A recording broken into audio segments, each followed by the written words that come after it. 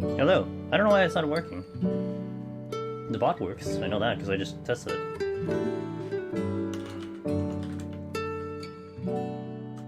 Okay. Well, it worked earlier. I wonder what I can do to make this. Well, the bot does work, so I don't know why that doesn't work. Hey Willow, I will. Thank you. JC and Requiem, hello. Great friend. Jiggles, thank you for the Twitch baby 9 months. I appreciate that. Roly Poly, hello. Wallen. Midnight Walker, third time's the charm. I love yous. Ray, hello. How you all doing? Yeah, we died on 191 last time. Cause it was a messy 181. It was just I just didn't play too well, so I suffered the consequences of such a thing. So where is I mean, it works. I don't know why it doesn't work right now, but very odd. But I know it works. Try on that. Dun dun dun. It doesn't. Apparently, this doesn't want to work today. It worked earlier, but it doesn't want to work today, unless the thing is broken. So, where? I don't see it. All right, let's delete this file. Let's go on in. 191's sad. It's been a while since I died on 191 specifically. It's collapsed. Yeah, rip. Yeah. Oh well. Can't look at Frog today.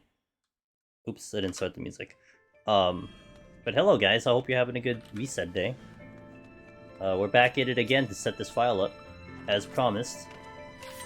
Oh, I don't have to write I don't have to write chat on. So, we'll do this file again. I don't know what I'll do Sunday. Kind of debatable what I'll do Sunday. Although next week we'll have a pretty busy schedule. We got a collab.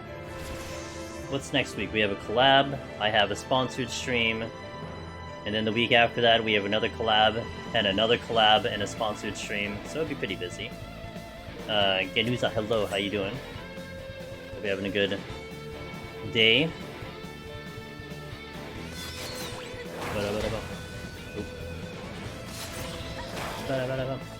Come here. This will be pretty speedy on this job. I usually go pretty fast on Ninja, so it'll be nice, but, you know, we'll take it relaxed. Last time I was going fast on purpose. Today we'll just go, like, you know, mediocre. Anything we're having on high that's undone EW? Technically I do have White Mage that is kind of sitting, because I haven't touched White Mage at all this expansion, so I might do that. I'm debating on just going back on Red Mage, because... Wait, no, wait, what am I gonna do? I didn't even figure out what the hell I'm doing, like, the next couple weeks. No, because I think what's happening is, because I'm gonna have the collabs with Finn the next 2 weeks, I probably do Thursday setup into Sunday clear. So, I mean, I could just go back to Red Mage for the week, and then we go and continue working on Palace for a little bit. But yeah, I still gotta figure that all out, but... It can't, honestly, it's depending on whenever they decide to announce the release date for the next for EO. Like, that's kind of pending, because when that happens, I do want to go pretty hard on Red Mage to get back into the form of Red Mage, so I'm ready for that job. So I'm holding back a little bit on getting into Red Mage, but you'll see a lot of Red Mage prior to Eureka, and then we'll do, obviously, Red Mage for the World First attempt. That's the plan anyway. Hey Danji, how you doing? Hey Fireblood, how you doing? Jonks, he said hello, and Soulchar, hello. Did I miss anyone else? No. You can start auto-attacking the enemy to pull it out of the room before you execute your final dance step. Yes, that's something I'd like to do. Hope I've been taking care of myself. I've been horrible to myself. Everything's good so far, thanks for asking. First time catching live, your videos have been so helpful. I'm progging 140. Good job. Keep it going. That's very high. Just keep an open mind. You die, it's fine. Just keep chugging away at those floors. excellent. I love it that people are still hopping into this stuff fresh. But I know there's I wonder if I'll ever find this out from like now to what, how many landmines am I gonna hit? It's like a Yoshi P stream. I wonder if I'll ever get like a true assessment of this. But like I wonder how many people are hopping into Deep Dungeon because the new one is coming up, you know? Like, I wonder if that's a factor, or if it's a non-factor. I mean, I know a couple people... I know there are a decent amount of people who started doing Palace to make sure that they had the requirements for Eureka Orthos, but outside of that, I don't know if anyone else is pushing it, like, harder than that, you know? So, wait, I missed something. Oh, Ganu said, I'm having an excellent day. Got my Heaven on High title today. What it looked like a disastrous run. Yo, welcome to the club, Ganu. Let's go, dude. Heck yeah. Hey, PlayStation, how you doing?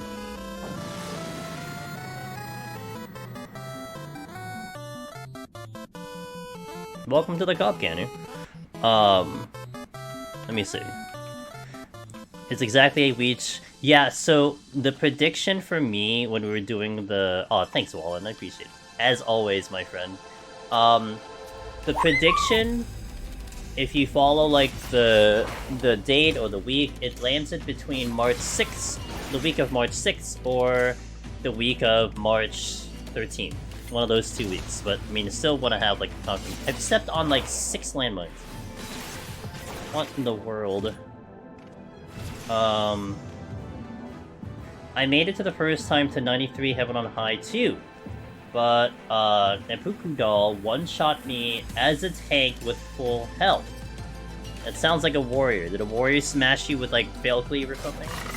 So many sponsorships and collabs and new dungeon. Yeah, busy times ahead. Getting all the sponsorships out of the way. I actually got, a message today about a potential charity. I have to think about it.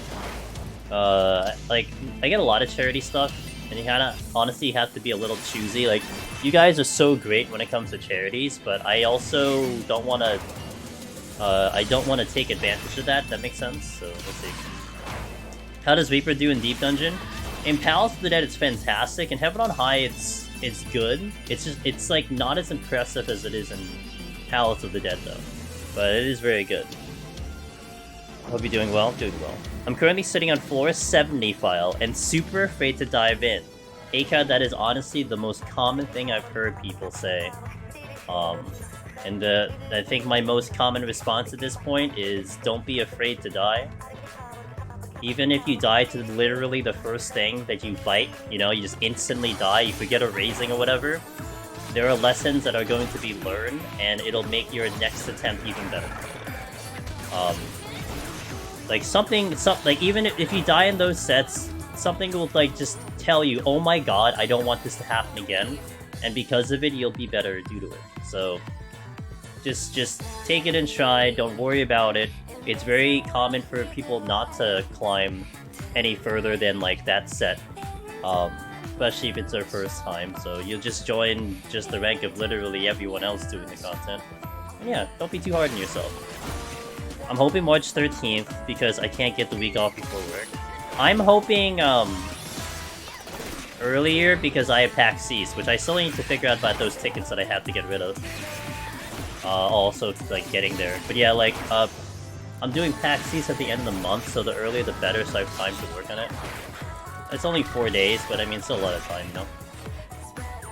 I gotta do that, like, tomorrow or, like, Friday. I gotta handle that stuff.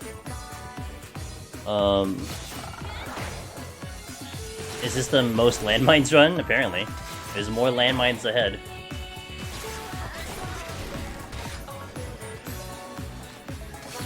Yo, what's up, Slow Dancer? How you doing? I guess, yeah, the reason, yeah, the warriors are pretty bad because they have just tank busters all over the place. They have the tank buster, they have the knockback if you're not properly positioned, and then another tank buster. So they're really, really painful. Tell them to make you CEO so you can set your own schedule. Ooh. Look at all these sites. This is like a... What is this, a seed? Did I find the score seed again that I don't want to have because I don't care about scoring? Look at all the landmines. Look at the dead center. Check it out for the Daraband video. The Daraband optimization 1 to 10 video. Bathe in pain and suffering. When your soul gets crushed is when you'll be a necromancer. It's true. Do you think the devs will put more traps in walls? Hugging wall chat won't work. Well, here's an interesting perspective, Jonks. So think of every room. So like, okay, look at the, like, try to visualize this in your head while also looking at the screen. Do you see on the map, they're all perfect squares, right? On the map, they're all perfect squares. But let's take Heaven on High, or let's take the cave floors. How they have different parts of the walls that like pushing you in, the rock formations, the whatever else is on the side of the wall. So the traps that they put, this is like dead center. The traps that they could put, like, see this area that I'm looking at right now where the corner is pushed in? Like, you could put a trap exactly where I'm standing. Hold on. You could put a trap right where I'm standing, but technically speaking, this isn't against the wall. I mean, our perspective is that it's against the wall, but if this thing wasn't here, then that would be like, you know, like outside the wall. Does that make sense? So the reason I'm bringing that up is because it seemed like in Eureka Orthos, with a couple of floors that they showed in the first floor, there were a couple, like, there was one room that had like a ramp that was going into like a smaller circle. It looked like a tight space in that one section. So they might maybe implement something like that where, like, in theory you'd call it across, like, on the wall, but it's because the rooms are kind of pushed in, like over here, like in front of me right here. So maybe, I don't know. I mean, we'll find out for sure, but... What's up, D-Buns? How you doing? I saw a bit of your dancer run yesterday. Good hustle. I just saw you, like, getting in, and then I saw you dead, so... It's like, oh, whip. Well... But it happens, it's okay. What all the... Dude, I got all the sites today, holy moly. Quick visit for you, been awake 22 hours, and that's a little more than I can take, despite popular opinion. Get out of here, Willow. You're banned from my chat, go to sleep. You can only come back after you go to sleep. What are you doing here? Rip Willow, everyone. He's gone.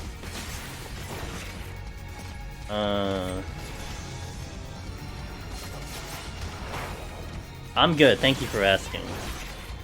Miss Lemon Drop, hello! It's the Master Chef herself in chat. Hello. Do I ban? No, don't ban. Oh my god, don't ban. Eggy Garuda, hello, how you doing? Oh, don't ban. Oh my god, the cream pie.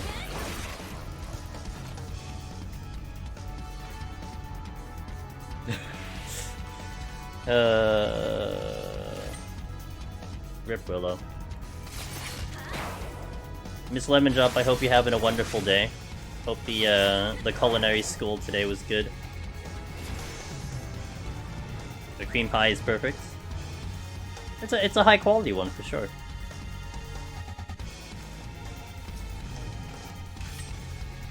Hey Amelie, how you doing? Wait, over here. Up.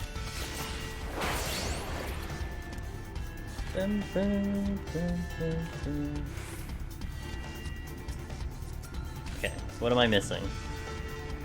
I was at the tattoo shop today. Oh, you got a new tattoo? Where'd you get it? Or is it a secret? You have really nice tattoos, that's for sure.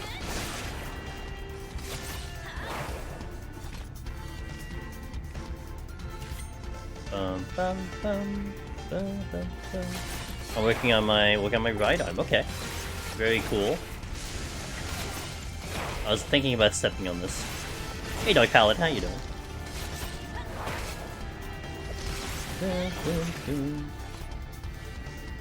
Alright, let's go get out of here. Let's do a geet! Easiest. Oh my god. Rip Willow, dude. Unfortunate. Dude, he's probably already asleep. Probably already passed out, like, on the PC or something.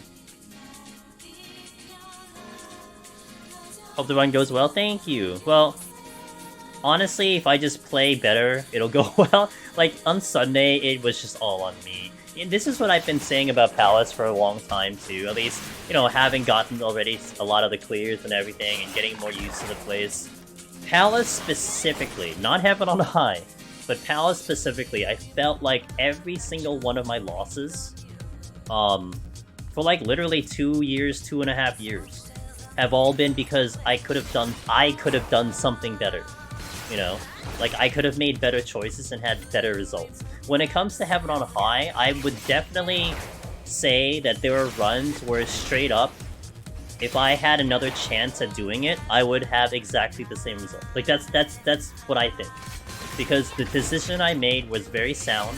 The choices I made, you know, unless I had just all of a sudden this epiphany of like palm decisions, I would have made the same exact choices and I would have had the same exact results.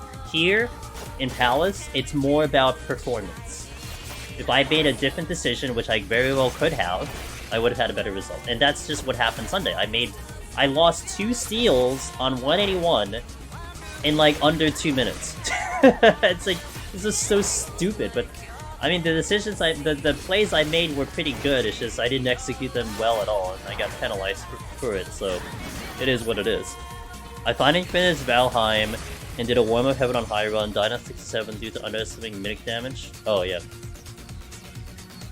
I saw a little bit of Valheim. Does that, like... Oh, nice, guys. You guys are great. Always making the polls useful in chats. I didn't realize Valheim has a finish line. Is it kind of like, was it the forest, right? Where, like, the plane crashes and you need to find a kid, like...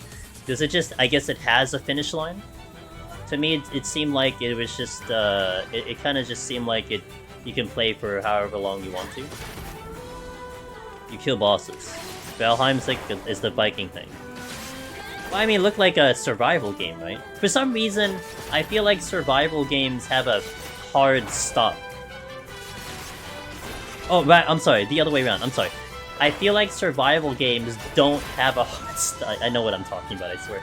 That they don't have a hard stop, you just survive until you don't survive. Like, it just gets progressively harder. That's like my impression of survival games. Yo, what's up, Kinara? Congratulations on the gun breakthrough. Dennis Ritchie, thanks for the follow.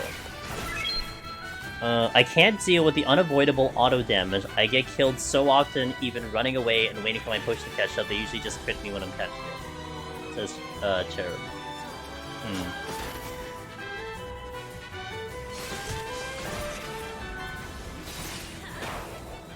Palacedet had only one run where I was unlucky. 7 to 67 floors with no items in a row.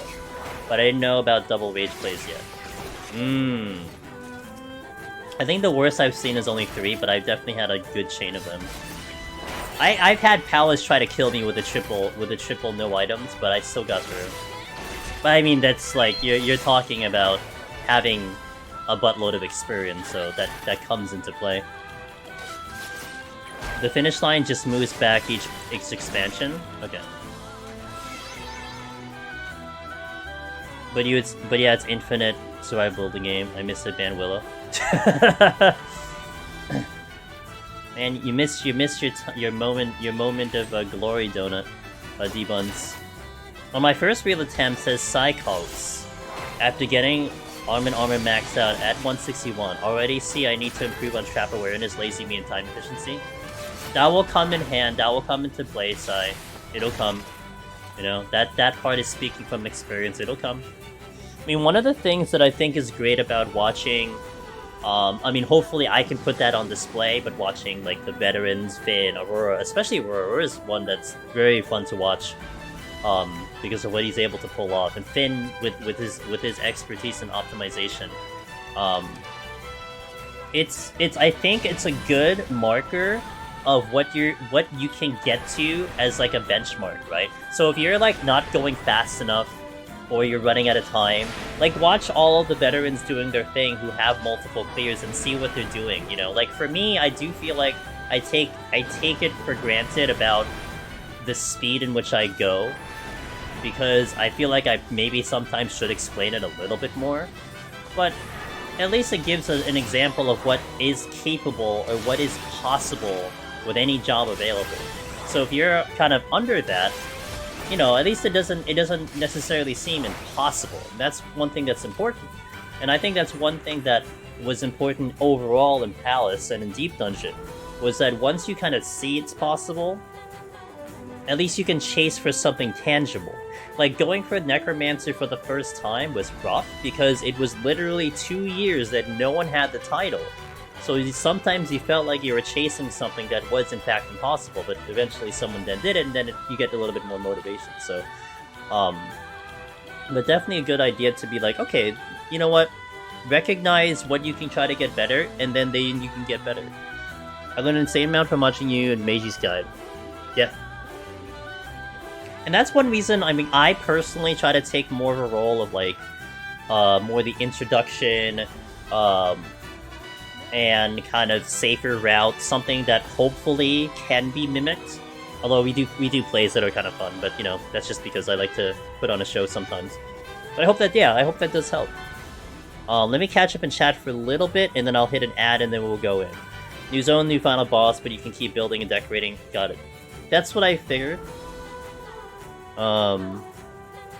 Also, G-Kun TTV, thank you for the follow, as well as Casheran, thank you for the follow.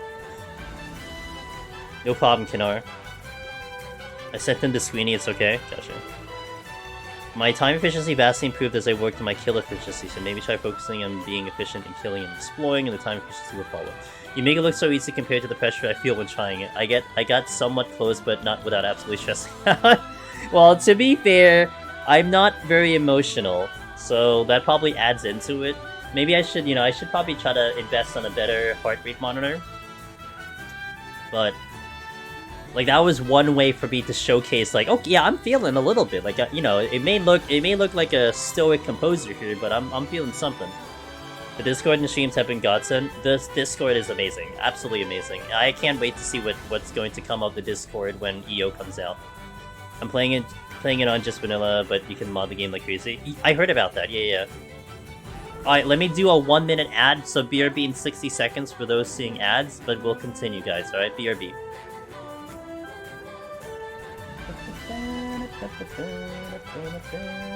Oh, D-Buns! You finished Crisis Core, right? How was it? Or did you not finish Crisis Core? I don't remember. I know you were playing it very recently. Hey, Cashbank 1. Could you show me the macro to see? Yes, I can. I'm gonna do it. I don't know if you can hear me, because I just hit an ad, but I will show it once the ad finishes. Oh, let me do the buff. I literally got up and left the room, so yes, I finished it.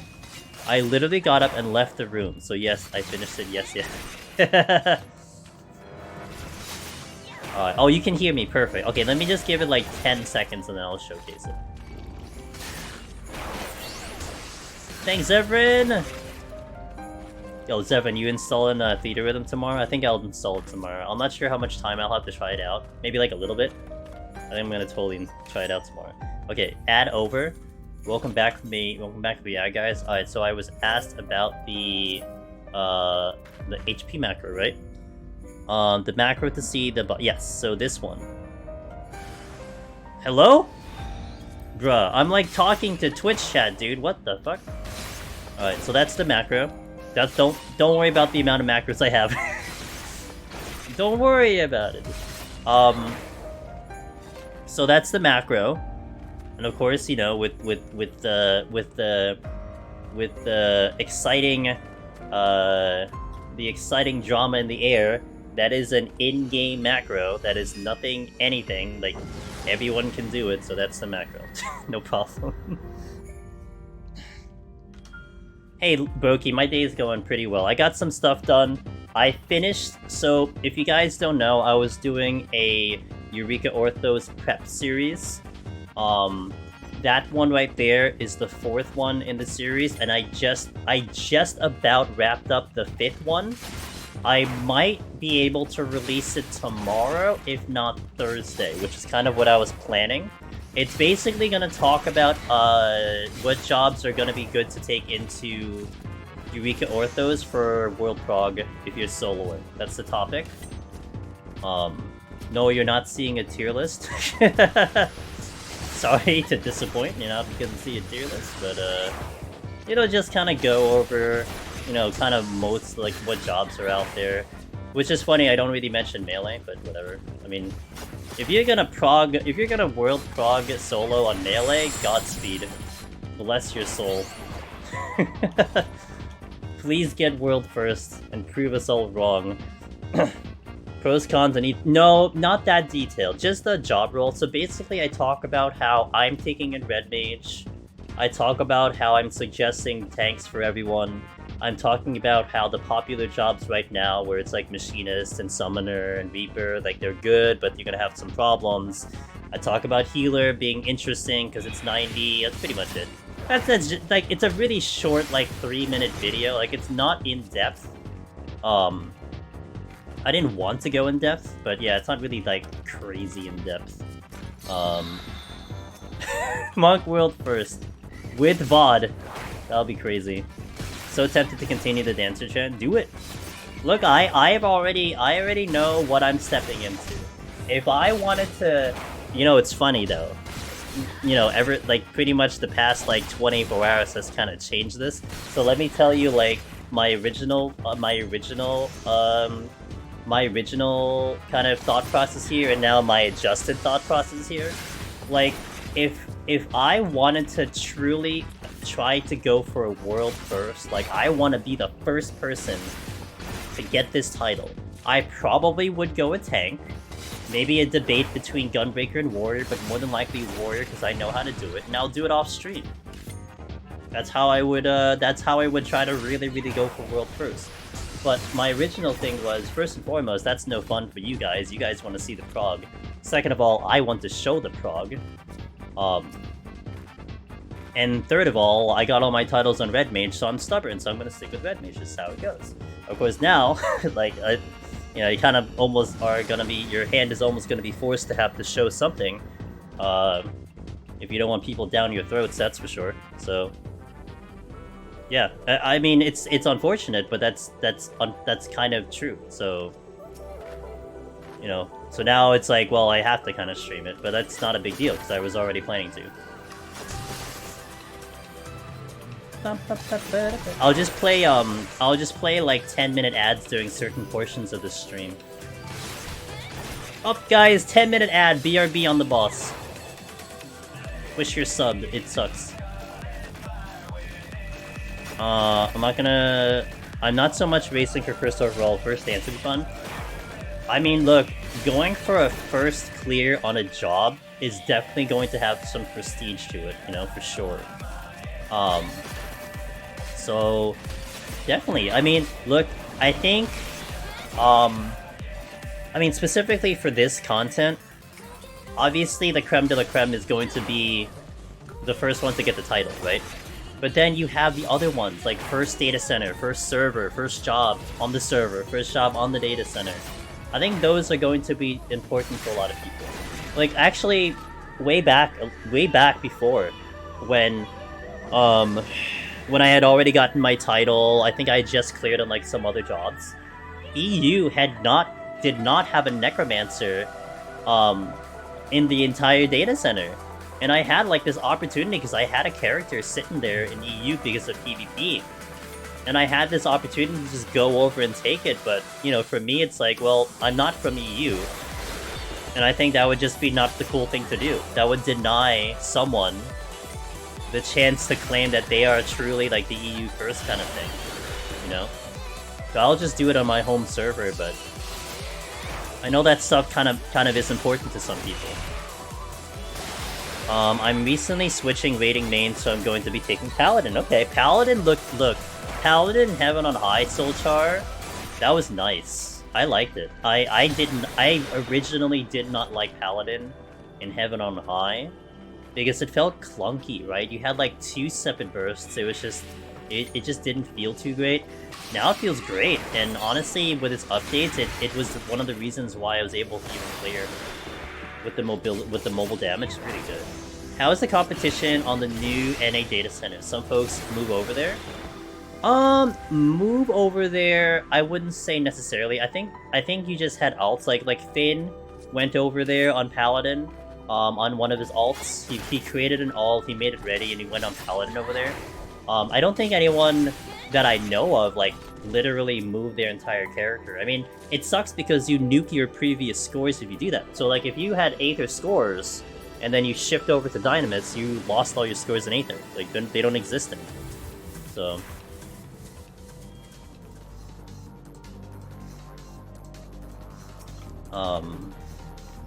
But yeah. I'm a tank main for Savage and Ulti. And I recently switched from Warrior to... Okay. Gotcha. Paladin's really gonna be interesting. I don't know how the heck Paladin plays at all. I mean, I don't know how a lot of jobs play at 90, but I definitely don't know how Paladin plays at 90, that's for sure.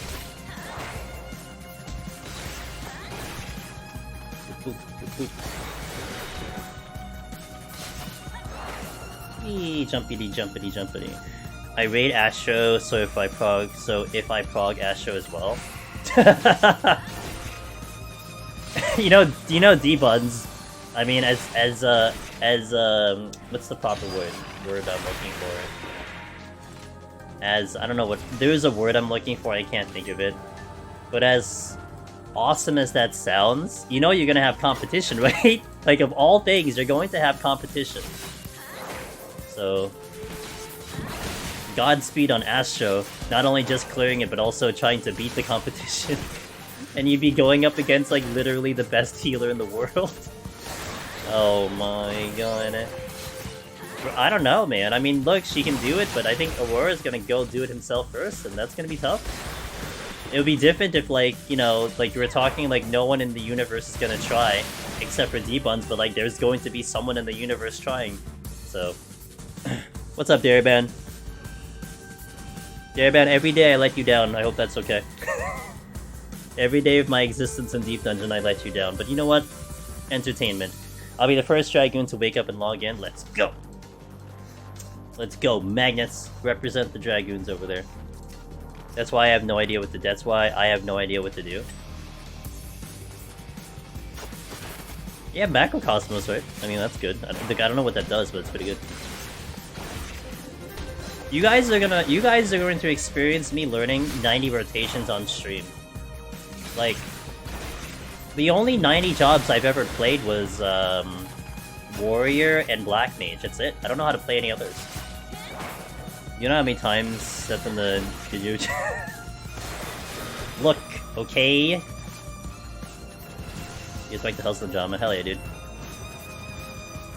Red Mage? No, my Red Mage is at 90!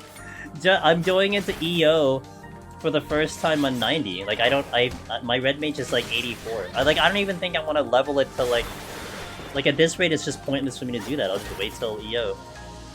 Like, my original thought was I'll take the EO grind to get Red Mage to 90, right? And to get a lot of my other jobs to 90. Like, I thought it was so interesting how the end of Shadowbringers, when we had the content drought, we had a lot of creators and a lot of other gamers. So like, you know what? I know we're in a content drought, but let me get all my jobs to 80, you know? It's like one of the ways for them to spend their time playing the game. I'll get all my jobs to 80. But then like right after Endwalker came out, like literally a month later, you saw the same people being like, you know what? I really enjoy getting all my jobs to 80, let's get them all to 90.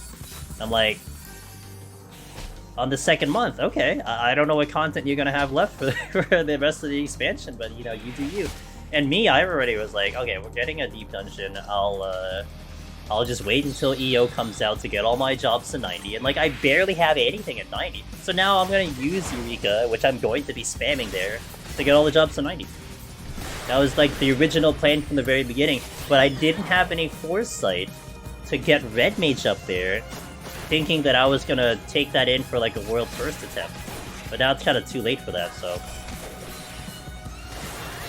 I'll just do it live, as they say. This time we won't have a dumb... Dude, I think we'll still have a dumb worm respawn no matter how you slice it.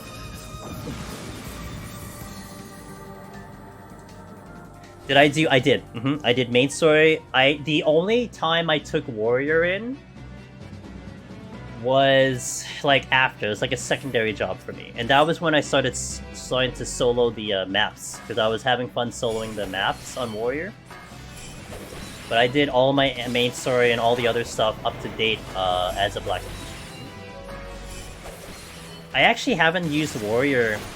I think 6.0. Like not really for any content. I just stick to black mage. It's gonna be amazing fun progging alongside everyone. It's gonna be amazing progging alongside everyone, Kinara, and having so many of you guys experience blind prog that like literally I cannot help you. You know, like for how long has it been that people can come in here to various streams into the Discord? You know, if there's a question, we have an answer. There's going to be a long period of time where we do not have the answer. I cannot help you. And sometimes you might be helping me to some extent, you know? So it'll be really cool. It's gonna be a fun experience, that's for sure. I mean, just and really just to think how it all started. How the beginning of all this started, you know? And to think of where it is now, it's just awesome. That's something I don't take for granted. I remember how this thing started, and I'm gonna really treasure how it's going to be, how it's gonna be now. Really going to enjoy all the different viewpoints and info collab. Yeah, and I guess a PSA. We do have a couple people. I don't know who's in lead for it, but I know Hollow and Almrish, and I think Loken as well. They're setting up themselves to do some data collection. And if anyone in chat seems to want to participate in that, you know, maybe you're not going to necessarily be on the racing front, but you want to be on the information front, I definitely recommend talking. You can tell me, but you can also talk to Almrish, Loken, and Hollow, and to let them know. I mean, you know, there's a couple people already interested in doing this data collection, and honestly, to have something in essence endorsed, you know, that we can all agree on that's really good information, and then to be kind of universal for people to use, to like, hey, this is where you go to for this information, then that'll be really easy. Instead of, I mean, right now it's still fine. I mean, I think a lot of the information in Deep Dungeon is pretty much like community agreed. There's not too much disputed upon, right? It's just like, here it is. Like, if you need, like, honestly, if there's anything that's in dispute, it's just like, here's the video, like, see the video, you know? Which is really nice. And I think that's one of the coolest things about the information in Deep Dungeon. As much as there is so much RNG, there's a lot of, like, very solidified information that's out there.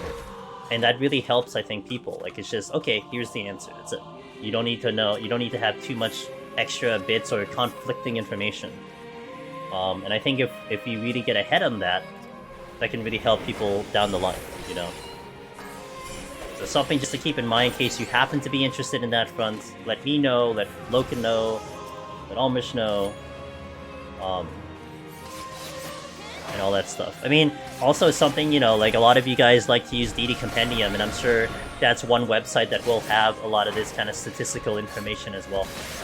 And I think helping the dudes out there to get more information in a better pace might help it overall. Like DD Compendium, the person that runs that, I mean, he basically like watched a lot of my VODs and took the statistics from there. Like, that's only one person doing all that. Like, that's a lot, you know?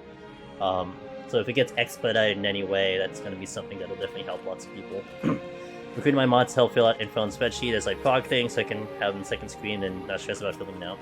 You know, talk with Kanara, shoot a DM over to Loken or something, because I think that's something that they might be also doing. Like, they might have a information spreadsheet or something.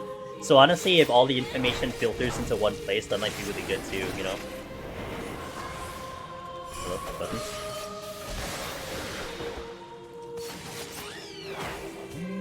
Never played Harvestella, but the song is great. Harvestella music was really good. I would say, so my two current games, right, my two recent games, Harvestella, and now we're playing Fire Emblem Engage. Fire Emblem Engage, the music is, I would say, good. That's the best. Like, I would say it's good. Harvestella music was great.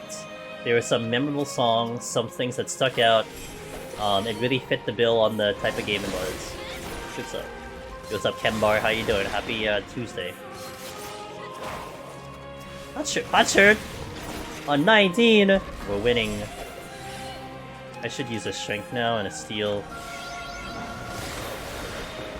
Wow, I'm really under-leveled. Oh, boy. Alright. I just looked at my level. Boss is gonna hurt. So I continue my saga of bricking as many files as possible. So you've joined the bricking, what's it called? The bricking category on Twitch with Ellie. It's a very exclusive directory on Twitch, pretty much. Oh man, the masonry tag. Losing runs, a very stupid thing. So wait, you know, I honestly think sometimes that's like a phase.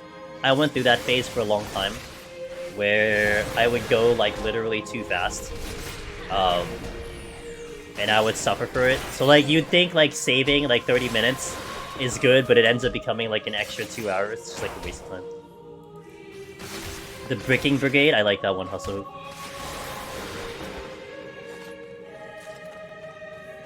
This way. I belong there. Yep. Yeah, we're gonna have a masonry, an exclusive masonry tag on Twitch. People that are legit looking for like, you know, how to build a house, they're gonna watch like Ellie the Lemon and like Kembar and D-Buns blowing up files. Like, wait, what? I wanted to learn how to build a building. Started to break out. Been watching the FE VODs. Been cool to see the different units for me, like Anna. Anna's fun. Yeah, I mean, all the extra stories and stuff, I think it's great. It's a fun time in there, that's for sure. I usually brick my runs by opening exploding chests after killing a pack of moths. It happens. I'm so under-leveled. What the hell happened to me? When I started streaming for EO, someone should make a bricking stream team. Yo, true logistically speaking, you do need a Twitch partner to make it happen, but yeah, maybe someone could do it. That's one of my joys watching streamers I jive with, watching them play RPGs differently than I do. Yeah, that's one thing. You know what's the other one I like about it, Magnus? Our buddy Gagolian is going through FF9 right now. And one of the things I like about watching, you know, like you said, people you jive with while playing JRPGs, sometimes they do things that you don't do. And you get, like, extra story bits because they do that, you know? Like, sometimes you play a little fast, sometimes you play a little slow. But you kind of learn a little bit extra tidbits because of their, like, impressions or their kind of the way they played, and I think it's great. Ugh, FF9? You did not. Ellie has too much success lately, but I need to reconsider if she's fit to be a bricking representation anymore. I mean, she's gotta start somewhere, right? Ugh, FF9. So are you not gonna watch the anime of FF9 coming out in the near future? Alright, 60 seconds, guys. Give me 60 seconds, alright? I'll be back on the ad break, and we'll continue for anyone else who are not subs, so BRB. Alright, let's continue. I'm glad some people love it. It's fair. Here. Here. Here. Here. Yo, jumping tech right there. Boom, boom, boom, boom.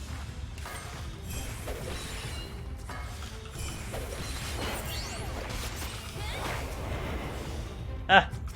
You know what? I'll stay hidden.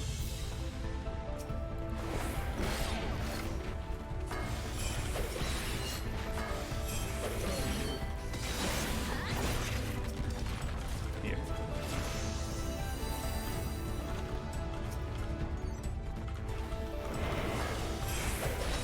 Gotta hop to it. I'm trying, D-Buns! I gotta do my backflips. Wait. I can do my backflips. There you go. Okay, welcome back to the ad, guys. So, wasn't one of the weakest Dragoon reps if they called Freya Lancer for it. That's fair, you know, that's fair. I mean, I love how people, Magnus, are so strong about their opinions of Final Fantasy games. I love it. I think it's like the coolest thing ever. But let me read your other comment. When everyone was about FF9 in my childhood, I was ranting about Persona 2 Return of Punishment, and playing 9 after that, it never clicked with me. You know, I wish I was friends with you back then, Magnus, because maybe because of you, I probably would have been into Persona a lot sooner. That would have been cool. Because I think that's one game I think would have been cool if I got into earlier, but I was pretty much just Final Fantasy exclusively because that's the only game I really knew. So. But yeah, 8... I mean, I'm sorry, 9, I really like that one. That's definitely, like, high up there for me in terms of, like, story and everything, but... really confusing. I'm sure my kid brain would have understood it. I love riling up the Persona fans too by talking about Persona 2 because most people haven't played it and never will because it doesn't have any relationship simulator. You know, as a kid, that probably would have been fine with me, but... 8 was my first love! Was that your first Final Fantasy, D-Buns? Or the first one that you really liked? You grew up watching my brother play 1. It was your first! Oh, cool! My first was FF7. And then I stepped into Tactics, and then 8, and then 9, like I kept going, but yeah, 7 was my first, but...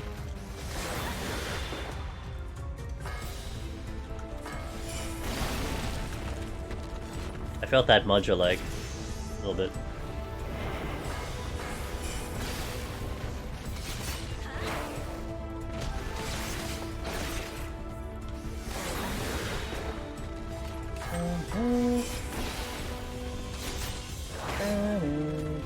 I played Dragon Quest going up, so never got into FF until way later. I think I tried Dragon Quest 1 for like 5 minutes, and then I was too confused, and then I gave up. And then the next time I played Dragon Quest was Dragon Quest 11. in E3, in the 15-minute demo, I played that game. I'm like, oh my god, I want this right now, and then it really became one of my favorite, one of my favorite JRPGs. I would love to play that game again if I knew it didn't. If it wasn't going to set me back at least like 60 hours, I would totally just replay it again. But I know how long that game's gonna be, so it's hard for me to commit to that game again. It was actually one of the first games I streamed. I streamed my entire playthrough of Dragon Quest XI when the original one came out in 2019. Or it was like late 2019? It's actually on the YouTube channel. I think it's on my main channel, that playthrough. But I really like that game. That was a nostalgia trip. It was like the turn-based classic RPG that I never knew I wanted, but I wanted all of a sudden. My first and favorite to this day is the 13 trilogy. Not an unpopular opinion in this channel, Lumi. I do like 13. I do wish I had gotten through 13.3. That's still something that's on a bucket list for me. Because I got through like, I think 25% of it, and then I stopped playing it and I never went back to it. But I do want to finish that for the story at some point.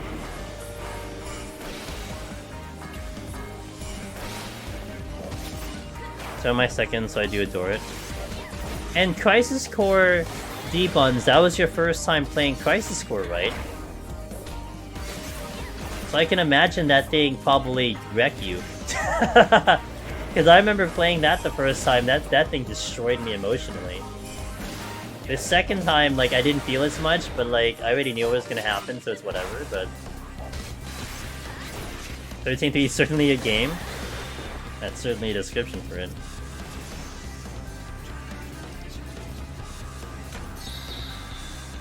Only FF game I played is 14. I hope you're at least looking forward to maybe 16. Maybe. I hope they do a good job with it. But I mean, Yoshi P is in charge of it, so I hope he has fun.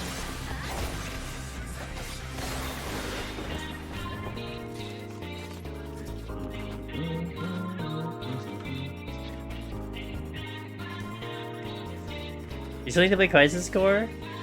Well, there's a lot of games coming out soon. I mean, you got only like a month till EO. Theater comes out, demo comes out tomorrow, which I think I might play around with. I think Bowie, I know Bowie has it already. I don't know if he'll go stream it, but that is one game I want to play. Like, that's one game I might want to look out to see if people want to play with other people. Because I think that has multiplayer. I think that'd be kind of fun. Actually, that's one other reason why I want to get it on PlayStation. Outside of the fact that I think it is going to be a superior system to have it on. It's because I do have an online... I'm pretty sure I have an online subscription with PlayStation. Whereas I have to pay for the one for Nintendo, because I don't have an online one. Because I barely use my Switch to play online. Not that I play online with PlayStation that much anyway, but I have the the PS Plus, so 30 songs?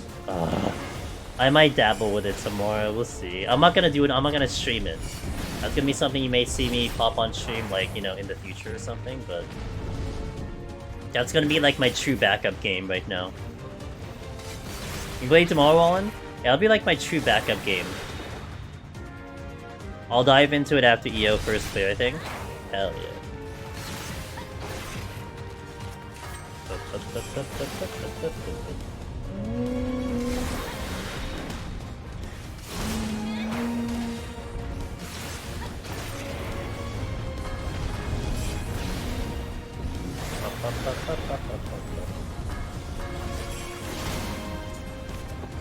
Hi.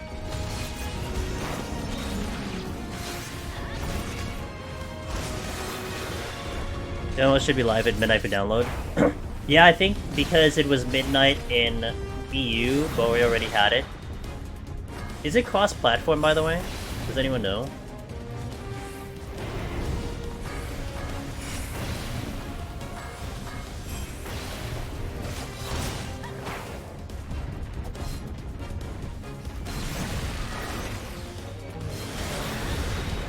I don't know if it's cross-platform or not.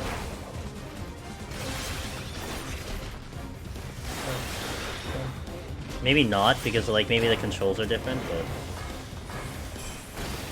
there's no way it's cross-platform. I guess that's fair with Nintendo and all that stuff. Maybe that's true. Yeah, I think you're right. Man, that might determine like how the hell I'll be able to do multi, but whatever. I'm sticking with PlayStation. It's fine. Back at the game after 5-month break. 2 files and 171 ready to go. Well, that's one way to return, Trobent. I guess you're getting ready for EO, right? So that makes sense. More Ninja! A little unfortunate, but I'm sure people will enjoy the Ninja runs. I mean, I like the Ninja runs, so I can't complain.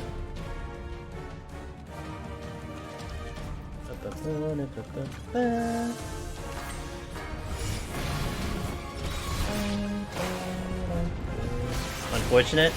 Yeah, because I could have been done with the job on Sunday, but I died, so we're back in. That's the only reason why we're back. Need to rewatch at 171. Well, get all the information you need. Ask the Discord, whatever you need to do, it's all there.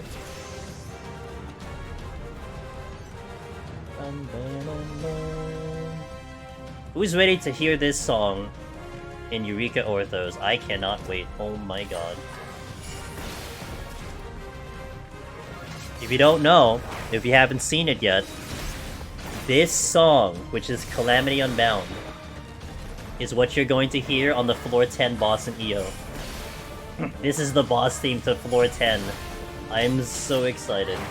It's gonna bring back some pretty decent memories of when Coil was the raid here in this game. Not a fan of this song? Well, I'm not a fan of you. No, I'm kidding. Kidding. What don't you like about this song?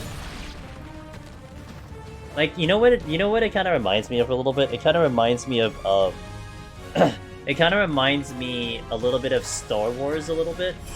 I've always had that Star Wars vibe, and I kind of like it.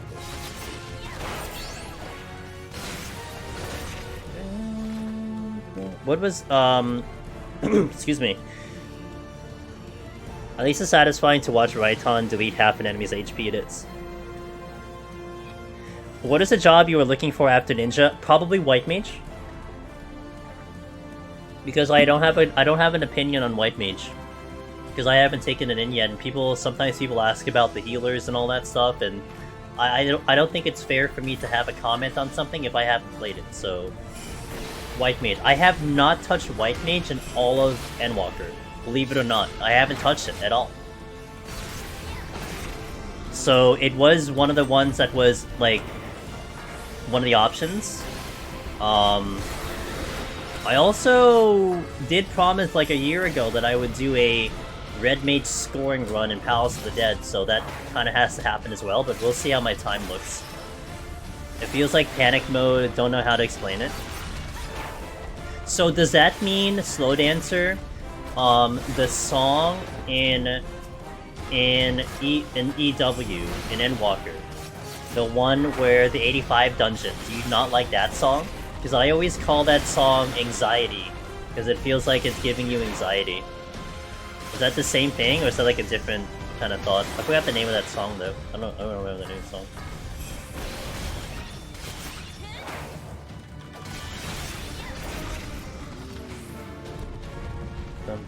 Let's see, so As the Sky Burns. There we go. Thank you, Cherry Dork.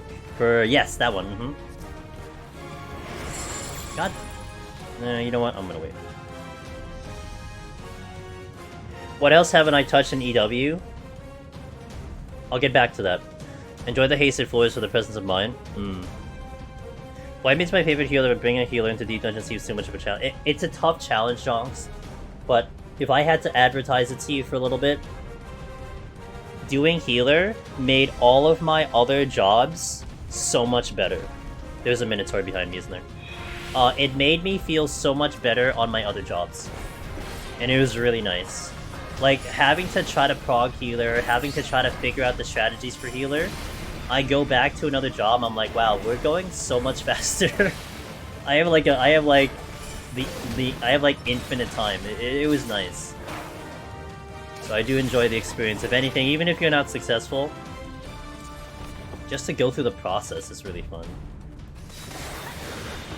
Okay, so, well, one thing also, Jonks, to supplement that comment. I haven't taken in White Mage and Endwalker ever since the changes to the casting time, because I had to deal with the annoying casting time of Stone being on right on the recast of the GCD. So it felt so bad trying to weave a sustaining potion in, because you'd always clip. Like, you'd have to cast like Arrow, and then you can do a sustaining potion. Now it's like a little bit of a better feel with it, kind of. And actually it's even better now because of the 30-second, to be fair. So that's one thing I do want to experience as well.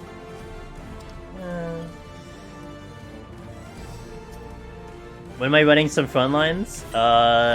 Tomorrow's Onsol, but I don't know if I'll have time tomorrow. Like, I might be playing Theater Rhythm tomorrow, so it's like Wednesday, Friday, Sunday, Tuesday. I'm close. I almost have my gear, so I'm almost there. Next 3 jobs in Heaven or High or Dancer Summoner. Nice. Okay, so let's return back to Kiyakis' question. What jobs haven't I done in Endwalker yet? Endwalker. Why did I say Endwalker? An Endwalker yet? I think when it comes to Heaven on High, we did one of everything again. When it comes to Palace...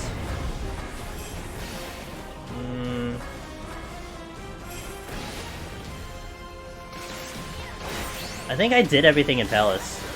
I think we hit Palace once every job, at least one time.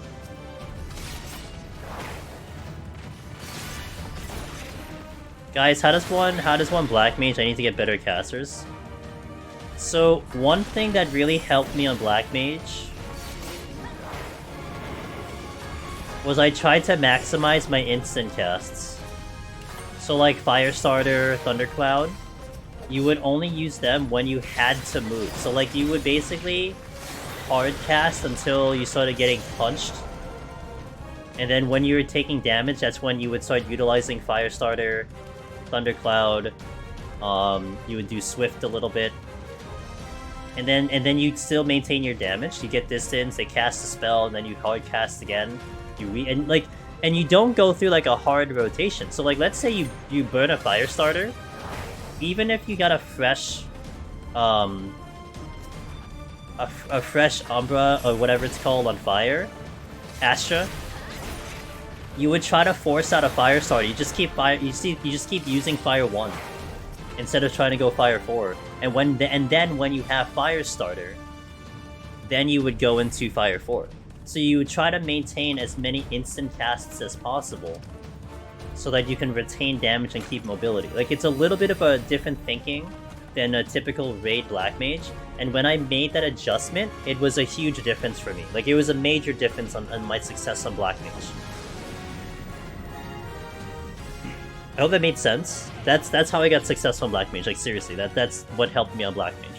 And it reduced a lot of me scathing too, because I would just try to maximize my regular casts.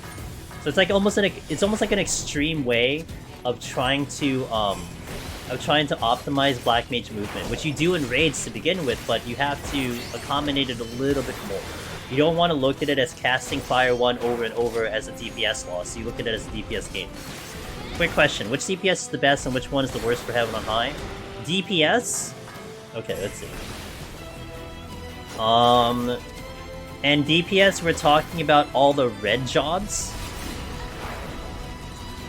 So,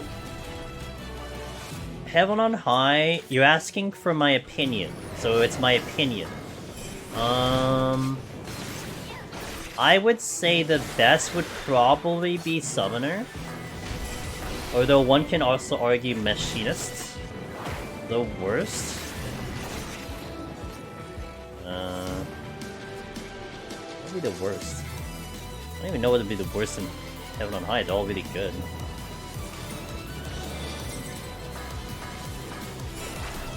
Oh, Monk! why did I have to think so hard? Oh, but you know why? Because I just forgot it existed.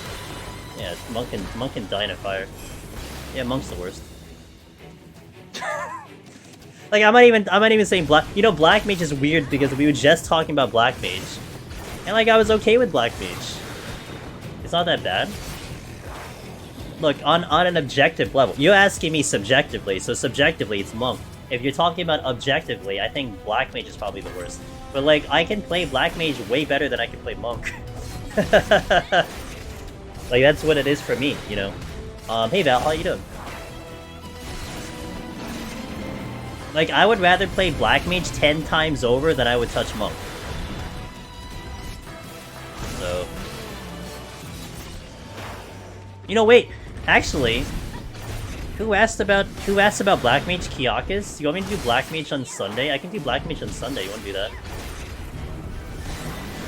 I'm like a freelancer when it comes to Heaven on High. I could do Black Mage on Sunday. Monk always gets bullied? Good. Deserves it. No, I'm kidding. Look, if you want to do Monk, do it. It's a great job. Like Finn was really happy with it. I just cannot play that job. I can't stand that job. Yeah, Heaven on High Black Mage. I'll do it.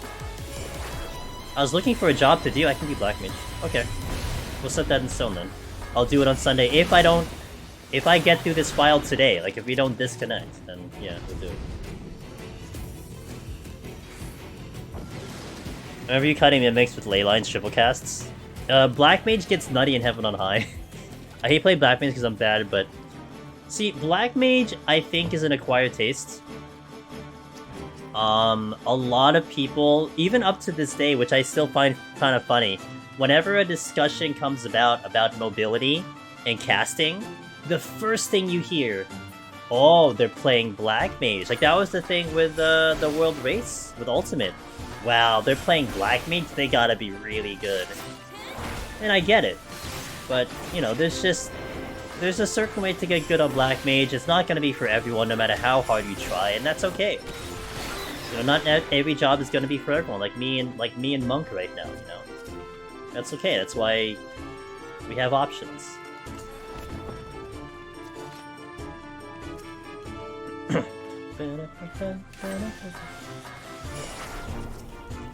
Just be Yoshi P. That's exactly what I'm doing. I'm channeling my inner Yoshi P.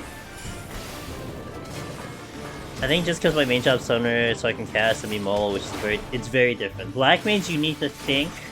See, and I think, kind of to continue my thought, I think having a lot of knowledge in Deep Dungeon helps a ton. If nothing is surprising me, and I know what to expect from enemies, it really helps me on Black Mage, right? Because Black Mage will excel when you know how to pre-position yourself and everything. Like, that's how you really get kind of a lot out of Black Mage.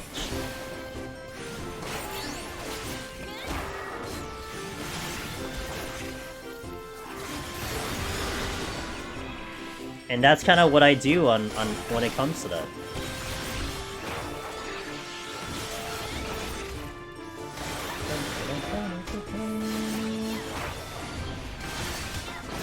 I'm actually behind on the speed order. I should strengthen next set. It's extremely good at 90 versus lower. Oh yeah, that's why I've been saying I think Black Mage 90 will be a very interesting topic when it gets come across an EO, because it might be a real good job. I'm gonna go experience the snooze fest that is Zadnar. Have fun in Zadnar. I'm Black Mage main and raiding, but I'm not in Deep Dungeon because I hate losing my stacks. That's fair. But hey, you know, at least you don't have to lose Ino-chan very much nowadays, so that's nice. One of the biggest improvements.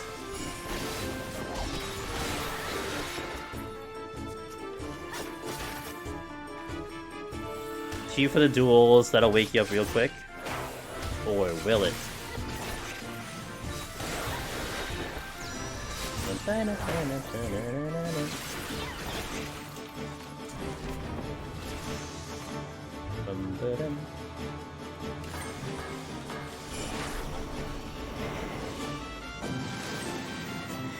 I'll let anyone know how Black Mage is in Deep Dungeon. Come to Eureka. I'm going to attempt to solo Black Mage, my first solo attempt. Hell yeah, go. You know, there's actually a couple people. I already know of, like, maybe at least 1 or 2 other people that are going to try to go Black Mage first. So, there's gonna be competition in that department.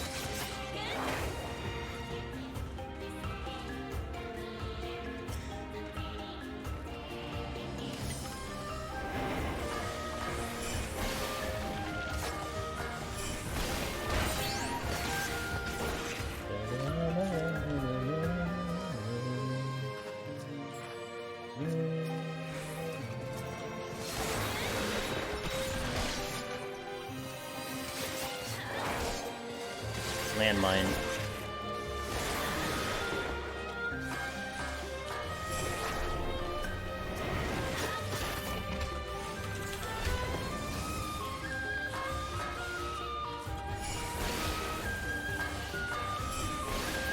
Okay, nice and easy.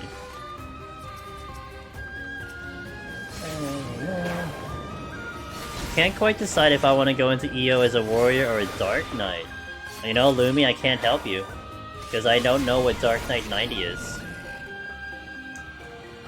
And, you know, like I said, I don't like giving opinions on jobs I don't have experience on, and that I really don't have experience on that. I mean, I know what Warrior 90 is capable of, and I've soloed content as a 90 warrior, so I know how that feels, but not for Dark Knight. So I don't know, but I would still lean towards the job you play the best. You know, like I think the whole concept of like this is what I tell people, Lumi. Like, I don't know if I told you this personally or if you heard me say it, but when someone comes in here, they're like, "Hey, I'm new to Deep Dungeon. What job do you recommend me taking?" And I always say, take your main job. I don't care what that main job is. Try your main job, because you need to learn Deep Dungeon first. And you don't want to be learning a job on top of that.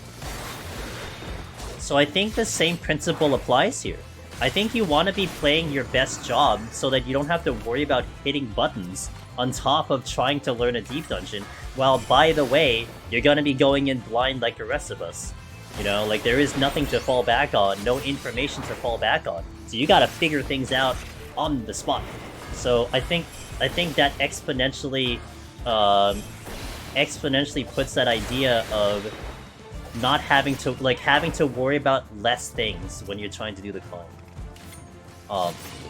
Well, so here's a little bit of a contradictory thing to what I just said, Junks.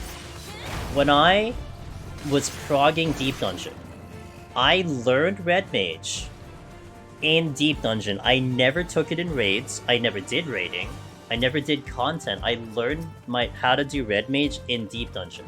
So therefore, I catered my game style to be meant for Deep Dungeon and not, like, wire it for raiding and then rewire it for Deep Dungeon. Does that make sense? So to some extent, you're right. Like, okay, you gotta learn the 90 rotations, but then again, you're not technically learning the raid rotation. All you need to learn from a job is how to output the most damage in X amount of time. Or rather, from enemy to enemy. So sometimes it might actually be better to learn the job, provided you know how to hit the buttons, but you want to learn and wire the job in Deep Dungeon solo because you're probably going to play it differently than you would in a raid. So. Dude, I'm not getting...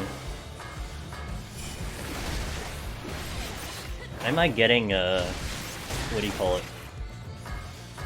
Steals. I'm gonna have to switch to my Paladin rotation EO because the type of content is... Yeah. So, maybe what I just said isn't accurate. But, I mean, like, Lumi, like, at least you have experience on both, you know? So that might help you. Like, I'm theoretically gonna learn, again, I'm gonna learn how to play Red Mage in Deep Dungeon again. My Red Mage, like I said, is not even 90. So I'm gonna learn that entire rotation via doing it in there, but that's okay, that's what I signed up for. You change your buttons when you go into Deep Dungeon? I know with, like, Paladin, I had certain buttons that I don't use, like cover is not on my hotbar. Divine Veil was not in my hotbar, but, you know, obviously they changed it, so now you can have it on your hotbar. But yeah, sure.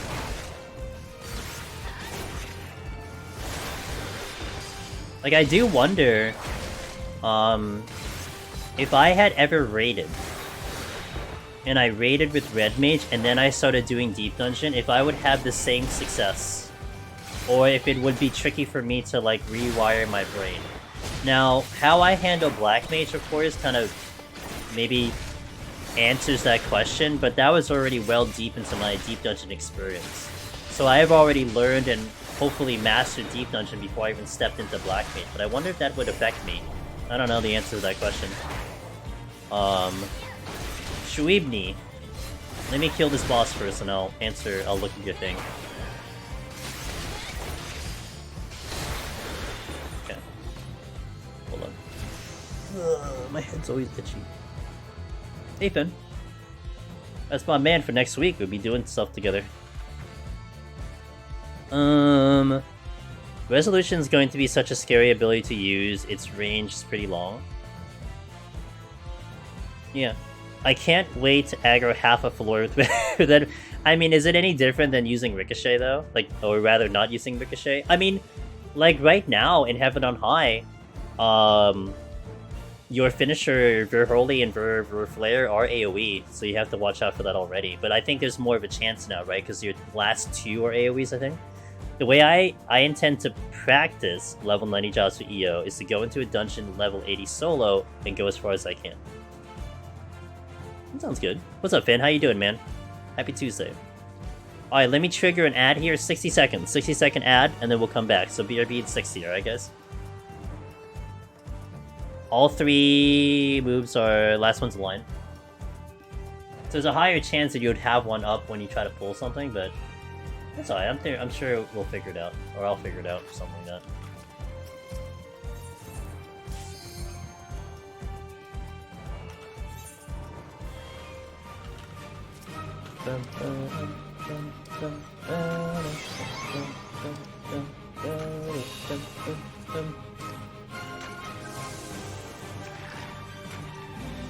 I don't think it's gonna be too much of a concern. I mean, it's just like people concerned about using Dance as a Dancer or a size for White Mage. You make it work somehow, you know?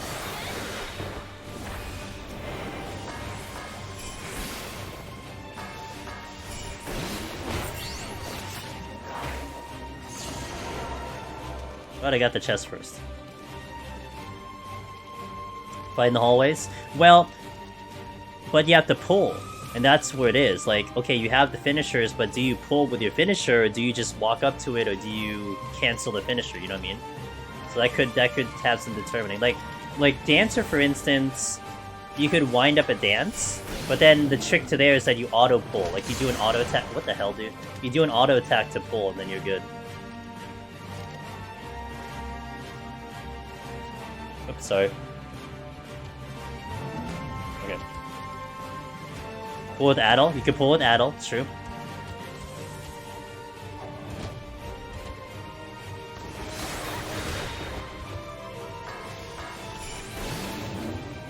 Resolution has physical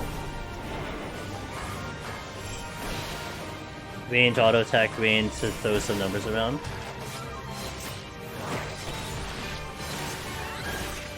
I'm not out of this floor, what the hell?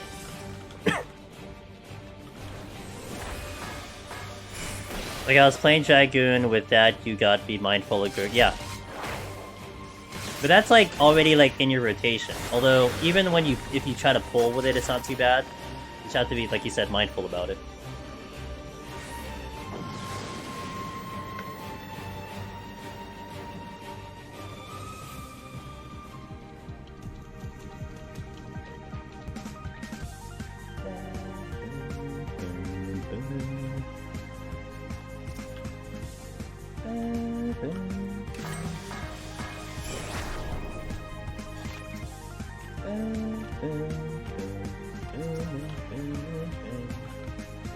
Afflu, welcome back to the ad, guys. Thank you for that. I appreciate it.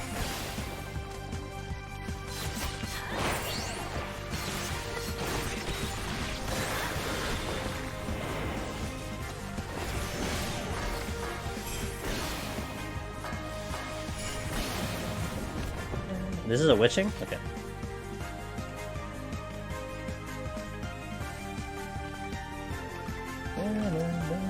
Mimics! More mimics!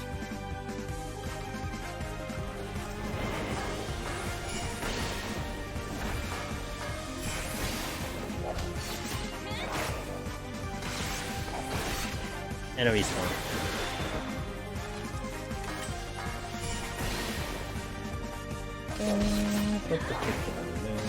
Mimic's my favorite. I mean, we had this question earlier, like I think last stream. It's definitely going to be interesting. What are they going to decide for the mimics in EO? Are they going to be easier, big aggro, high HP like in Palace? Or are they going to be less aggro, hits like a freaking truck, less HP like in Heaven on High? Or do they do a mix of everything, or do they take the worst of all of it? High aggro, high damage, high HP. Oh my god, can you imagine? Will they even be mimics with something else? That's a fair question. Well, you're probably going to get some iteration of a mimic from a chest, right? Because that's part of the mechanics of a deep dungeon, is that your chests could be traps. The thing that scares people. Traps that spawn a mimic? I don't know, maybe. I thought it was cute, by the way. If any of you saw the live letter when Yoshi P was doing Deep Dungeon, it seemed to me that he was trying to fish out the trap, but all he hit was landmines, which was just RNG. But it's pretty funny. It would have been definitely the talk of the town if he hit the transformation one. But unfortunately, he didn't hit the transformation one, he just hit landmines.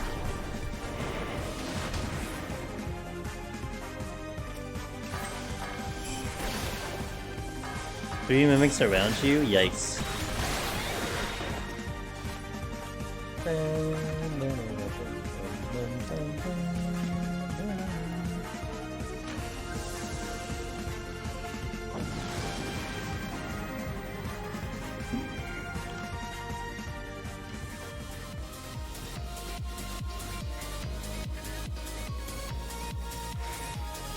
Oh. Good thing none of the mods are here so they don't get a PTSD.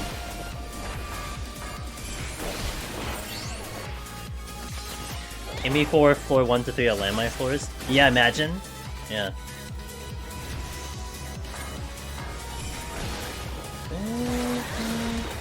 It's okay, I have you guys condition like the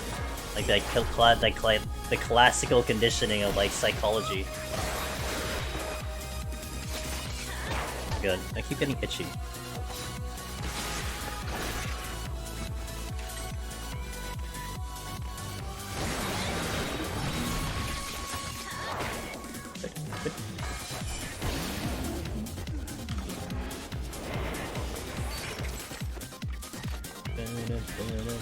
Something just spawned behind me.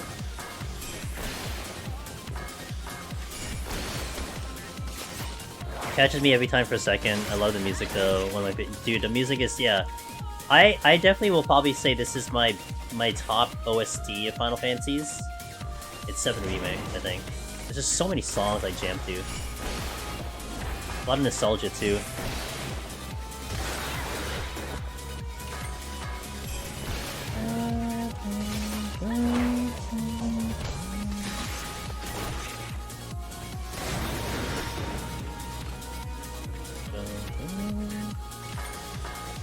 Yo, what's up, Jedi? How you doing, man? Took a break from my PoTD grind. Back at it though. Climbing warrior. Nice, nice, nice. Let's go. Hope it's going well. We gotta reclimb back on Ninja over here.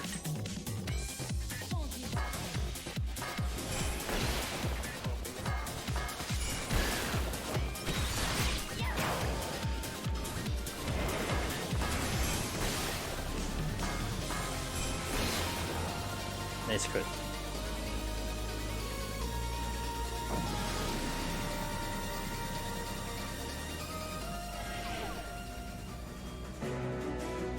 Damn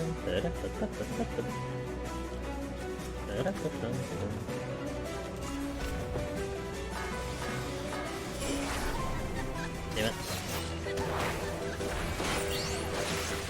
I'll be doing Astro run for— You're doing Astro next week? Bless. Bless. Joining Astro Jail early.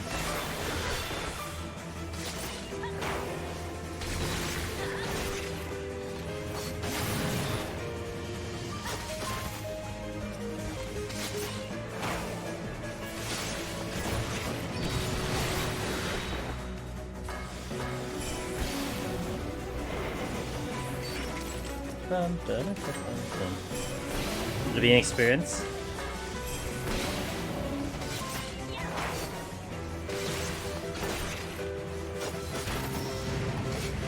It's gonna be an experience for sure, and I think everyone who's done Astro can agree with that one. I think an experience is underrated.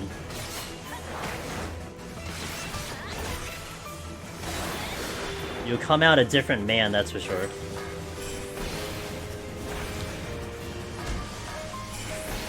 It's like going through the hyperbolic chamber. That's how it is.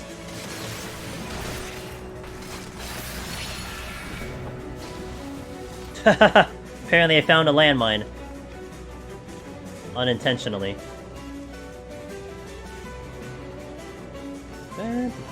Hey Joni!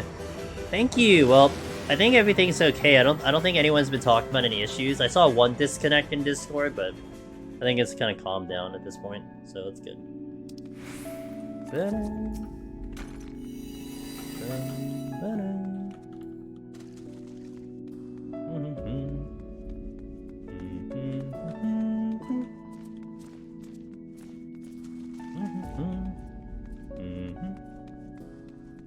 I should have went the other way first, but whatever.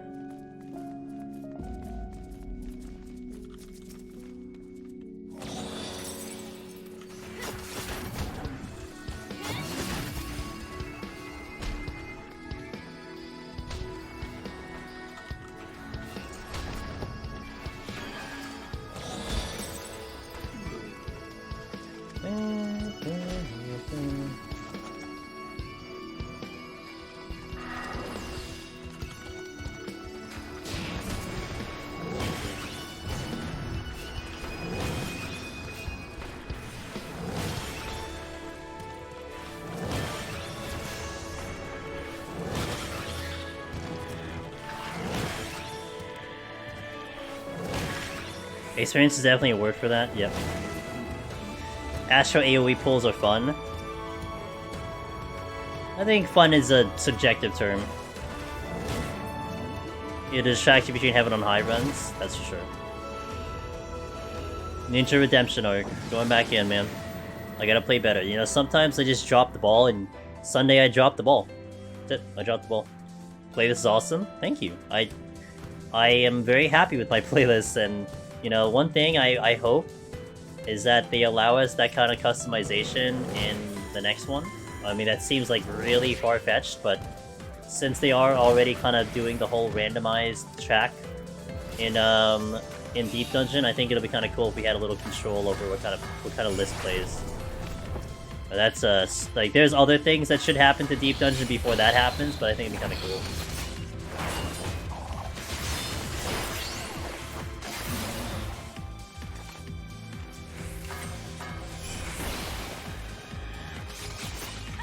He's about 20% of why I'm here. I'm glad. You know, for EO, I will play like really super vanilla on EO when we get that release. Like, I mean, I don't use anything to begin with, but we won't use the playlist for a little bit. I want to know what tracks they're gonna put into the game. You know, for maybe like the first month or something, I'm gonna be interested to see what music they decide to use. And then once I kind of get tired of the EO music, we'll go back to my own playlist. But you know. Be kind of fun. It's nice. I mean, it's full of battle themes, a little bit of like dungeon themes. Originally, it was just battle themes, but then there have been a couple of themes that, even though they sound a little bit more like more serene and mellow, they kind of still fit the bill for a dungeon, you know. So they're in there, and it's nice. The playlist is, I believe, 147 songs deep. And expect in the near future, Fire Emblem Engage music getting on there. You know, we're still going through the game, but I've already pinpointed a couple songs I really like. So you're gonna expect some Fire Emblem Engage coming into the playlist. Try to keep PoTD product fresh so I don't burn out. I've started switching back and forth between Warrior and Machinist attempts. I like both playstyles to keep you fresh. That's good. It's good. I mean, they're both obviously nice jobs to take in. That's first and foremost. They both are very successful, but, you know, they have their ups, they have the pros and cons. That's one thing that I've really enjoyed about going through all the jobs, is that it gives you all that perspective, and you do learn from each of the jobs. That's a treasure room. You know what? Hold on. I'll just page it, whatever. This is me being lazy.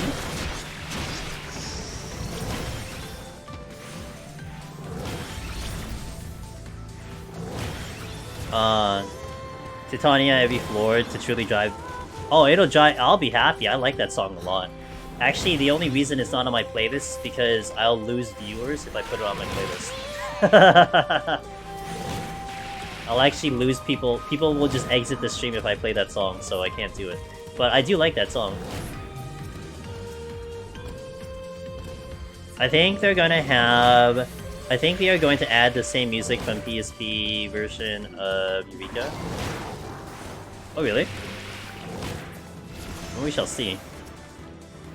It'd be kinda cool to have, like, Deep Dungeon exclusive music again. Like, Heaven on High didn't have exclusive music. I mean, two things in Heaven on High that definitely, if you were to nitpick about it. One, it didn't have exclusive music. Because the opening floor music was like Shisui Dungeon. And then they didn't have any music in the in-between floors like they do for Palace of the Dead, but they were using a kind of an exclusive Palace of the Dead music. So I think it'd be kind of cool to have like a maybe an EO exclusive song or something. Oh yeah, I remember going from Machinist to Sage. I kept hitting my Peloton button all the time. It's pretty funny.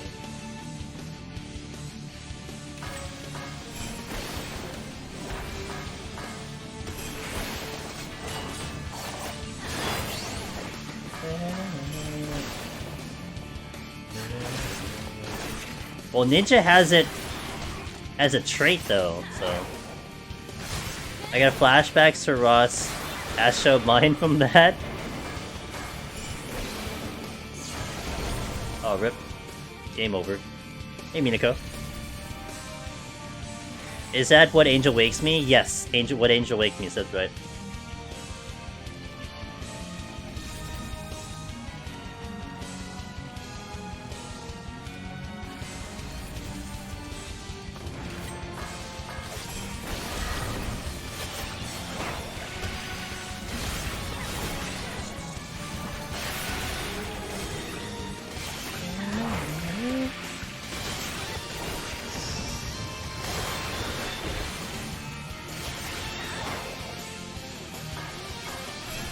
You like that song?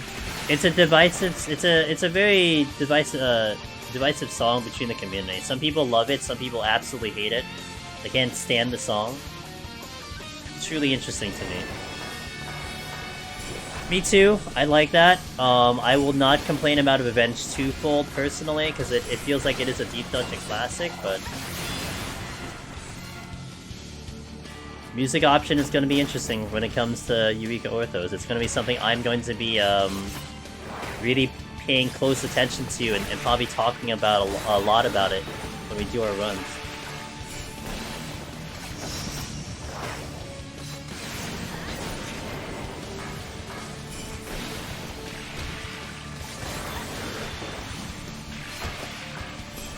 I'm still mixing it, but I'm working on a mix of Titan Pulse version into a mix of Current Craft 5000 into Shiva Pulse into another track. Yo, you better show it to me, Magnus.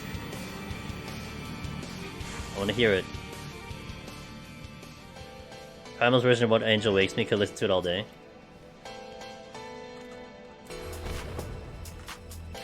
I like this song, it's a good song.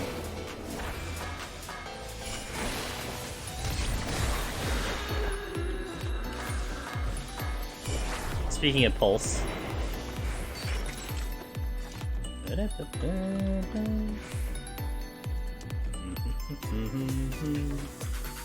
Hey, Minako! Thanks for so much! 1 year! Thanks for being part of the community for a year. Angelus Germanimate, Angelus Germanimate, Angelus Germanimate. Gym Animate. Making me use up everything. Dang, all of it. Alright, you got it. Hold on, let me kill this guy who's doing sucker.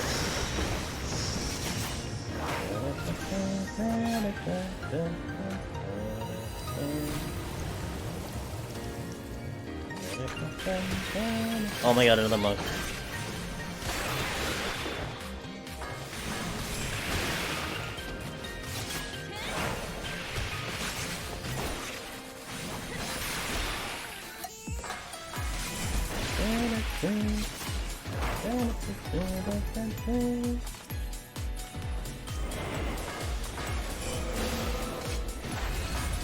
I like those emotes also, Eggy.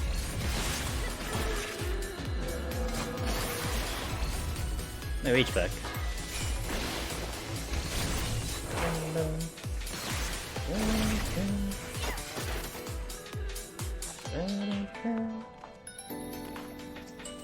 It was fun,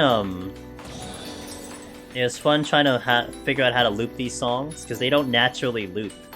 So I had to make them loop on my end. It came out pretty well.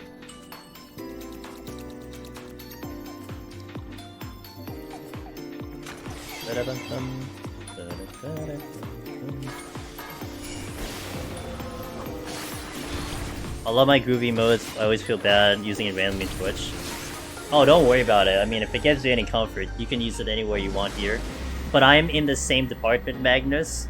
You know, when I'm on a channel, I almost never use my own emotes. Like, that's what they're meant for, but I never use my own emotes. Like, literally never. I know what you feel like. I know how that feels.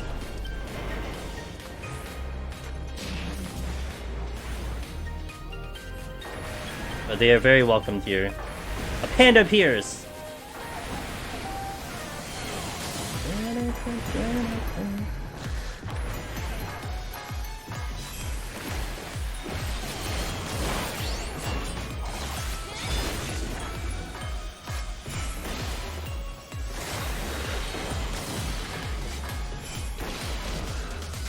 I like that one, I like that one.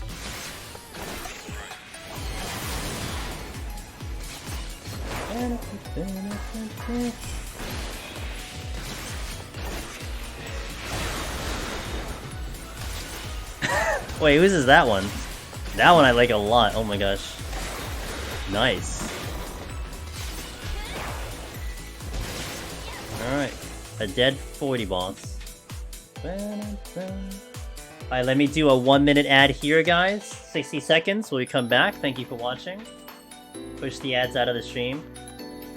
Hopefully, you know, I kind of like this pace, although we'll see what the incentive is. I think in February, tomorrow, it's going to be still the same kind of cadence. I have to do like 2 an hour. So we'll see what happens for March. But for now, that's how it is. It's about like, we do like 1 every 30 minutes, but in between bosses and stuff. So BRB in a minute. Who's that? What the hell?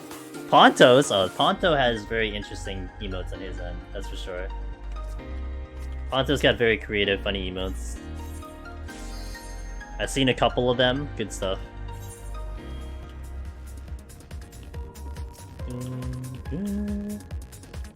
Okay, now we can start going faster. I love these emotes. You know, guys, I do have to thank you. You know, the new emotes we have, some of them were kind of inspirations on what you guys had been using in my chat. That's one reason I really like seeing some of the new, some of the different emotes, because it gives me some ideas for when I kind of go for mine. Of course, you know, a lick emote, I'm not sure if I'll try to have my own lick emote. I know a lot of creators are having it, but to me it was kind of like in the category of when everyone is having a spin emote. I kind of don't like to follow those trends so much, because the trends tend to, like, you know, die out a little bit fast. But I have to pick and choose my battles. I know, I mean, you know, we'll see. Like, I love ideas, I'm seeing what's best for the channel and stuff like that, but... Have the Mimic lick? Yeah, you know, that would be an interesting one for sure. Maybe I could.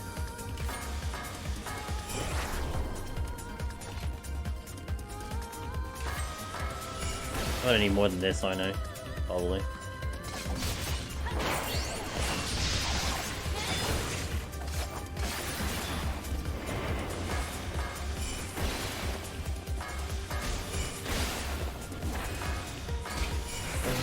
Yeah, I knew I was gonna need more than that.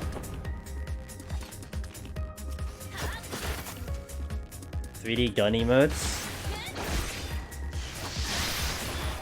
I know Mimic Bongo for sure is the better one. Oh, they're one of the best ones we have. It's still a challenge to see like what clicks and what people are happy with and what people want to use. I mean, part of that will come down to me. Like, we'll probably use a lot of the the Corrigan emotes when we do EO. A nice fun way to see, like we have the Ganba and we have the triple Corrigan, and that'll be kind of cool when we use like Alteration. To see just a quick vote to see what people think about what might show up, kind of thing. So the dead one, yeah. I know a lot of people like that one. We'll see like where it kind of gets applied, but that's definitely a good one. I like that one a lot. I do think the Corrigan emotes are going to become a little bit. They're gonna make more sense when the next Deep Dungeon comes out, because it's either the minion or potentially even a boss. Well, I mean, we do have a Mandy boss in Eureka Orthos, but like, I think it'll make more sense when the content comes out. But we're way ahead of the game. I hope. I mean, it'll be really funny if that Corrigan emote is actually not from Deep Dungeon. Like, I would feel kind of stupid, but I'm just making a bet that it's related to Deep Dungeon. It has to be. I mean, it looks like a freaking Allegan, so it has to be from Eureka Orthos, right? That'd be so silly if it isn't, but it's not my game. Is it gonna be what we turn? Is it gonna be... that'll be interesting. But then that might imply you get one shot. Can you imagine? You turn into a Corrigan to get one shot by enemies instead of you one-shotting the Corrigans? Oof. Oof. What a way to go.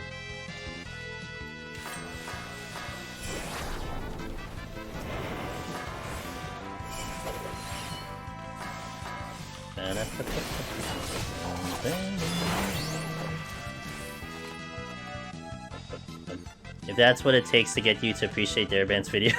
Hey! Don't call me out like that. I appreciate his videos. We even have a command for him. What are you talking about? If at least I stun everyone around me. Go out screaming, as they do. Or the Mimic turns you into a Corrigan and sticks all the monsters in the dungeons on you. Oh my god. Like an attraction trap. All the enemies get like a giant exclamation point over their head like Metal Gear Solid.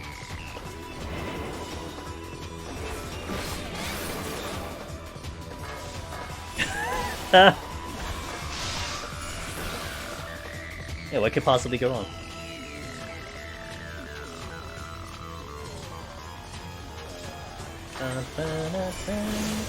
God damn it! Every time.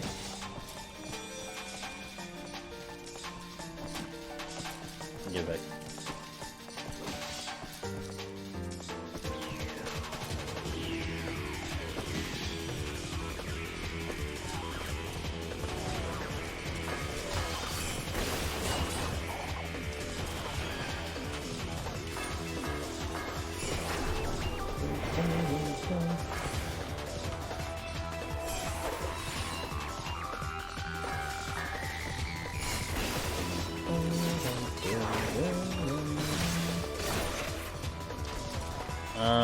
Yeah, whatever. I don't have Ninjutsu.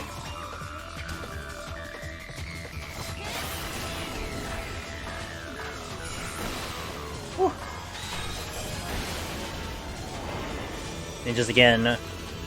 What got you the other day? My 181 was messy as hell, Shady, and I died on 191. But yeah, it was a very messy 181 on my part. It was all my doing. All my doing, so... Yeah, it's alright. You guys get to see more ninjas, so it's okay. I don't mind. This job is really fun, so I'm okay with this, but...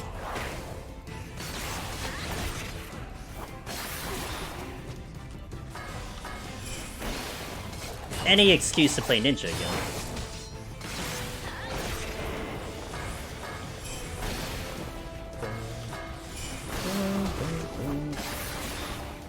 They see my floors? Hell yeah. These are the just chatting floors. The just chatting casual floors.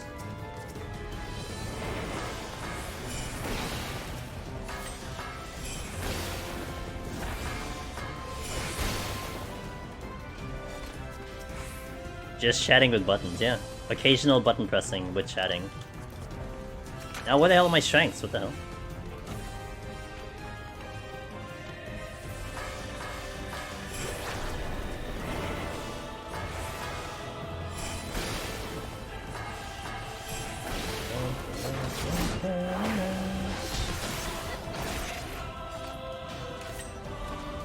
Come here.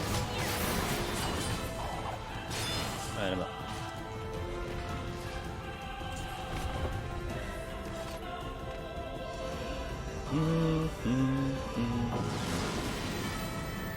Little hiccup there on the exit.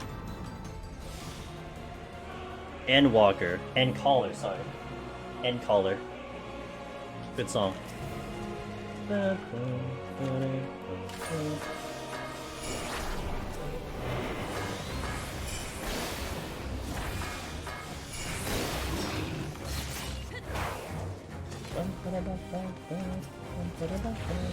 Oops.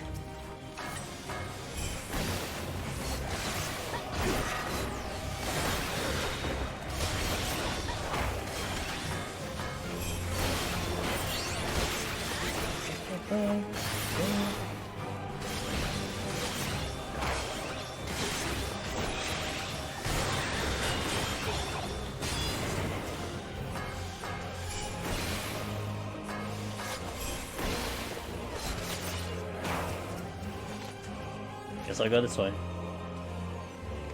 Love this track, hate the fight. You don't like the fight?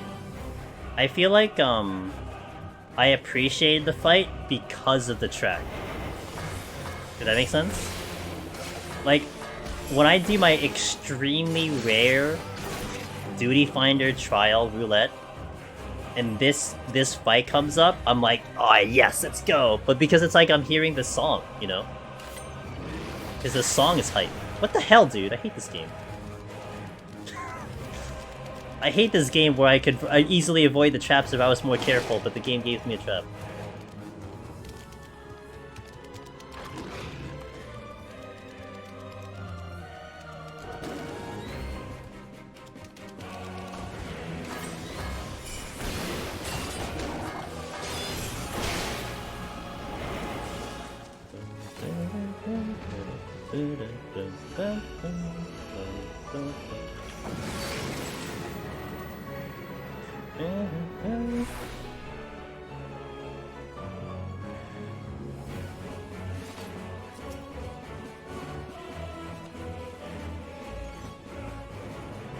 What's UAV?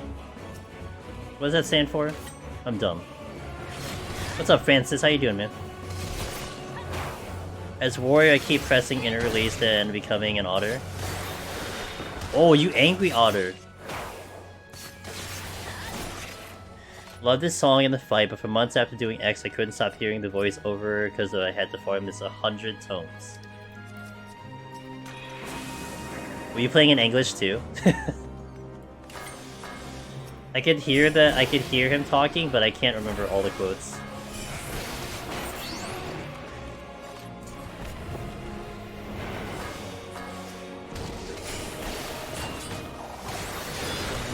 In English? Unmanned aerial vehicle? Got it. I know what it's referencing. Just yeah.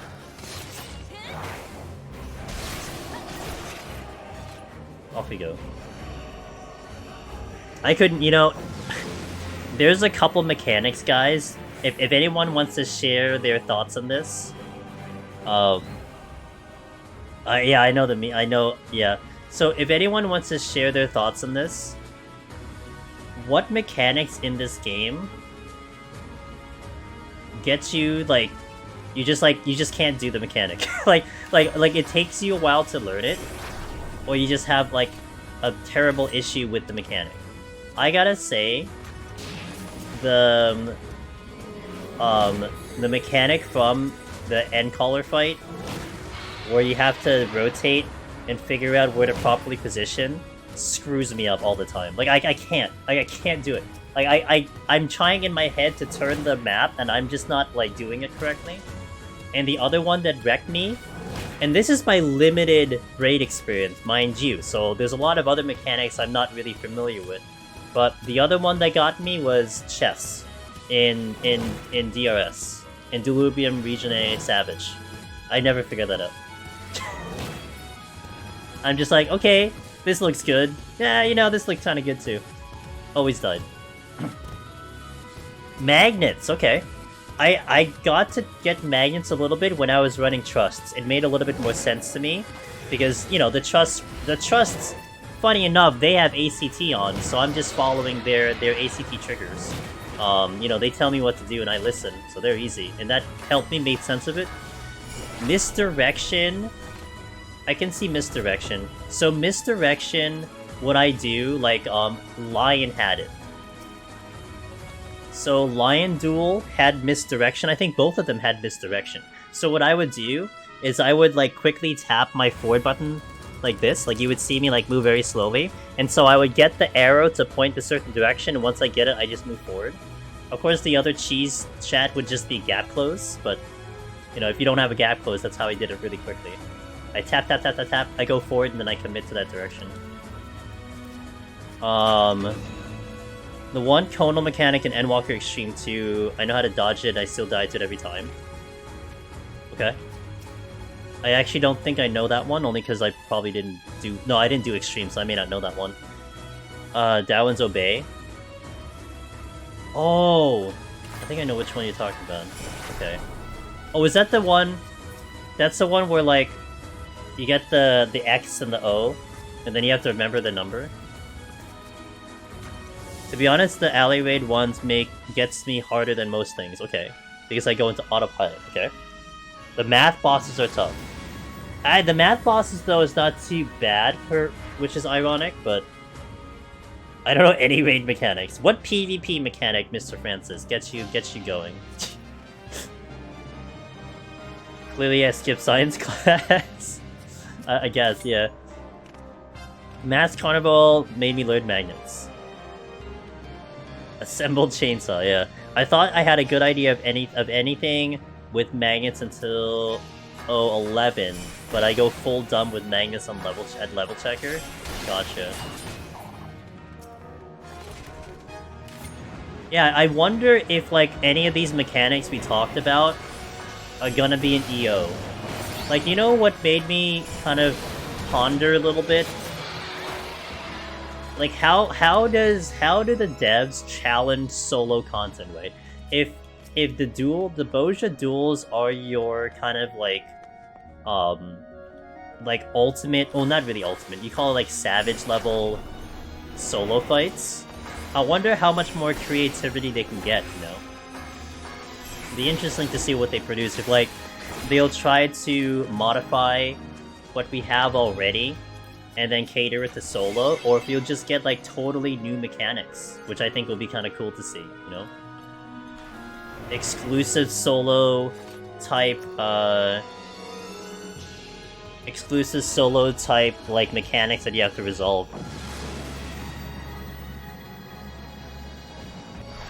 Imagine 90 boss just has random acceleration bombs. Yeah, like, you know, some of the, what is it, Menelaus in Bozja, Zadnar had accelerator bombs. I'll just steal whatever. Need some ultimate deep dungeons? Hey, I'm all for it. Mechanics on Variant were nice. They were, yeah. Variant mechanics were pretty cool. I agree. I actually barely remember some of them, but they were good. I remember at least doing it. Ice floors? Oh, dude. Ice mechanics in any game? I hate them. I hate ice mechanics, man. Any game. Not just 14. Any game. Would be cool to see Red Chocobo new deep dungeon. I mean, that fight's not that hard when you know it. It's really not that bad, to be fair. I don't mind that one.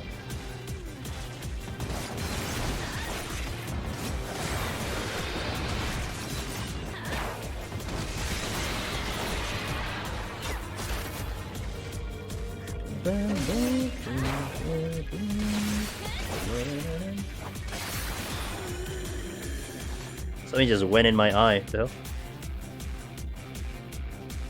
Okay. All of a sudden, something just like got in my eye. What if there was a random chance to encounter a mini boss instead of a regular floor? Dude, I hope. I want there to be some trick and surprise that we get, you know. I'm all for that, personally.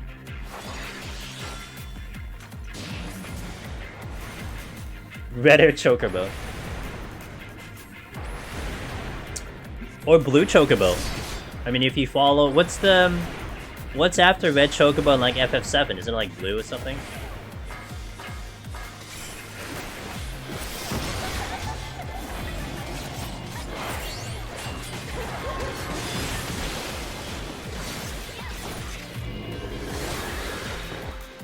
Oh, red is in 7? Oh, 9 has it then, right? Because red is the... Red, I think, is the mountain chocobo?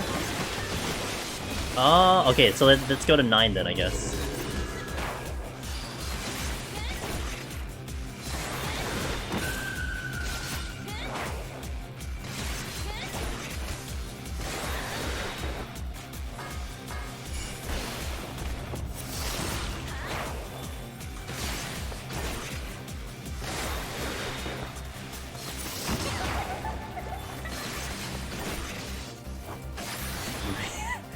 Rainbow Chocobo, first iteration.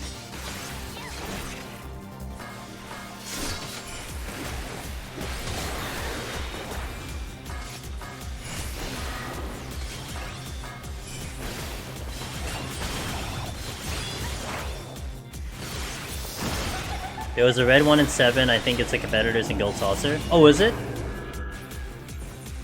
Exposure duels are awesome, especially the spectator aspect in the open world format is unique. I hope they implement somehow in the iterations of phase and new zones. Yeah, I hope they do that, but I hope they remove the stupid process of getting into it. Like that was, I don't like that process. The process is just so dumb. Yeah, I mean, I get it, but there's got to be a better way to do it. There's got to be a better way to do the duels system in a way. You know? Like, it still kind of annoys me a little bit, in a way. Like I understand that Square Enix is gonna try to, move into more solo content in, like, 7.0. They said that. That's like, Yoshi P said that. That's actually happening. But, you know, up until right now, if you wanted to do some of the officialized solo content in this game, it takes you a while either way you look at it. I mean, you look at House of the Dead, you're talking about a marathon, right? But really the sexy and harder parts are like at least 10 hours in. Heaven on High, I mean, yeah, okay, that's shorter, that's maybe at least 3 to 5 hours in solo. Duels, I mean, that could be between 30 minutes to like 3 hours to get to one of the duels. So we don't have a solo content in this game official. And what I mean by official is like, you get an achievement out of it, they have the ranking, so on and so forth. Like specifically Deep Dungeon, specifically duels. Like you can go and solo Savage all you want, but they didn't. It's almost like it's not like what do you call it? It's like you're not meant to really do it. Like they didn't cater it to soloing. Like you can go and do it, but they didn't go like test it out or anything. But you can't do any solo content in here on demand, right? You can theoretically do Ultimate on demand. I mean, if you have 7 gamers, but you can do a lot of the harder content on demand, but you can't do a solo challenge on demand without putting in some type of work into it. So hopefully that changes, you know? I would totally love to open a stream and just be like, alright, today we're going to do solo Ultimate for like an hour, and then we'll hop into Deep Dungeon. Like, I'd love that, you know? That'd be cool. Maybe in the future we'll see something like that, you know, something that's gonna be cool for shows, cool to showcase and all that stuff. Yo, what's up, Tonk? I think attainable is the word. Not sure what word I was really looking for. No, not attainable. Before I hit the ad break, let me think of this word. I'm gonna do a 60-second ad break. Let me think of the word I'm looking for. Like it's like officialized or like sanctioned or something like that by the devs to be like, this is intended. I think intended is the word. Yes. That like, okay, this one you can solo and you'll get a cool prize for it. Mass Carnival would be part of that, I agree. Of course that's exclusive to Blue Mage, and you know, one could argue you have to level Blue Mage, but you know, that's a different story altogether. You have to level any job to do it, but the Mass Carnival would be into it. I'm crossing my fingers that becomes the thing. Let me catch up and chat, and I'll do the ad. In 7 Meg, I can go challenge the bosses in the testing mode, so that would be nice 14 duels too. I mean, that was that warrior that figured out he could solo the first raid boss expansion when it came out, but that was, yeah. You don't get a special achievement for it, right? Like you don't get something cool for it. You can do it, but I mean, it's not intended. I feel like expanding, adding more limited jobs would be a great way to start throwing in random solo challenge content. I wonder if they're gonna continue though. They said like if the gamers are interested, they do it, but man, we haven't heard a single peep out of that section. We may get something. 14 has been catering to solo leveling with, so I hope for... Well, like I said, Nascas, they officially said that they are moving more into the direction of soloing. Like, it was funny because when they said that, I thought like, wait, already? Oh, I mean, like, it seems a little soon. Like, if you're, like, my thought was like the extremity of FF11, where that, like, they had to shift it to solo, otherwise the game would be dead, you know? But now you can still play the game, for the most part, by yourself with all the trusts and everything. But the way they're implementing it, I think is pretty smart. You know, they're not converting to solo, they're just adding solo content. Wasn't even trying to score in Machinists and got 1.4. Nice, that's pretty good. Blue Mage Deep Dungeon would be so good, but Blue Mage needs more content. It does need more content. I mean, we're gonna see something in 6.5, so, you know, maybe we'll see something, but who knows. Okay, let me do that ad. 1 minute, 60 seconds, and we'll come back. Thank you guys. We'll continue.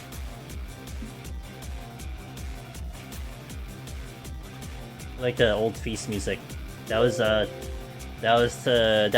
Mr. Francis Stark in chat earlier.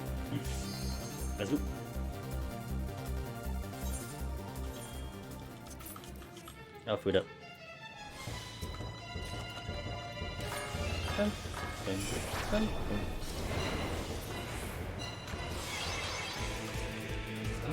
This is a good version of the song. I like it a lot.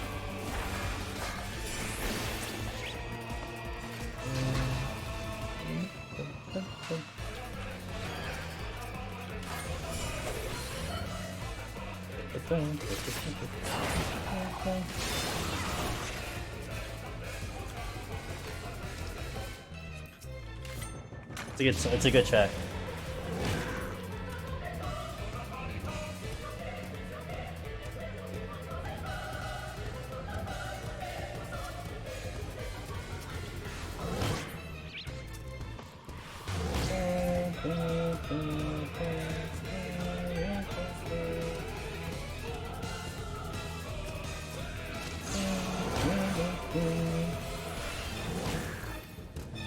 Welcome back to the ad, guys, by the way.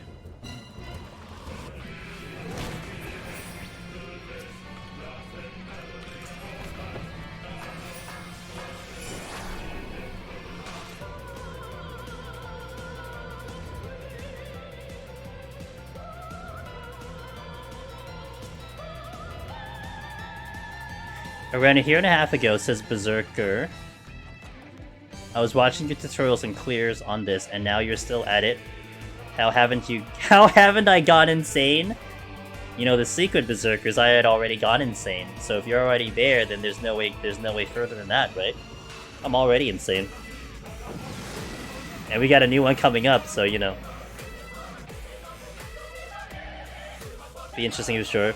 Optimism's great, but are you concerned in any way that the new Deep Dungeon will flop?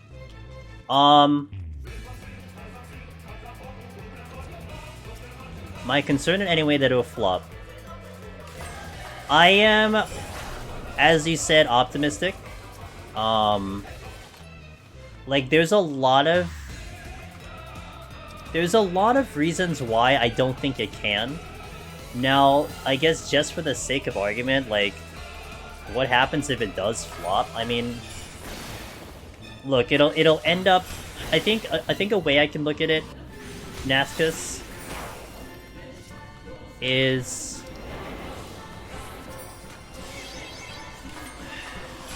what's your definition of flop? I think that's how I want to put it. It's like what would you look for as it flopping? And for me, how I would look at it is that it becomes content that I wrap up very quickly, right? So for me, the goal, like, straight up is like I complete all 19 jobs. Right? So, like, if I wrap up all 19 jobs before 2024, like, that's gonna be pretty fast. Oh, well, no, like, it's actually probably possible. I would say if I wrap up 19 jobs in less than 19 weeks, so, like, a clear week, then I would say that they didn't challenge us enough. You know, I would say that they kept it too easy, and I would consider that a flop. Like, if I think, like, the older Deep Dungeons are harder, that's a problem for me, right?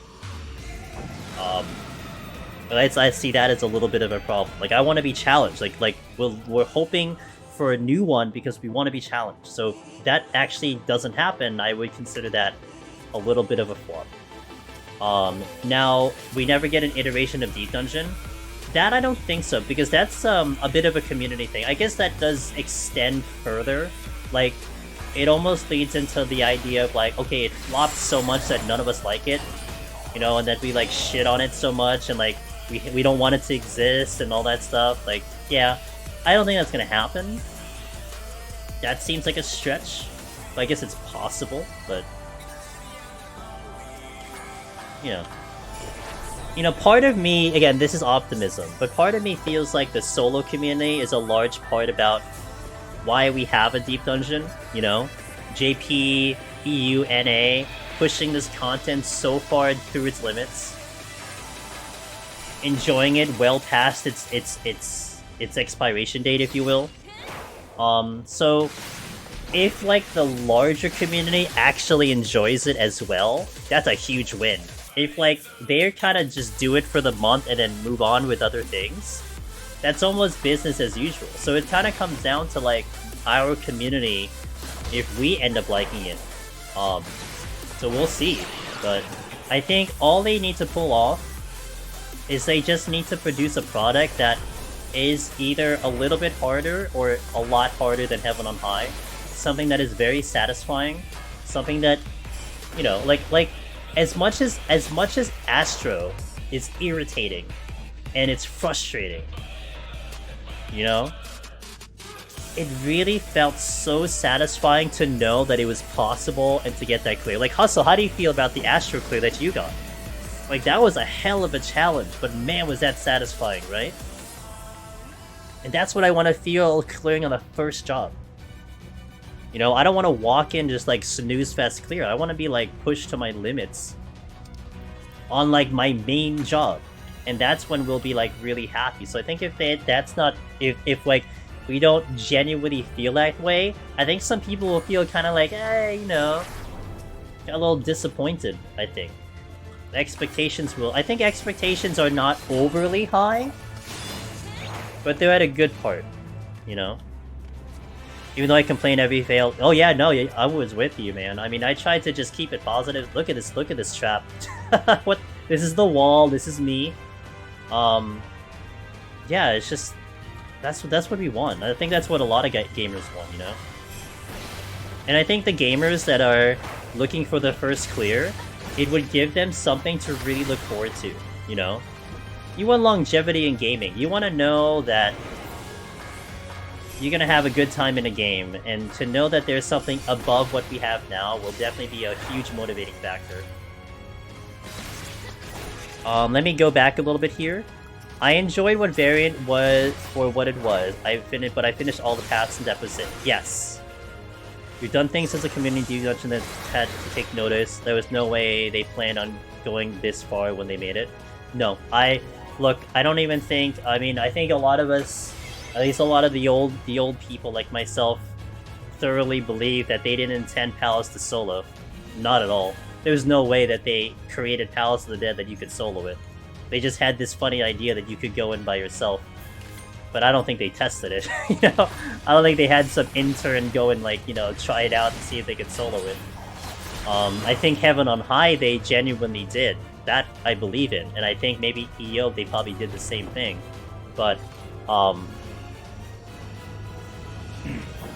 yeah, like, I think the high scoring, the fact that the community dissected, thanks to Alpha, dissecting the scoring system, you're seeing speedruns, legit speedruns, not, you know, not how they in GDQ, they considered it a speedrun. In my brain, I still don't think of it as a speedrun, but I get how they were looking at it. I started to buy into it a little bit, you know, all that stuff, but, you know, how it's a speedrun format. You certainly don't think that that's how far they thought people would push the content, and that a lot of people just genuinely enjoy it, that they're having so much thrill, like all the emotions you see people, you know. I don't know if the devs see that, like, you know, nearly as much as what I've seen when I see people try to clear this content, and hearing it, seeing it on stream of how people just feel when they clear the content, even though it's 6 years old. Imagine making content that people get emotional about. That's got to be something for a game dev to just be like just happy about, right? You made something so good that the human feels so much about that accomplishment. That's something. I think they will add new variants going forward to still even go off. The solo part of Deep Dungeon is so much better than the group. Yes. I've gotten 2 of my FC mates into solo Deep Dungeon since I started progging. I'm having a blast trying to get them out, trying to help them out because they get no hero. Going back to Variant a little bit. Now, I understand how Soulchar, you got a little disappointed about Variant with the paths, but I didn't. So it was interesting because I wasn't necessarily disappointed. because they set that expectation. They said off the bat that Variant was gonna be kind of the easy mode, you know? Like, it wasn't gonna be that difficult, it was like a nice introductory thing.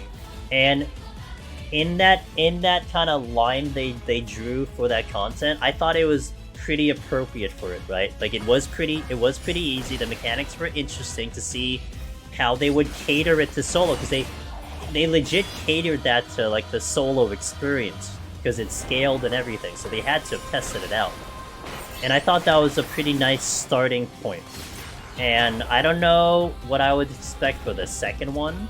If, like, my bar will be like, okay, it'd be like, you know, I'm gonna expect more of the same, if they kind of up it a little bit. But definitely gave a little bit of a nice couple ideas and looks at what's potential for solo content. Those behemoth stakes everyone experiences, yeah. I think they had an idea of what that did, but not for solo. Man, the amount of things I've seen for solo with behemoth is intense.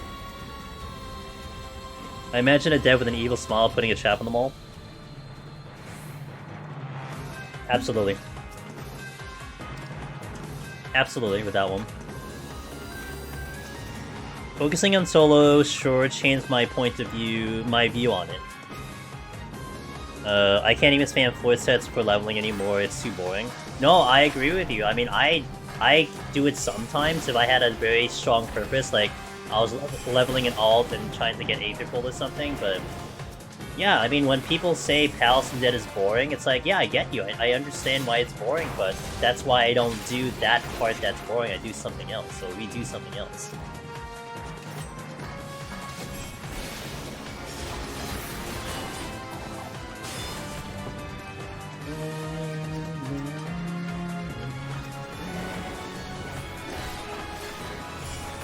I almost cried when I cleared Heaven on High. Yes, the shakes on Behemoth, even after my clear. Yeah. Cambrai, thanks for the follow. I really hope we get a soloable version of Kaito and Kaito and Savage for those of us that want more solo challenges. I hope so too. I mean, maybe when they see how the new Deep Dungeon goes, Soul Char, maybe that's something they consider. Seeing how people might be so passionate about soloing that they really push into that direction.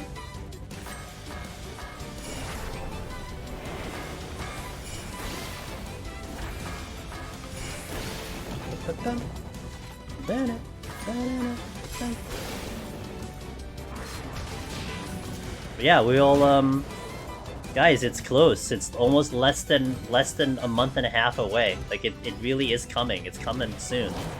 I just can't wait to experience everything. And I think a lot of you guys have never...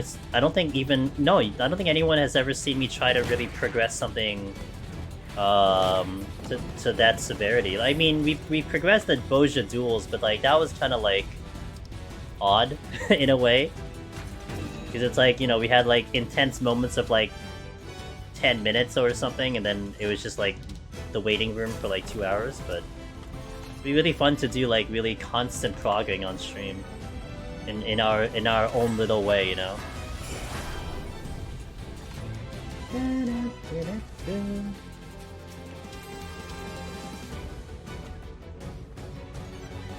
And one thing I will tell you, something that I will make a PSA on Discord. You know, if you're listening right now, first let me acknowledge Mr. High Sound with the raid. What's up, Mr. High Sound? Hello. Shout outs to High Sound, member of the community. Does do Deep Dungeon, although I'm not sure if they're doing Deep Dungeon today. Hey High Sound, how was your stream? Welcome in. Hope you had a good day on your end. We're getting a little bit of a conversation about EO over here in Eureka Orthos. In one seating! Hey, we're getting there. Let's go, dude. I'm looking to do 120 over here, so I'll be right behind you. But I'm glad you had a good stream. As a duo and Party Finder. Wow, Party Finder. Okay, very cool. Let's go. Oh, Heaven on High. Oh yeah, I'm thinking Palace. Heaven on High. Nicely done. Let's go. Party Finder duo. Wow, okay. Well, I'm glad you had a good stream, so welcome in, guys. Angel Steven is here. We're doing a lot of Deep Dungeon over here, too. So, what I was gonna say, before High Sound came in, And this is like a little bit of a PSA, and it's a little bit on topic with what's been going on with the world race and everything. So if a couple of you guys are listening out there, and you're really thinking about going world first, you want to compete for world first, I mean, it's gonna be the unfortunate scenario that you may have to look into trying to record your run some way. I mean, you don't have to stream it live, but I mean, it'll probably help if you do, but you may need to think about trying to record your run. So, you know, give it some thought. If you need if anyone out there needs a little, like, help or advice on that thing, you know, you can contact me. I can totally kind of point you in the right direction if that's something you want to consider. But I think that's something that you might have to think about strongly if you're thinking about really competing and kind of just doing it on your own. You know, how I look at it is like, yeah, I don't want someone in the community getting blasted on in the public realm just because, you know, they were kind of innocently doing whatever, just because of what's been happening. So it can be. That will happen, push tape, but I think amongst anything else, you know, like, I think showcasing it is still probably going to be a lot better than not showcasing it, you know what I mean? I mean, that's my opinion on it. I mean, you don't have to take my advice, but I do feel like you probably want to consider it. No moon POV for the... Wait, don't you want to see it from the moon? I like to record high floor sets my own learning way. I guess EO recorded all first. Yeah, look, it's just taken into consideration. I mean, there's still a lot of time for whatever's happening to boil over and whatever, but it might be a good idea.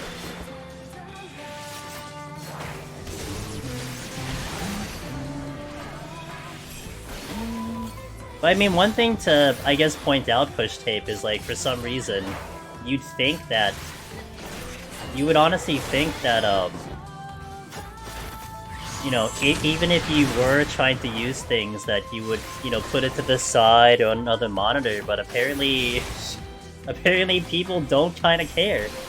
I mean, they probably will care more, but you thought they would care a little bit more since the previous Deep Dungeon, but... So, you know. Just killed the 70 boss in Heaven on High, so a bit slow, but I want to chime in as well as the motion part. I was ecstatic on my first Heaven on High clear with 9 seconds left on the clock. I cried tears of joy when a Corrigan Treasure Room helped me push my first Necromancer clear. His content is just awesome. Yeah, it really is, and... honestly, I feel like that's part of the reason why I think it means so much more when you just do the content, right? That's all you do. You just do the content kind of as intended. And I think, like, you don't get to enjoy those experiences as much if you kind of, you know, take a little bit of a shortcut. But of course, everyone can choose what the heck they want to do. It's a solo content. Who the hell cares? I don't care what you do. Like, you're not gonna bother me. But if you put yourself in the public eye, that's a little bit different. You know what I'm saying?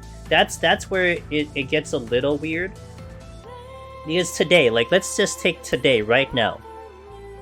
You know, let's say someone just starts doing Deep Dungeon, their first clear. They have like 1,000 plugins. Like, I don't care what they do. Like, who the hell cares? I mean, whatever. They post it everywhere. Like, none of us will care. But when you're talking about now that realm of the world firsts, public eye is going to be a little bit more critical about that whole idea, and that's the only part that kind of matters. So you just want to be careful and think it over a little bit, and you know, just take it into consideration. That's all I'm saying. Streaming and sharing is going to benefit the community more as the content gets. Yeah, that's of course the best part about it. Recording. Do you have a list of music that can decide to upload to their my run in Eureka? So Ghost, DM me. We can have this conversation a little bit after. So if you're on Discord, or if you don't do Discord, you can whisper me. The playlist I'm using that you're listening to right now, it's like, it is completely, God, dude, I can't think of my words today. My English is, like, not happening. It's completely curated. That every song I play does not anger YouTube. Now, that's if you play it in the background, right? So we're still working on trying to get a playlist out there for people to have, but I could send you a list, and I have the list, I think, at least in the screenshot, so if you want that, I could at least give it to you. So if you want to do that, just send me a DM, I'll probably get to you when I can. So yeah, at least you can see what the songs are. So, let me catch up and chat a little bit. Lone Hero, Corrigan Treasure Room 99 with 5 minutes left walking in, no resources, what are the chances? From what I understand of the current drama is players using Zoom hack coach and the coach leaked the video showing it. Yes. That is public knowledge at this point, so you know, aside from just like putting any names on blast, that's everywhere, so it's a hot topic. It's hard to keep track of the Lalafell when vanilla zoomed in. You would think so, but yeah, it's basically because they could see mechanics better. It's a perspective thing. But aside from it being a perspective thing, I mean, that's where it gets a little weird for people in general. Basically, if you're doing something outside of the limitations of the game, it sometimes doesn't matter what it is. If it gives you like any advantage, people get weird about it. Right? I mean, this, I would say, is definitely an extreme case, and obviously, you know, if you guys are raiders, you would have a better understanding than I will. But in general, I mean, if you're doing something that basically no one else can do, that's not cool.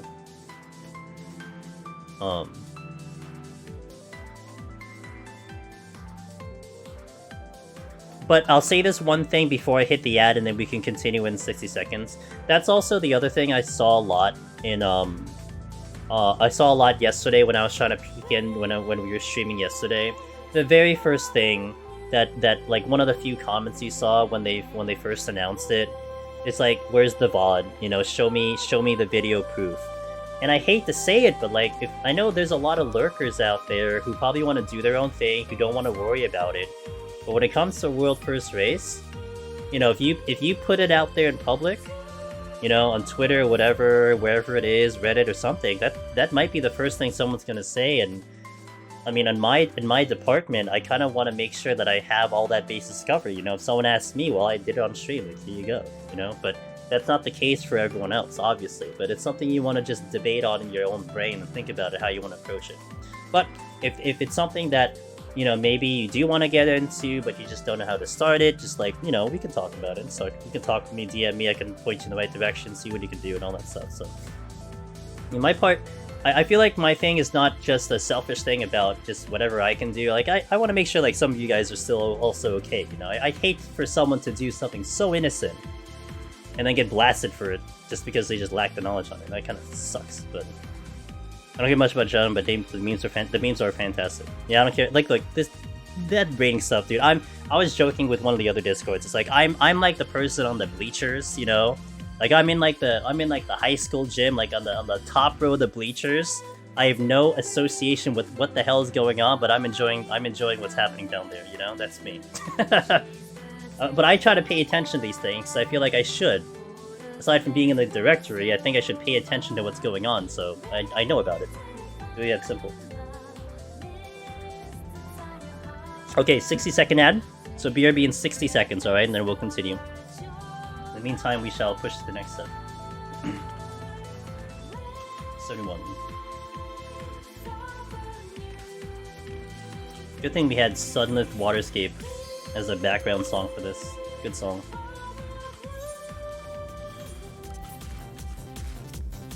Wait, didn't the song just play? Why is it repeating?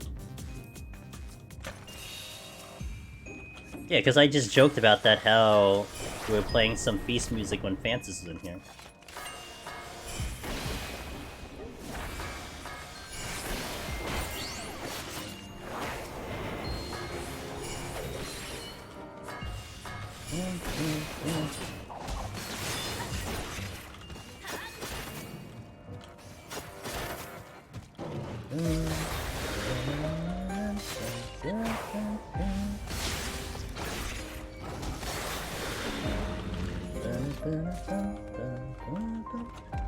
lust. Oh, I got a lust. It's not that I got it back. It's the first time I got it for a while. Come here, Elvis. How's the run going? Welcome back to the ad, guys. Good so far. Can't complain. Doesn't seem like we're having any server issues, so it looks like just any typical day, which is what I like. This Ninja will be fast, but yeah, we're just getting it back up because we lost on Sunday because I wasn't playing too well. I really wasn't playing too well. I'm just gonna make it up this week. So, well, thank you for asking. Appreciate it.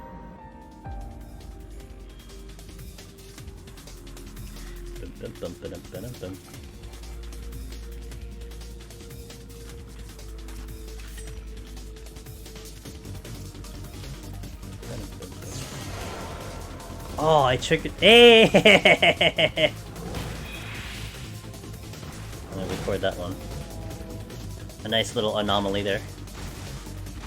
I want to try to do this. I tried a machinist but failed miserably.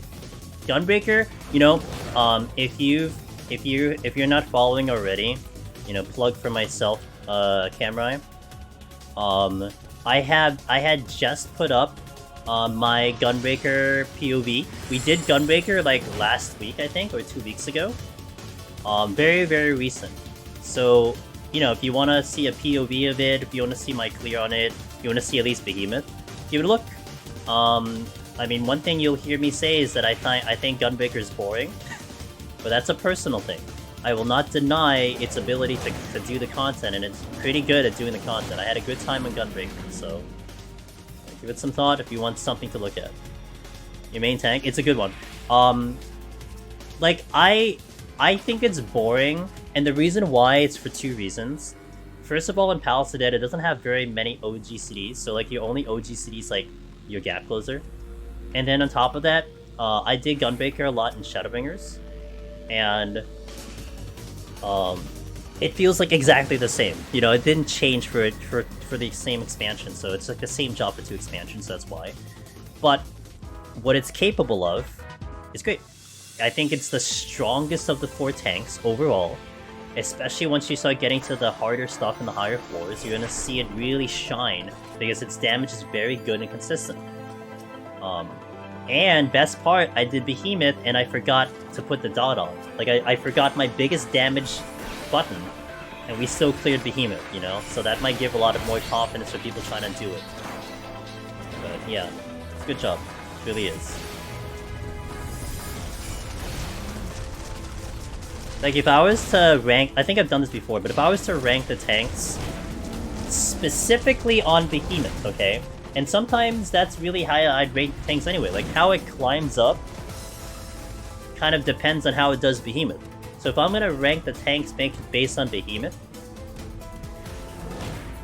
and we're ranking it like smoothest, easiest to like most difficult, Dark Knight would be the easiest, followed by Gunbreaker, followed by Warrior, followed by Paladin. And that's specifically Behemoth. And honestly, if I was to rank the tanks via, you know, removing Behemoth out of the equation, and just like, okay, Behemoth doesn't exist and you're just climbing 1 to 200 but you're skipping 180, Gunbreaker, in my opinion, would be top tier. Because it would be the smoothest of them all. Like, I would put it Gunbreaker, Warrior very close to each other because of Warrior's ceiling, which is just out of this world. And then definitely I would say Dark Knight 3rd, if not 2nd.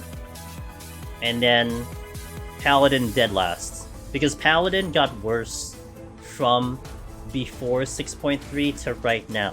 But it's not like that bad. Like, you know, I hope it didn't make it sound like it was like Doomsday, which initially people thought it was like almost like a Doomsday thing for Paladins. Like, oh, that's it.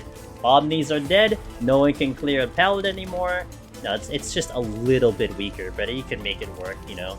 I mean, frankly, your bar of like low bar difficulty is like, or rather high bar difficulty of extreme is like Astro. I mean, nothing's getting worse than Astro, so if it's not getting worse than Astro, you're perfectly fine.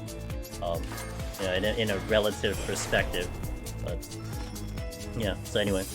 I hope I convinced. I did like a huge monologue trying to convince you on Gunbreaker, but I hope that helped a little bit. So good job.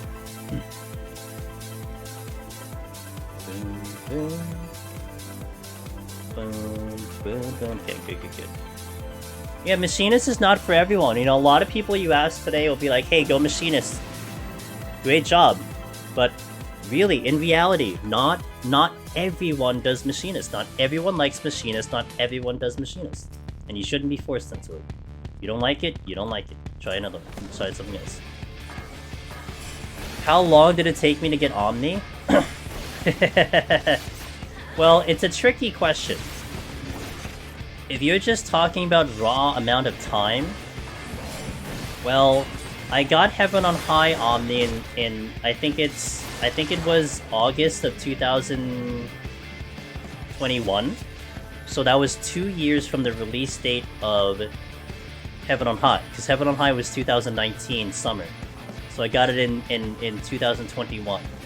And we got Omni Palace of the Dead in December of last year, so like about a month and a half ago. And that content released in 2016, so that was almost 6 years it took me to get Omni. However, you know, you take into consideration I wasn't directly going for Omni. It took me 2 years to even get my first clear, and then we've had a lot of detours, you know, because I was making the guide stuff. We had a lot of other events and everything, so it wasn't a direct path to Omni. And honestly, if you were trying to gauge it on how many attempts I took to get Omni, I don't know. Like, Palace probably is in the hundreds, it's gotta be. Heaven on High would be... I would say Heaven on High was probably in, like, the 150 attempts. Because, like, the healers alone, not including Sage, I got Sage in, like, 3 clears, but, like, the jobs that took me a long time to clear... Like, Red Mage, my first clear took me about 16, I think, attempts. It's like 16 or 15 attempts to clear on Red Mage. Black Mage took like 20. White Mage took like 19. Scholar took like 25. Astro took 12. Samurai took 16, but that was my first melee. Dark Knight was 8. A lot of the other, like Gunbreaker was 4. Paladin was like 3. I think Warrior was 1. Machinist, the physical ranges were like under 3. Ninja was a 1-shot. Monk took a little bit. I want to say like maybe like 6 or 8 for Monk. I don't know if you're doing math real fast, but that's got to be over 100, 150 total attempts in Heaven on High. Palace would have been a lot shorter because the only job that really took me over like more than 4 attempts to clear was Monk and Astro. Those are the only ones that actually took me a while to clear. Oh, like Gunbreaker took me a little bit. Gunbreaker took me, I think, 4 or 5, but the rest of the jobs, with the exception of my very first clear, took me just under 4. But I mean, that's a lot of time. I mean, so multiplied by 2. So yeah, so if you kind of do it by attempts, maybe that gives you a better impression of it. Because time would be just really weird. So I wasn't like exclusively going for clears. I wasn't exclusively going for Omni for those 6 years of the content. I think you might be surprised how good White Mage is if you didn't play it in a while, now that all the action... Oh no, I will be pleasantly happy. I mean, one of the big things, Hustle Hoop, is I have not done White Mage since the GCD change. I mean, I did White Mage back when Stone was like a full whatever cast it was, so now it's a lot faster. So that's already a massive adjustment, you know?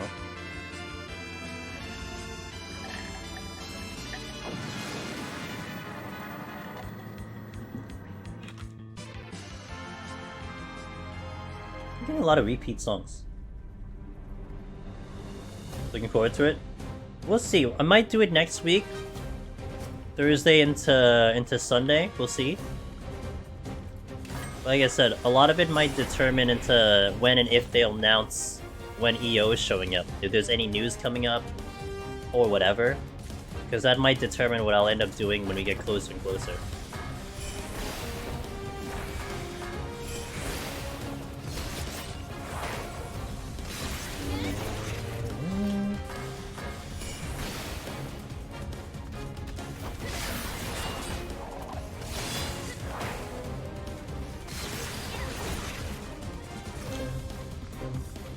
I assume you're gonna do... Yeah, I want to. I want to do it in preparation.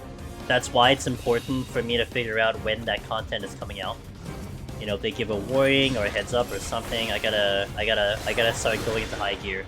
Like, the very last thing I want to do, Jonks, the Sunday before, you know, whether it's March 4th or March 11th, whatever Sunday before the release of EO comes in, you'll guarantee I'm gonna be in Heaven on High Red Mage.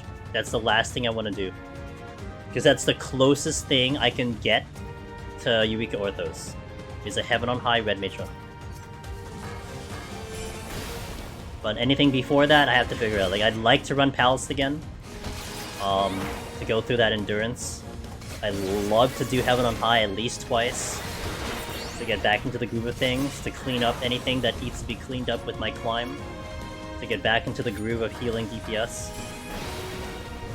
I can't wait to showcase the journey, man. Every second of Deep Dungeon on stream. That's my goal. Nothing off stream. Nothing. Not that I've done any off stream barely anyway right now, so that's not gonna change. Everything on stream. Now, whether I'm gonna be on camera, we'll see. I mean, one thing Jason suggested, and I was already thinking about it, is I'll probably pop on the camera, like, on the higher floors. Because one thing that might matter when we are going a long distance, it's the lighting, you know, having all the lighting and all the everything on. It could drain a little bit of my energy. So being a little bit more in like a cozier vibe, no camera, no green screen, you know, in a little bit more comfy clothes, if you will, might help me feel a little bit more, make me conserve a little bit more, so I can go a little bit longer distance. So you might see that, but once we start stepping into the higher floors, I might get into more, you know, get the camera on and everything. So you might see a bit of that, but we'll see how I feel.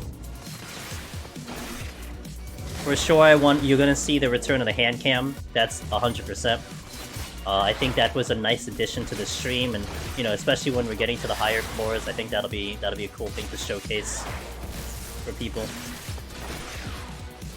I mean, I've said this so many times, but the reason why I don't use it like a lot right now, and we did it a lot before GDQ, is because before GDQ I was testing it. I had to make sure it worked. If there was any faulty whatever, I had to at least know if there's something I can do to fix it. But I am using my actual cell phone for that, and it's a little inconvenient for me to use my actual cell phone. But we were doing it for a good purpose, but right now, you know, we're just getting through, getting some practice in, and getting ready for that EO experience.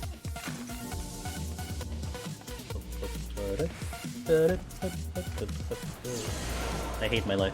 I hate this. I hate everything. Am I a hidden toad? I am a hidden toad.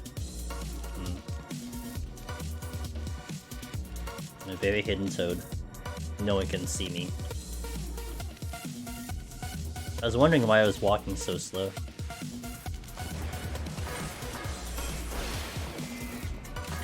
I'm glad there was a site right next to a trap.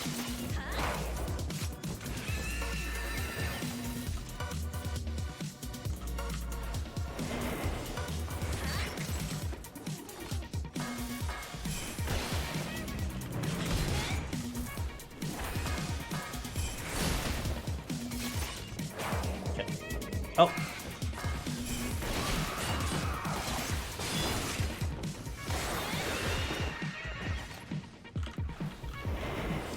Yeah, I'll use that. Thank you very much. This weekend I'm going back in on... I think I did miss it. On Dancer Heaven on High Grind. I really want to try to clear that one before EO. Dancer's good. There's a number of people working Dancer. Dancer's good. Oh, it's right above. I did miss it. I see it now. Okay. Yeah. Thank you for repeating it. You know how it goes sometimes. But yeah. I like Dancer. Dancer surprised me a little bit, especially in Palace. I was a little surprised at how well I was getting through the floors in Dancer. Especially Behemoth. I mean, Behemoth is tricky, but it wasn't, it performed really nice.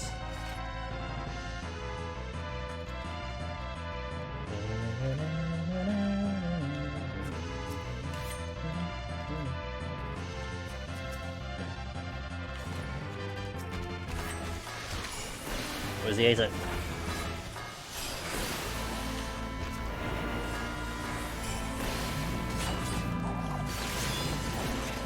Not here.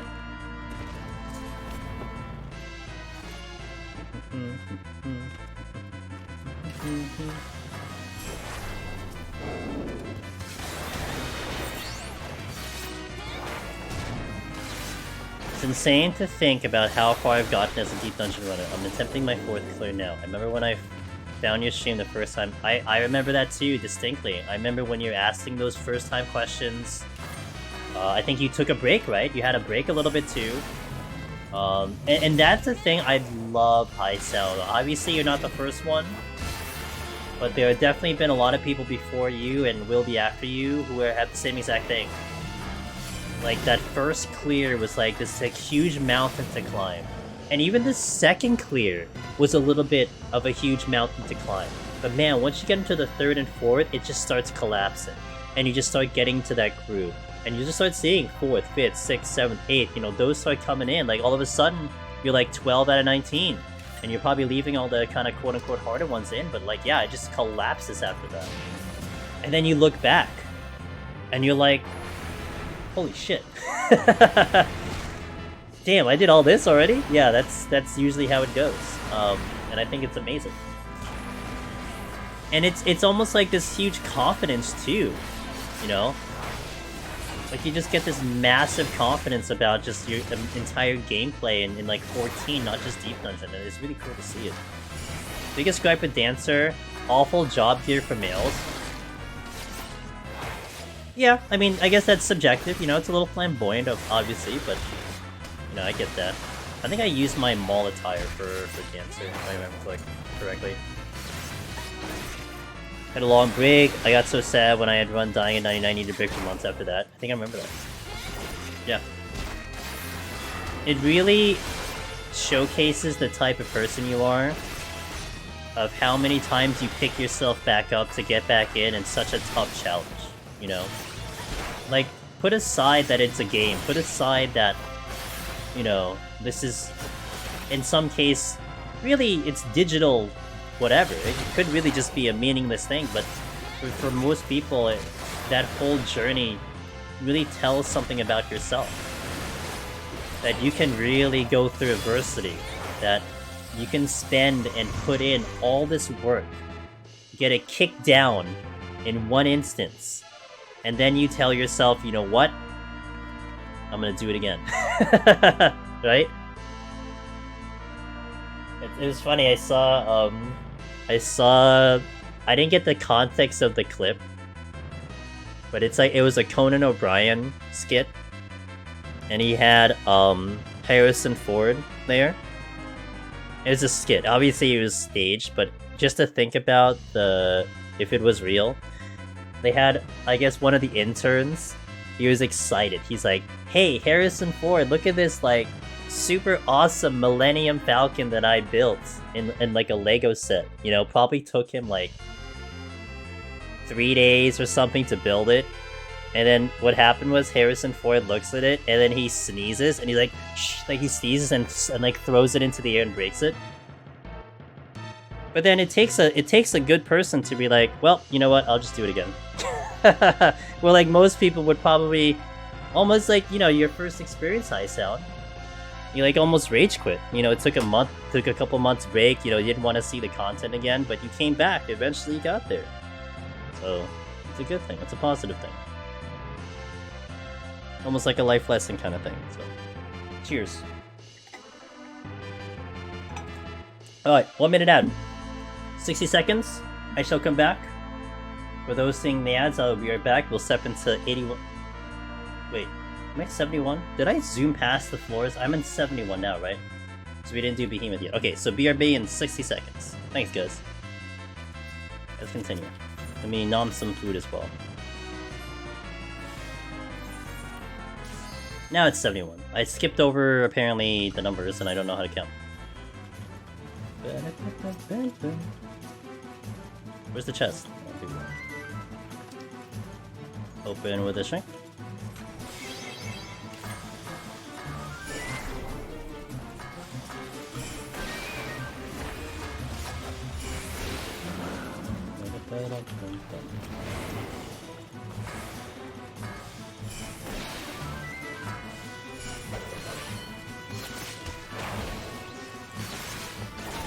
He's just not here.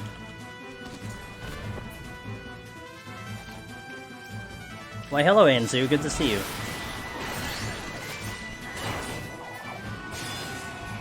It's a dead bird.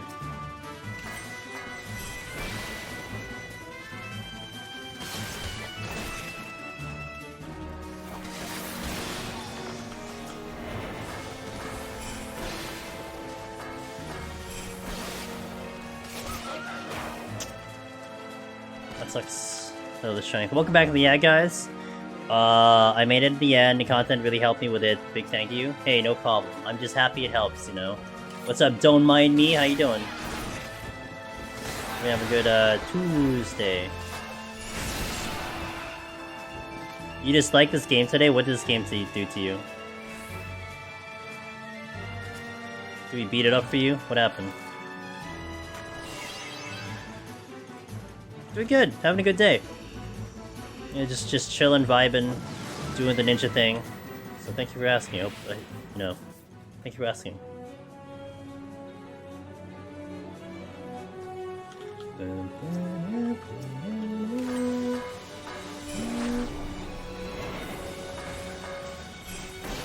Wiped on 150 Samurai, re-clears were shit. And someone stole your candy? Who done it? Who stole the candy? Well, what happened to 150? Just kind of death on the zombies.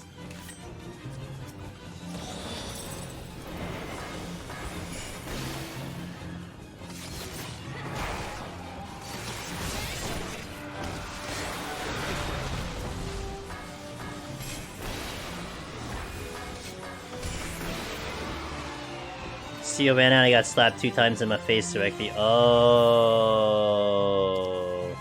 yeah, that'll do it.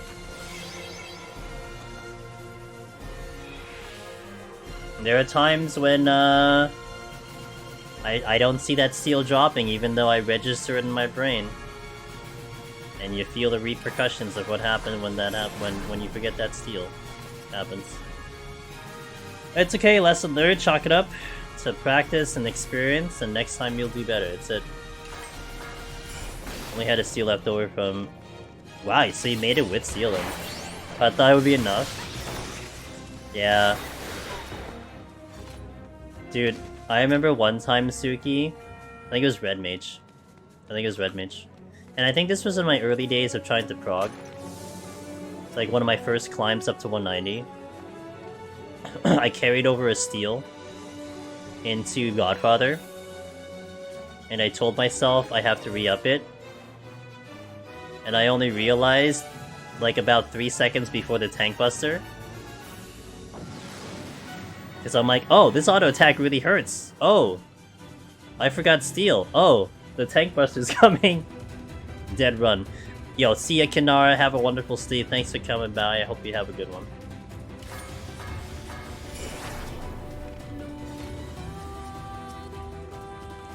I try to be a little extra cautious about that nowadays. I still kind of slip up here and there, but... Worst thing was, the boss is down to 10%, and then suddenly she slaps my ass like my brother did when I was a kid. Damn, rip, dude. Wow. So you got 2-shot by your mom too? Feels bad, man. Imagine if you had a Pomander of Steel on when you were a kid. Holy moly.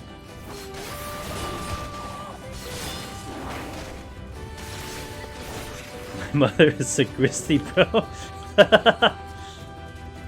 Damn. What was the item of choice though? Was it a hand, the back of the hand, a belt, or like a wooden spoon? Made it to Godfather last night for the first time with 0 steals left, and he made me slack me back to 4-1. That was my so it's funny, Shubni.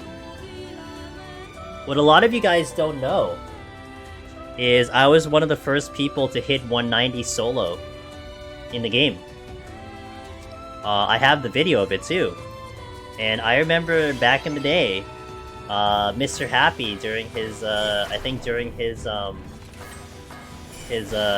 show. He acknowledged it on his show at that time, all the way back in like 2018 or 2017, because I had the video there. But I had no knowledge of Godfather. I never saw it before. I think I did it in a party though, but I never really absorbed what it did, so I didn't look up any video or whatever, so I was just like, okay, whatever. So I pull it in Lust, because I pull it just like every other boss, where you open with Lust. And I got obliterated with Steel on, because it opens with a Tank Buster, right? So like, you never pull Godfather with a Lust, because you're just asking to die. So I had no Steel left. That was it. That was my last Steel. So I decided to like just pull him, and then I get obliterated so fast because I can't heal through the Tank Buster. And that was the that was the first example of 190 solo, you know, to anyone looking at the content and looking at this title for Deep Dungeon. Like, oh, did you want to try to get this title no one else has in the world? Well, this is what happens to you. First experience. Good times. Good memories, that was. So, you know, safe to say we got a little better since then, but... Can't wait to see the new Eureka Orthos Deep Dungeon. Wingser? I am so ready. Wait, what happened to my ad manager? My ad manager just broke, hold on. I'm gonna refresh my dashboard here. There we go. My ad manager just like literally just disappeared. I was wondering, after all the class changes in the past 9 months, is Machinist still top tier? Is there another class the same level as Machinist? It's interesting because Machinist has just gotten better. So, Zeishiro, like, you're definitely not gonna go wrong with Machinist. We've actually been pushing Machinist limits like a lot. Like, recently, I just cleared Machinist Behemoth with no strength, only Lust. Like, that was not possible prior to like 6.28, but now you can do it. But a lot of jobs nowadays are popular. You see a good number. So like, let's just take recently Zeishiro, about what jobs have cleared amongst the community, and what I've seen maybe in the past month or so. I've seen Dark Knight clears. I saw one on stream from our buddy Anna. I've seen Ninja clears. I've seen a good chunk of Warrior clears. Obviously, you see the usual Machinist clear. I've seen a couple Dancer clears. I saw a couple Sage clears. And we're not talking about just someone clearing on the job. We're talking about people claiming Necromancer on those jobs. So a new Dark Knight Necromancer, Sage Necromancer, Dancer Necromancer, Warrior Necromancer, and then on top of that you had the obvious people doing Machinist and everything.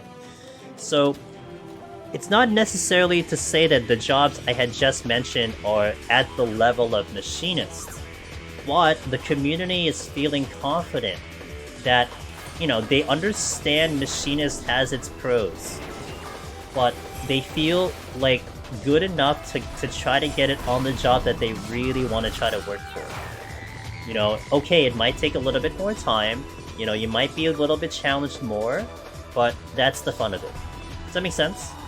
You know, arguably, I'll still make this argument that, you know, even if someone comes in here, whether that was your question a little bit, and that's okay if that's your question about, you know, hey, what's the easiest job? Well, the easiest job sometimes is a very subjective answer, you know, because this content is very subjective. I mean, you're not dealing with a scripted thing. You're not dealing with raw numbers, you know? You're not looking at, like, Machinist being, oh yeah, it just does the most damage versus, like, a Warrior. You know, what you do and what's capable of the job and what you're capable of doing factors into how you're gonna have success. So, you know, on paper, certainly there's a lot of positives for certain jobs and some negatives for other jobs, but you still have to take in the subjective factor of how you will actually play the job. And there have been a lot of people, and not a lot of people, but a good amount of people who look at Machinist and they're like, I don't really want to do Machinist, I don't like its style, I don't like the kiting, I'd rather do this other job. Didn't thought relearning deep dungeons were so funny. I'm so ready to Beyblade my samurai sword to 100 and EO. Do it, Suki. That sounds exciting to me. I really wanted to take Sage to Palace of the Dead. Sage was great, you know. I am 2 for 2 on Sage. I'm world first on Sage for Palace of the Dead. In there, I did 1 to 200 first before anyone else by like 3 days. And then we came to it recently because I wanted to... Actually, I cleared Sage prior to me clearing Astro. So it was like a good luck charm. But yeah, Sage is a good experience. It's actually funny, I forget that I am world first on Sage, but yeah, I am. Just world first, whatever. And I had a head start over the other people, and I didn't even do that job first. I did it second, but you know we got the clear there, so it was a nice. It was nice to take in. Really, really highly recommend Sage. And we have 2 people, who got Necromancer via Sage. Wicked. I believe it's 2. 100% 1, but I'm almost certain it's 2. I think someone else recently got Necromancer via Sage as well. Good stuff. I really like the gameplay Machinist. But I really want to try the other classes. Lost a run today in Red Mage before 121 through. Game crashed. Ugh. So I was wondering if there's any other classes more viable. Yeah. So all the jobs I mentioned, the tanks are in a really good spot right now. You know, particularly Gunbreaker. You know, now that I finally took Gunbreaker in, it's pretty good. Warrior is definitely a popular one with all the healing.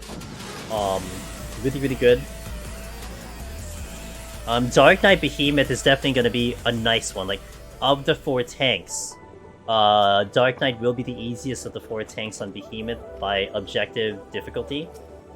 So that's kind of comforting that you don't have to worry about really any of the bosses. You just have to worry about climbing the floors, which of course is difficult in its own right, but it's kind of nice. Gonna try that stage? It's good. I mean, if you want, you know, check out the YouTube. I do have a recent stage clip, like I just mentioned, so if you want to reference that for whatever reason. But I did enjoy the stage run a lot. I like that job a lot, personally. Like that job is just a fun job to play.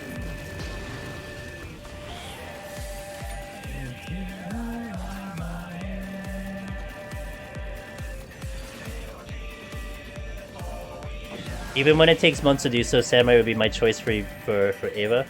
Good. The Sasquatch War, even at this level, puts me on edge. Fair. Remember my Reaper clear?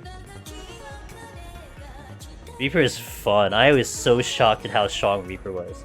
Man, this Sonic hits different when you're in Palace. Be a simple chill when the beat drops is unrivaled. Gonna go research the old videos, see ya. Okay. See me in the past. I hope you enjoy it. Stage a lot of fun with the new changes. Whether you go solo or with a team, be a good idea and you get with this. Yeah. I agree on that one.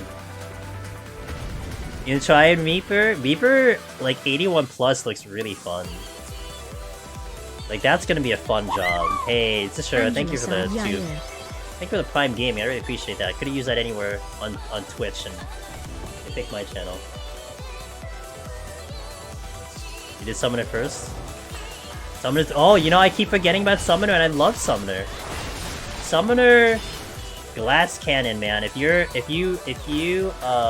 identify with a glass cannon, Summoner's your job for sure. That is as glass cannon as you can get.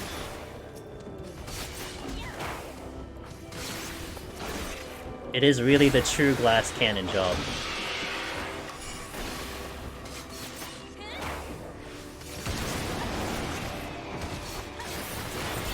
Black Mage is the same way. You know, it's funny. I don't see Black Mage as that. Maybe because you have to do the hard casting and a lot of kiting. But that's fair, yeah. Did all the job quests, but Summoner, LMAO, Scholar for 90 to get all the 90s. Gotcha. Summoner's good in Deep Dungeon, really is. I do miss the Shadowbringers 2 times. Yeah, rare. I know. But you know what? In return, you get the nuke version of Summoner. You know. So I don't know. I think I prefer. I like that trade-off, honestly.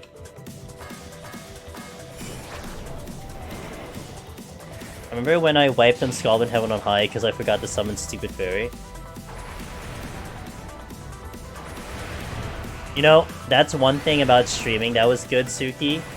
Every time I was on Scholar, I had someone in chat remind me when I died to pop my fairy. The actual backseating I want. Aside from people telling me to use Raising, pretty good.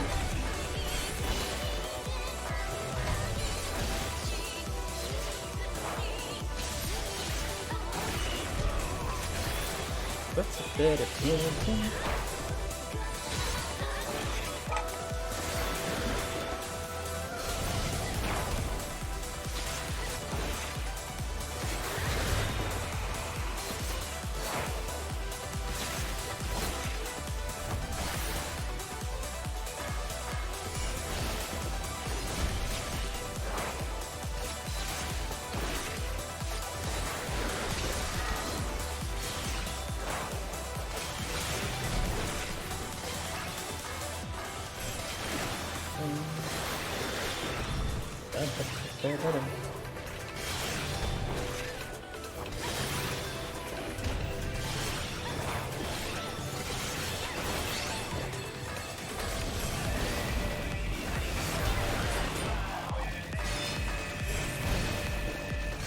5% on the freaking right on. Holy crap. It's strong, Ninja. Alright. Give me a minute on the ad. We'll be right back. And then we shall continue. Thank you for watching, guys. 1 minute.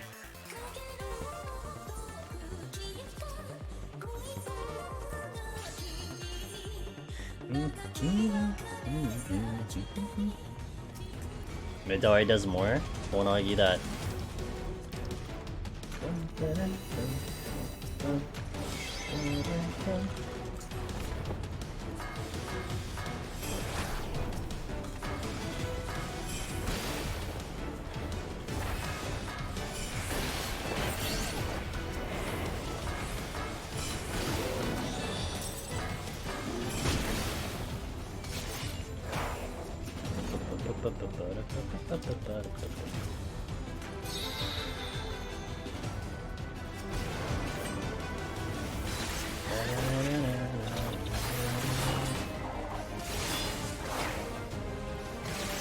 Yo, get your theater rhythm! Thanks, everyone. I'm gonna do it sometime tomorrow, I think.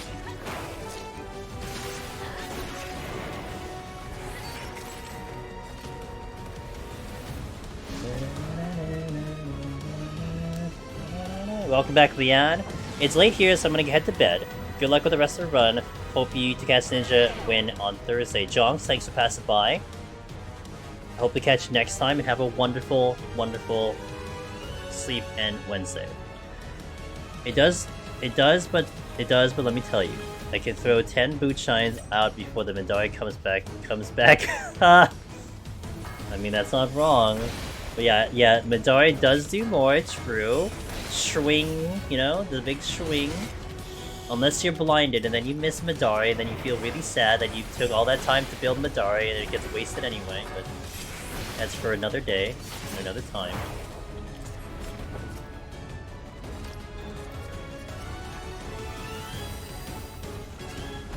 Don't bring that up now! The one thing I didn't like about Samurai is when you see a blinded floor. There was one time, Suki, I was doing Heaven on High on Samurai. I think this is when I wiped on Samurai. 92 to 96 blind. 92 blind, 93 blind, 94 blind, 95 blind, 96 blind. Like, great. Just give me the one thing I cannot really handle on Samurai. Back to back to back to back to back. Thank you. Thanks, game. I love you too. Oh man, what a run that was. Holy crap. I had to fight through something, so yeah. I can't wait, guys. I can't wait for me to get to 91 plus in Eureka Orthos. World first 91 plus. And I get no item, no item, no item, no item, no item. And then the run ends on like 98 because I just got like my 6th no item. And then like 30 minutes later someone clears. Like I can't wait for that to happen. Holy crap. Be the greatest highlight of my deep dungeon experience.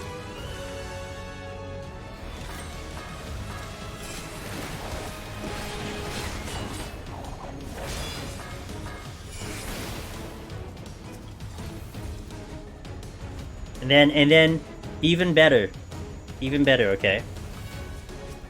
Wait, I did the rage, right? Even better.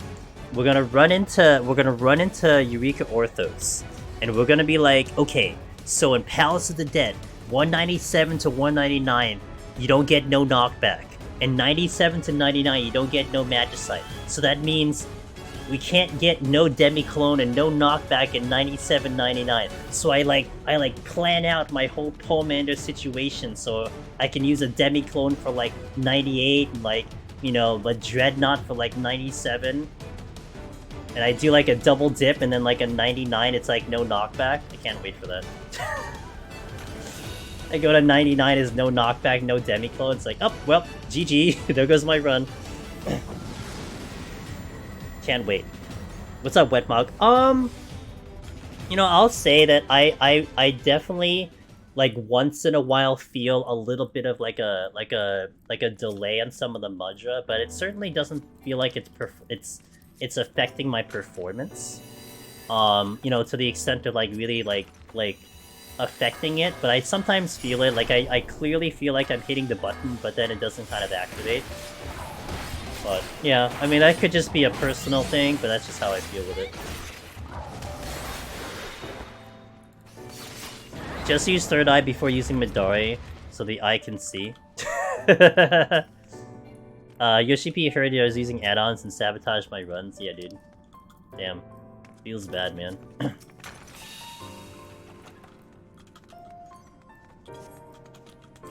don't even know what I could even be, like asked that I would be using at all. like I literally use nothing.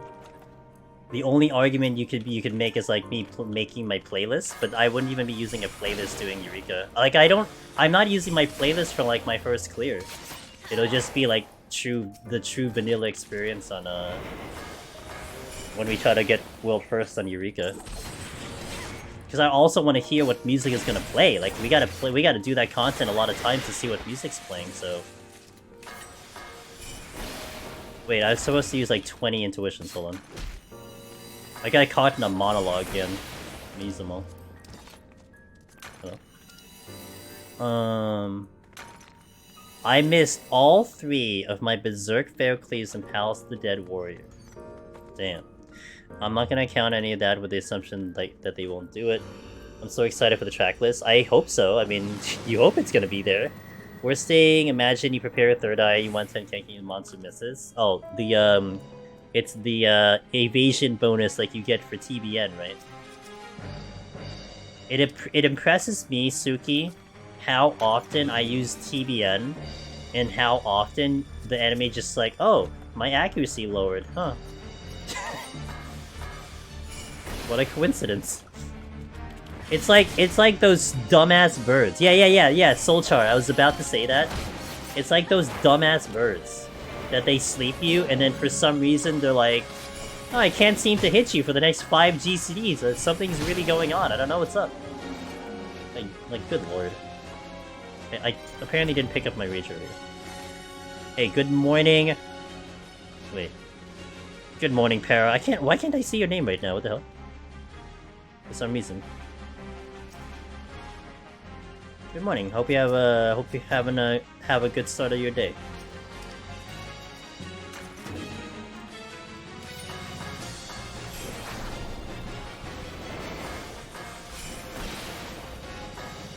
Something must happen.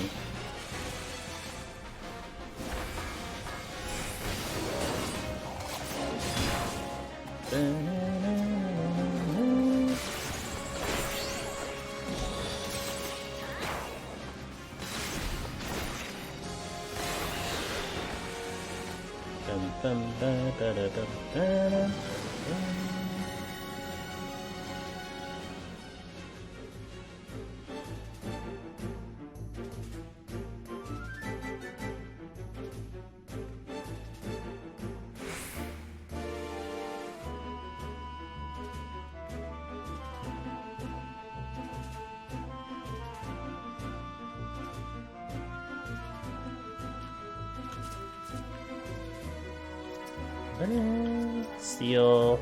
Raise A. All my raisins are here. Good. I'll wait on steel.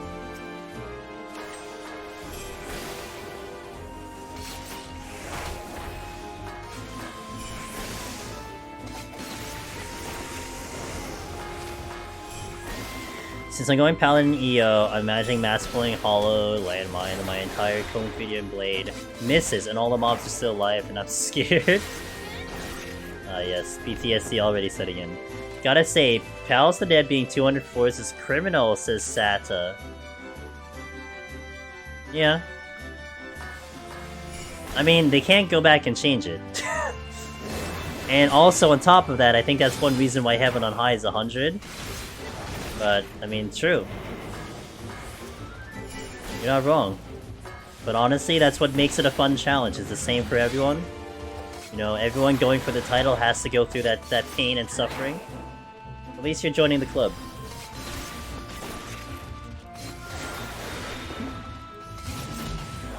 I need more water. Oh, I have a lot of ice in here.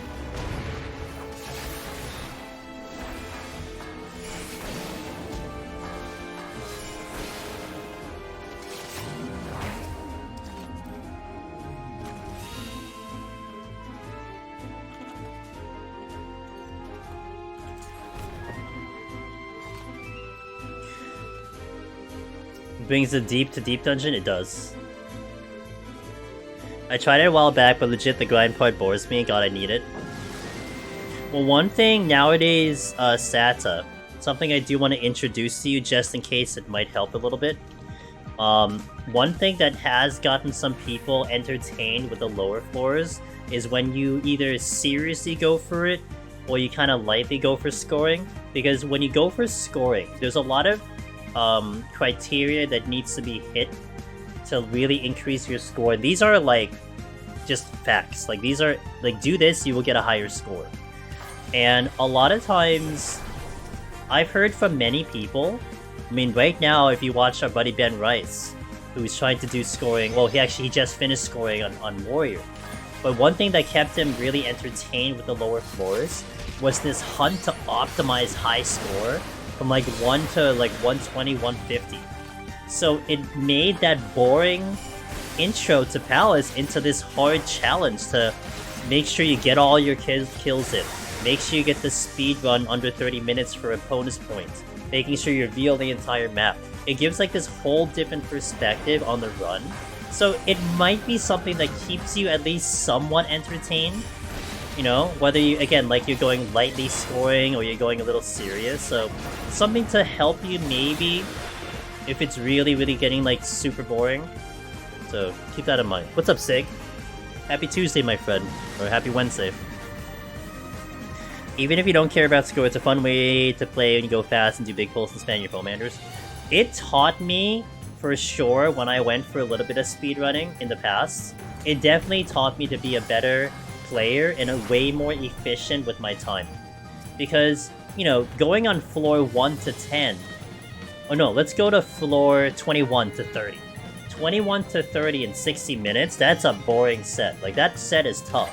But now trying to get that set in 30 minutes, half the time, you'll see that's tough to do. Like, that is not a pushover. So yeah, it's something to just, you know, just to consider.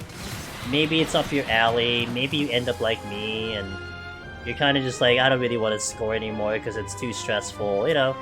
That's kind of me right now, but I'm feeling it on board right now. The problem is going in after failing a run is rough. It is rough. It is rough. It's literally falling off a mountain and being like, well, I'm ready to climb back up. But you know, every loss is an opportunity for learning. You know, hopefully whatever happened on your previous run, you log it in memory, and the next time you get up there, at the very least, you don't die to that one particular situation. So... You just... Oh no! That feels bad. We had, I think, 1 or 2 other people in the Discord also fail at the high floors.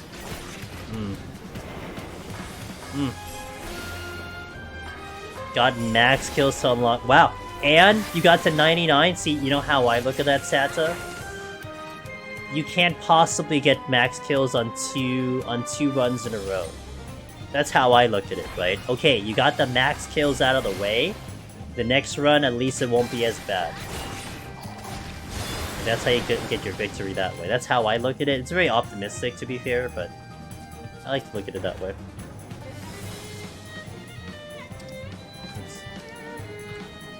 You think? Hey, you never know sometimes. F1-120 likes to shit on you sometimes. I know that feeling, but sometimes it's nice. Dying on the high-end floors in Deep Dungeon is soul-crushing. It is. But it really tells what kind of person you are for you to be like, you know what, I'm going back in. It says a lot. Falling down a mountain to climb it back up. At least Celeste was funny. There's future DLC in the eShop for Theater Rhythm. Well, I know Theater Rhythm has a butt ton of DLC. Like, they made that announcement. Like, I think, like, you could get, what, Chrono Trigger and Nier, and, like, another Final Fantasy pack. Yeah, Octopath is part of that, but I will warn you, Wallen, and anyone else that thinks about streaming it, like, I distinctly remember this one time. I will say this now. I'm probably gonna repeat this a lot. I used to upload my intros, my start screen intros into YouTube before I knew better. And in one of my intros, it was playing a good song, Xanarkin. You know, the FF10 Xanarkin song, beautiful song, memorable song. Oh my god, when I put that on YouTube, it like blocked my video from like half the world. Like, no joke. My video could not go through half the world. So I had to take it out of my playlist. So, and I know Xanarkin is one of the DLC songs. So, something to just keep in mind, that the Octopath, I have no Octopath music in my playlist. You know why? Every single one of them triggers YouTube. And I had like 6 of them. Let's do a poll. What's it? What's the poll? What's harder? Okay, poll. Poll. What's harder? Man, if I was in the mood, I could make this very R-rated, but I won't today.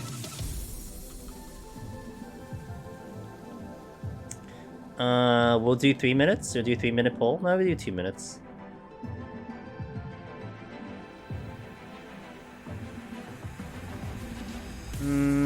That's fine. So poll. Alright. So there's a poll, go vote. Friends of the streams, go vote. Hey Zero, how you doing?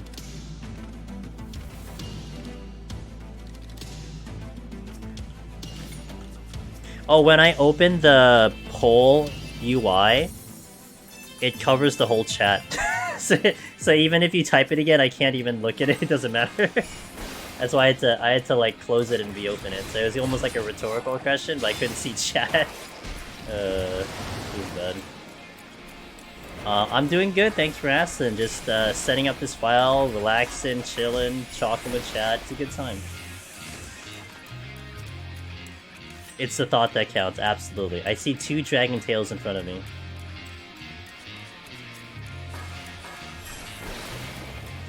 So, in my opinion, I didn't put a vote into the poll, but in my honest opinion, I think Heaven on High 91 is far harder than 91 Palace of Dead. But there's other factors you can put in. If you're just looking at it objectively of difficulty and mobs and like that stuff, I think Heaven on High wins. But I think when you're looking at the fact that you just spent literally like 15 hours getting up to 191 versus Heaven on High, where that probably could have taken maybe 5 hours to 6 hours, I think you feel Palace more. And I think everything gets amplified to whatever number. You know, because you know that you're gonna have to take 2 days to prep the file again, or maybe longer depending on your IRL schedule. Whereas sometimes for Heaven on High, you can go back in the very next day and get right back there, and that's a little bit more comforting. Like, it probably doesn't hit you as hard, it probably doesn't feel as stressful, because you can just get right back in. 8? Okay, more people just ahead. More people think Palace is hard, okay. So then, in kind of a follow-up to my answer there, if you want to, you don't have to. I mean, you know, I enjoy the lurkers. The lurkers carry the stream, but if anyone wants to say why Palace was a little bit harder for you, you know, go on and explain it. Let me catch up and chat a little bit here. It's so sad since Octopat's soundtrack's so good. It is so good, but I can't use them. Every single one of them made YouTube angry and I hate it.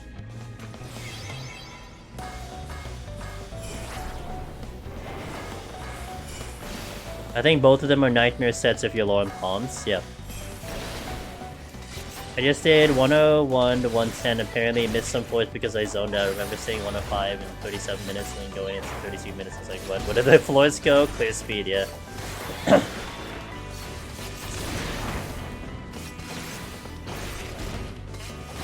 91 to 100 in my opinion in the long shot. Since 191 gives you that extra way to clear in the Angel Salamanders. Some people are not good at using resolutions, so it could factor in. If you manage pawns in Heaven on High, it's way easier. That's true. Potentially. I mean, like, a resolution, you don't really consider it a floor wipe per se. It helps you speed kill. It's more like a flight. You can walk in with 3 Magicites and 3 Petries, those are floor wipes. And you only have to worry about 3 floors. Like, you still have to execute a resolution.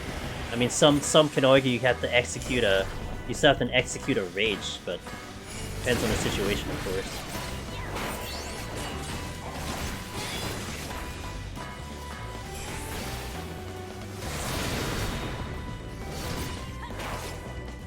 I don't know if you find that you need more to handle. I just find you need more to handle 91 to 100.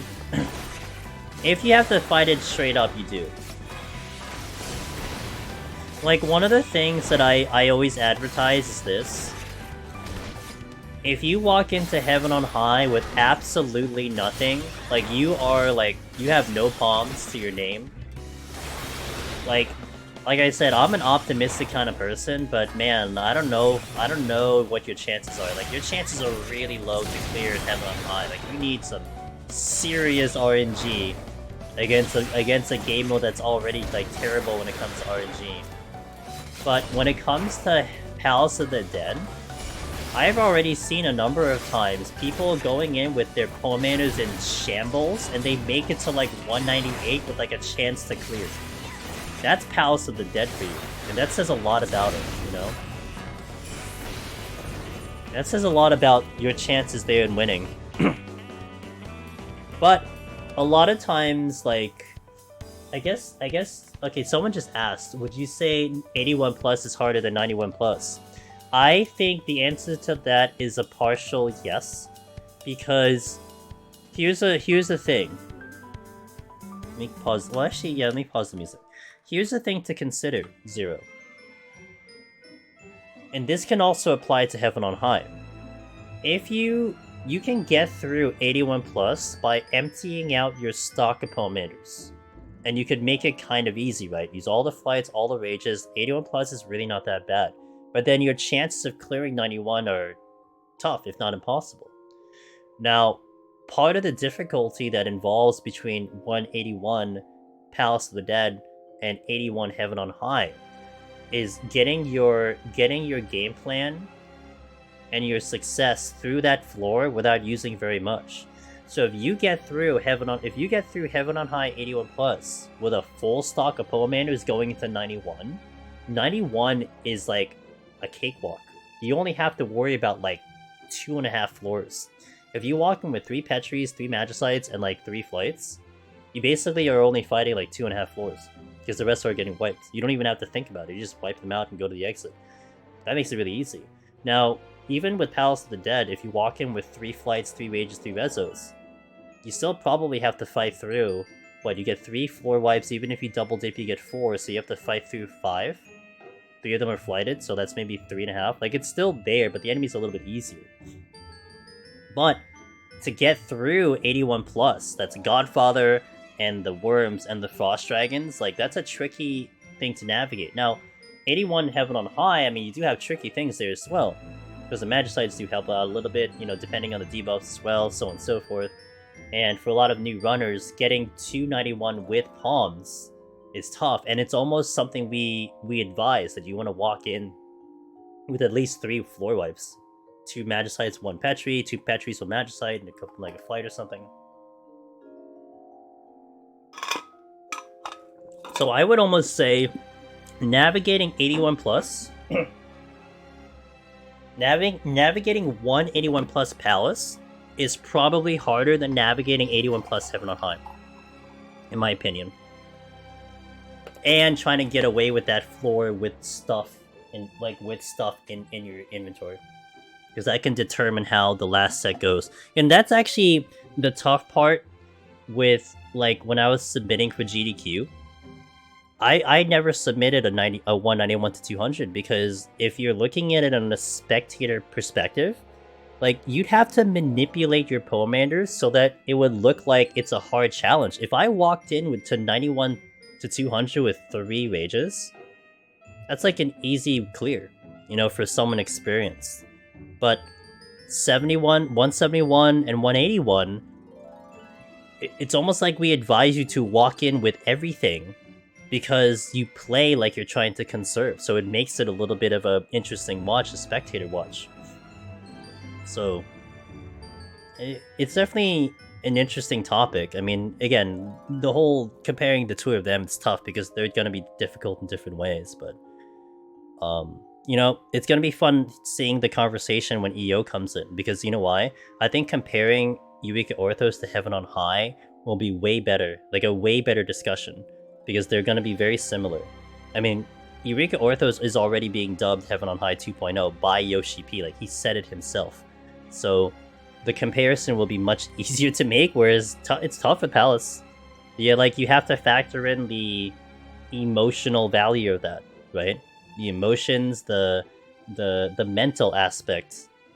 And sometimes that really varies from person to person, you know? How much you feel, how much is at stake, how much time you put into it.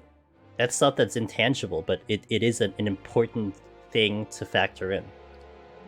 Not yet imminent, otherwise I'd be in it. You're looking between the week of March 6th or the week of March 13th, if everything is on schedule. We don't know the date yet, but we pretty much secluded it down to those 2 dates. Or rather, those 2 weeks, so it's getting very close. Let me catch up in chat a little bit. I gotta press the add-in, and then we'll continue to 91. I would say having the 70 kit over the 60 kit is a factor. I think it's the fact that PoTD takes so much longer than Heaven on High. It feels like there's more pressure on your shoulder.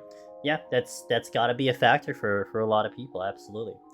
I will also admit I'm biased and did all my prog in PoTD and suffered greatly, then went to Heaven on High and had a much easier time. That does matter too, to what Stinky said.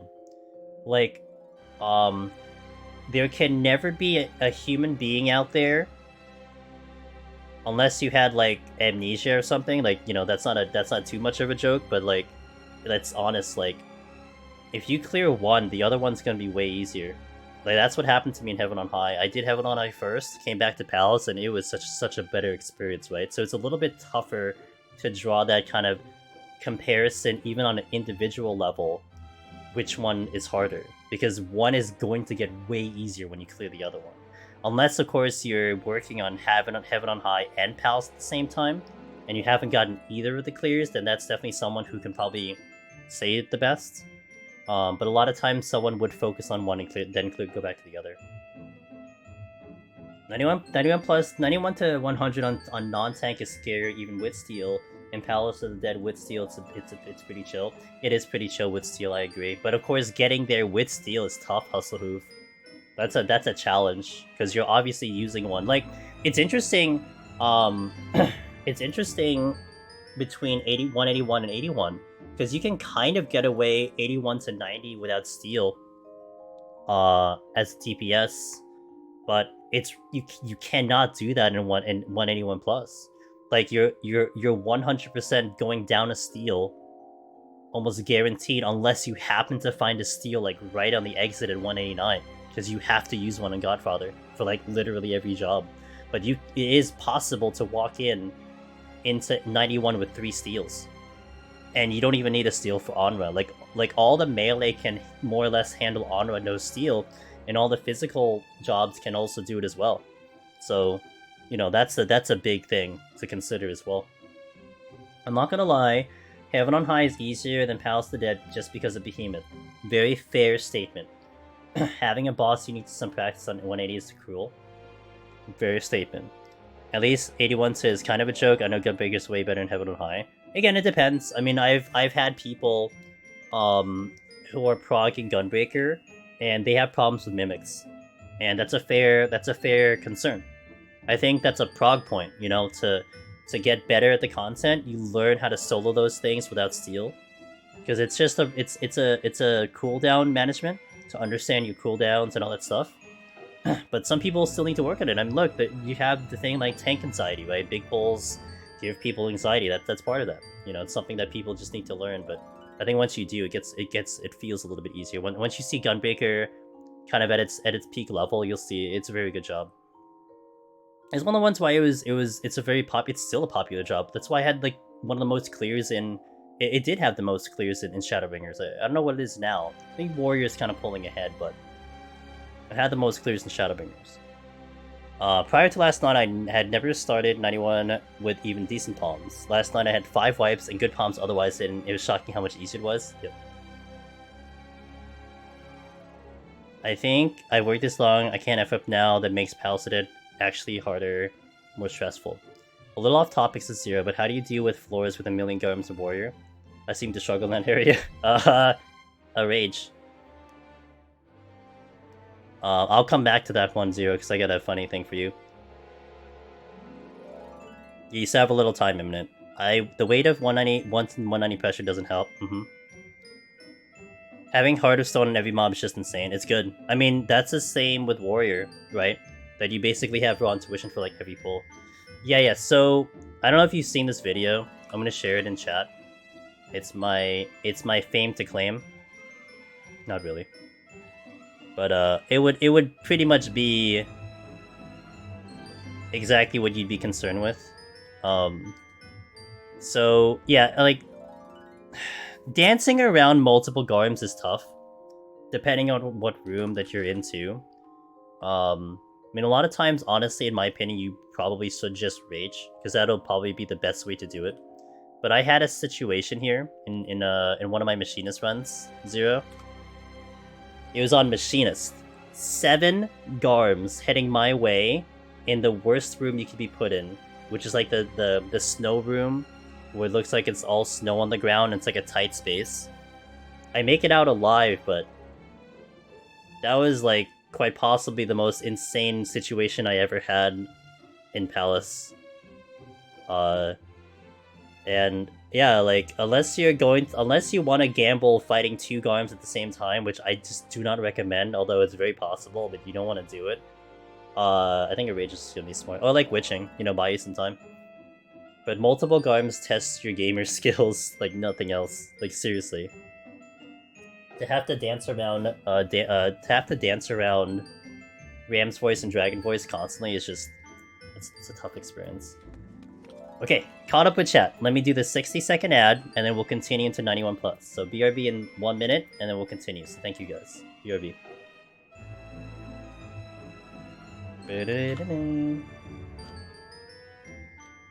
Okay, 91. Let's up the food.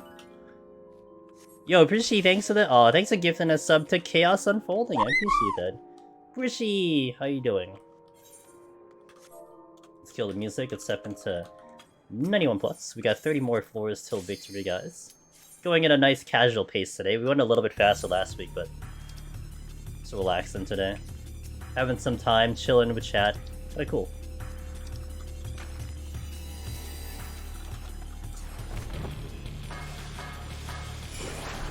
Hey, Games Corner Live, thanks to Prime Gaming as well. I appreciate that. Thank you for the support. Cheers, dude. Thank you, thank you, thank you.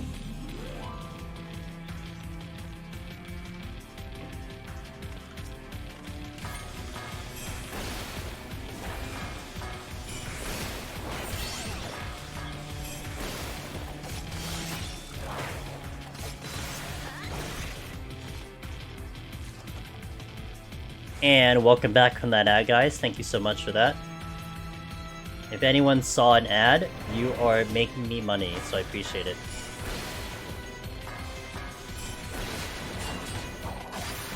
You're making me pennies, but, you know, pennies add up after a while.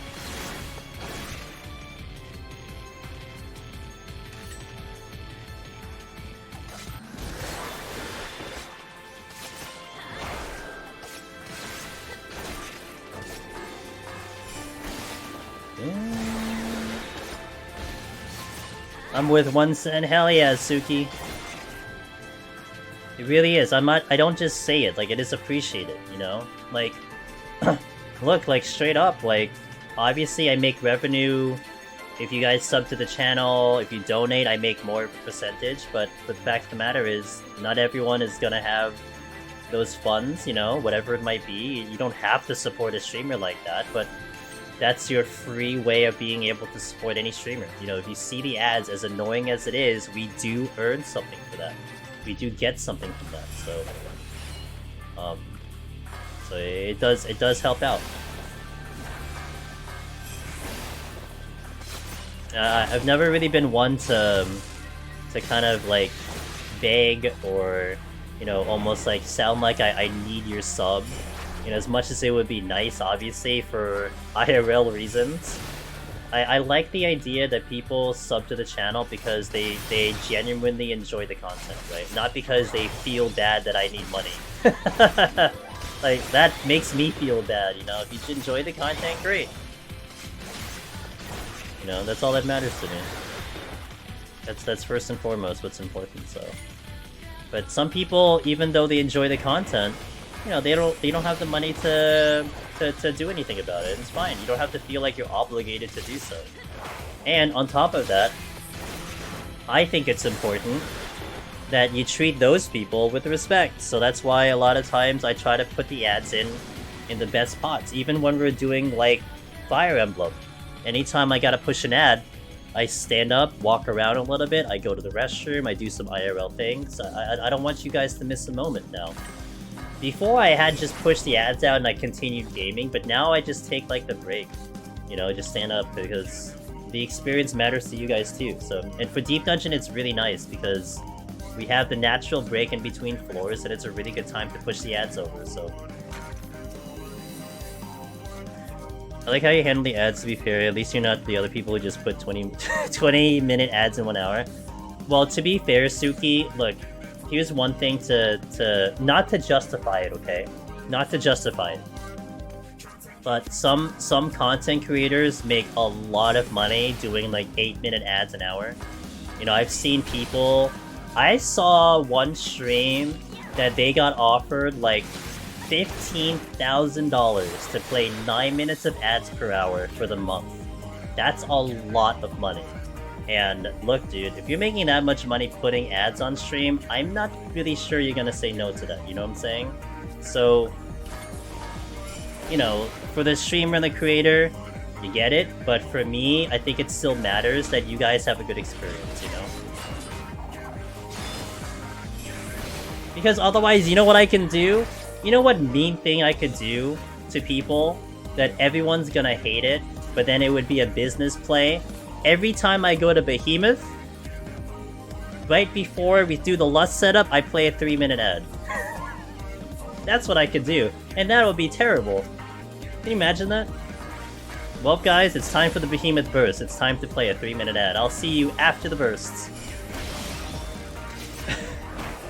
the 7 Chimera. Isn't that insane, dude? Yeah, I'm surprised I didn't choke.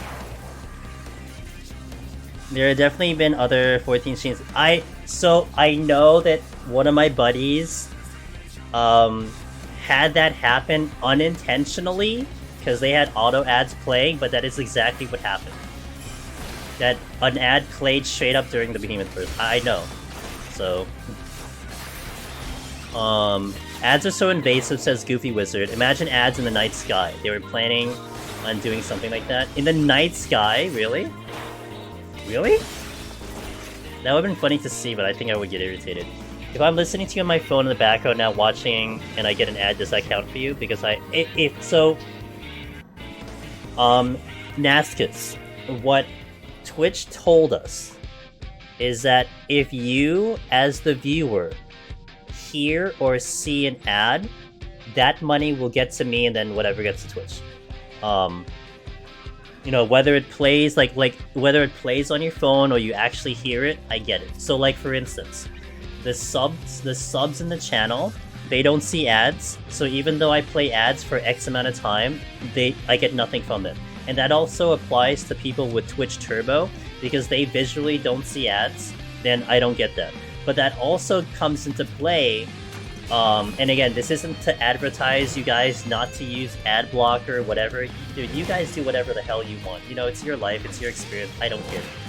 But if you have an ad blocker and it doesn't play an ad on your computer, that doesn't count either, so I don't get that money.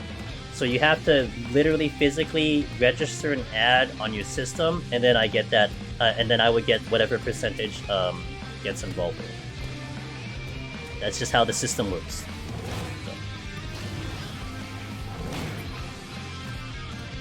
So.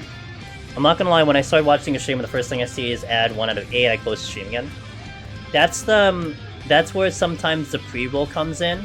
And that's why it is advantageous for a streamer to play ads X amount of times on stream. Because if we play X amount of ads on stream, then we also eliminate pre-rolls. So right now, I have 13 minutes of pre-rolls that are off. So anyone hopping into the stream as we speak will not see a pre-roll ad. And that's because I played an ad prior, like about, what, like 2 minutes ago or something like that? So there is a benefit to doing mid-rolls, and it is, I think it is statistically proven that someone, as you just mentioned, someone will bounce out of a stream because they get hit with a pre-roll than someone who happens to play a mid-roll. So that's just statistics.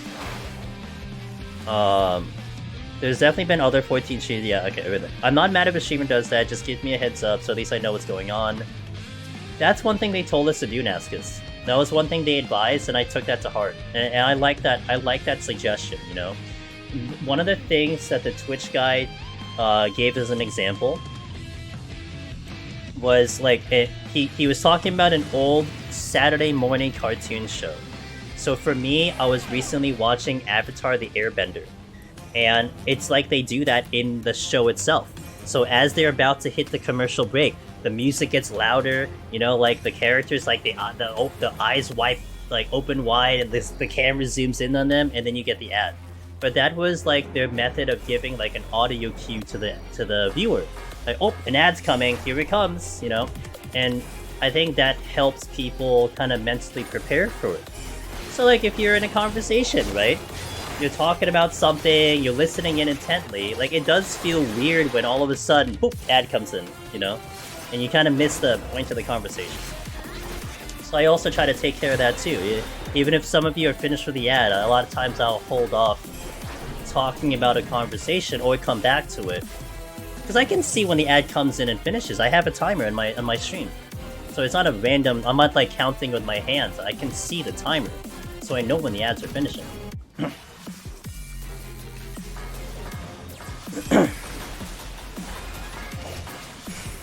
I mean, I know if some do it on purpose. They do it on purpose. Gotcha.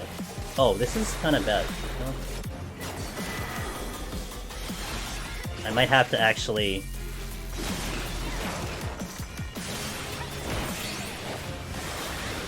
Serenity. I'm gonna Serenity. Because I don't know if I survived the engagement after. Oh, now you get me witching. Well, it doesn't really matter. Jones playing ads in the sky like Cyberpunk. Oh, okay, I have that visual then. Okay, interesting. If I'm being real, if I'm real honest as Suki, when you're like a medium-sized streamer, I think you should accept the stupid ad revenue system from Twitch because a lot of people just turn up the stream and they in.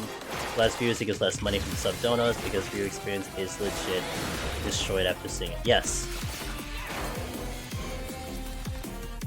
Well, actually, it's funny because it depends on the season too, Suki.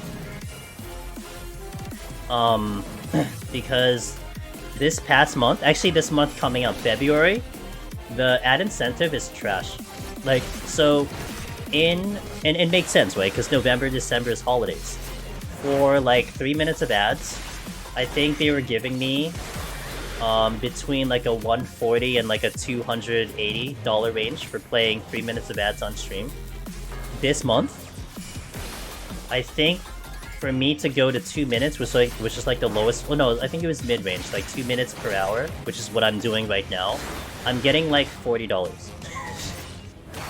And like everyone is like way lower than they had been. It's like, it's really bad. So, you know, if you're getting like literally like half or like 60% of what you used to get, and you're being asked to play like 80 minutes of ads. If you're being asked to play like 8 minutes of ads per hour for like $100, like no one's gonna do it, you know? Oh, YouTube, I'll get into that in a second. Okay, I've been hitting a lot of the Midnight Shyamalan movie trailer Knock at the Cabin as an ad. Oh really? I don't think I've seen that one. Star Trek and Star Trek Next Generation, you see where the ads are being placed even on stream. Yes! Yeah. Exactly. It's like that audio cue. I'll never forget getting a Tampax Gaming ad on my stream. I was like, what the hell? The ad, I've never seen it. There were, Trojan ads that were coming in as well. Look, man, if I could pick an ad to show you guys, I'm gonna pick like the memeiest ad I could find. Like, no joke. I'll find the dumbest ad so you guys can have a laugh. So, when it comes to YouTube, it's interesting, Suki. So, if you don't know, I think a lot of you do know, like when you do a tier 1 sub to a partner streamer, it's still a 50-50 split. So Twitch gets 50, I get 50. If you do a tier 2, I get 60, Twitch gets 40. If you do a tier 1, I get 70, and then Twitch gets 30. Which I believe is still the actual thing. Except if you're like at the top 1%, it like gets lower. But YouTube, so there's a feature on YouTube. It's called Super Thanks. And some gamers have done that, and it's really, really nice of them. You could basically put a cash amount into the Super Thanks. So let's say, man, you know, I really like this person. I'm gonna donate $10 to this one video, which some people have done. The split on that one is like 70-30 or like 80-20. Like, it's a pretty high split to the creator, which is really nice. And aside from obviously the ad revenue, which is the major way to earn money on YouTube, I mean, it is a lot more generous on YouTube for sure. So I should have witching. Oh, I have another purity. It was crazy 1%. Yeah, I forgot how that like panned out, but yeah, I think like. I don't know, I forgot how that really worked out, so don't quote me on that one. I might be spouting out misinformation because I can't remember what it was. Like, it's basically something I'm not concerned with, right? Like, I'm not really concerned about that. I heard that people who got 730 and tier 1 subs. Yeah. I guess that was yeah. So, what's up, Fraggy? Yeah, so like, you know, when it comes to my thing, it's always been important to me to make sure that you guys have a good experience on top of it. You know, that's important to me, but it's also important to you guys.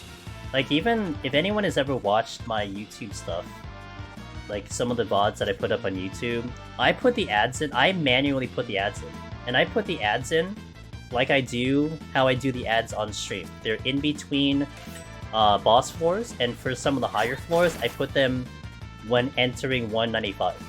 You know, so I don't like awkwardly cut it into like Behemoth or something, or like awkwardly cut it in like in a weird spot. Like I try to put them a little logical, where more than likely you probably don't run into it unless you're watching the full set, but at least it doesn't like cut too much into the action. Because like I said, that thing kind of matters to me. So. But even up till now, as a viewer, I get a little. It's a little jarring when you're listening into a stream, and then all of a sudden the ad just kicks in. Like I think that that's a rough experience. And I understand some content like raid, like for instance, like people raiding, it's tough, right? And you don't really have natural breaks in raid. You can raid for like 5 hours straight without a break. But I don't know. I still think you can try to at least do something. I think the warning was a really good advice that was given, you know? Just some type of audio cue or something. Look, everyone will do what they want on their own channel, that's up to them. All I can do is control what I do, and as long as you guys are more or less happy over here, then that's all that matters. Imagine Ultimate Maze clear full last phase at 1 at... Hey, you know, I was just joking like that, Suki. You know, what happens if I'm doing Behemoth? I'm about to burst Behemoth and an ad just kicks in, you know? What a terrible spot to put an ad in. What if I step on a luring trap in like 198 and then an ad kicks in? Can you imagine that? Depends on game content is why words on stream is a good thing example of PvP queues. Yeah. I thought about that, words on stream.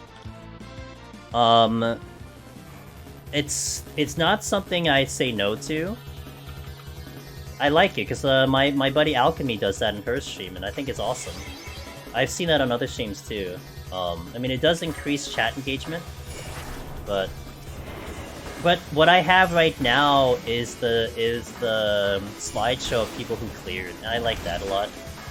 Not that I've updated recently, but I like that a lot, so... when you have an ad, I just go outside and smoke really quick and grab myself, yeah. I was on my old stuff, so I was some of my stuff earlier, and you have one clip with mimics. Oh, yeah!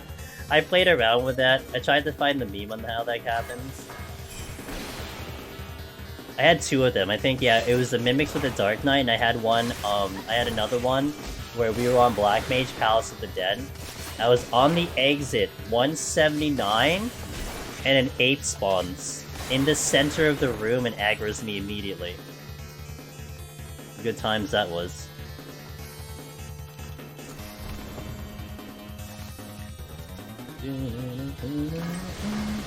One day I'll get on the pause screen. I know, I'm sorry, dude, I haven't updated it for a year. Ellie keeps yelling at me. Like, literally, if I was in the same country as her, she would slap me in the face IRL, dude. Like, I swear she will. It's just been a project I've been so behind on, though, so... I'm determined to hit 10-10-10 Boja. Alright. That's a grind. Why I don't know. Well, it's a permanent upgrade. So when you get it, you don't know what's gonna happen in the future, you'll be done. Does it give a title for doing that, really? I don't remember that. Dark Knight is the tank I'm missing clear on, but the first no abilities in 150 plus. It's like no thanks. Yeah, Dark Knight no abilities is ass. That's for sure. Does it give a title to get all 10, really? I have all 10 on my alt, I just don't remember it. Oh. Huh. I never paid attention. I guess I wasn't caring about achievements, to be fair, on my alt. Oh wait, your chest. Oh, you do.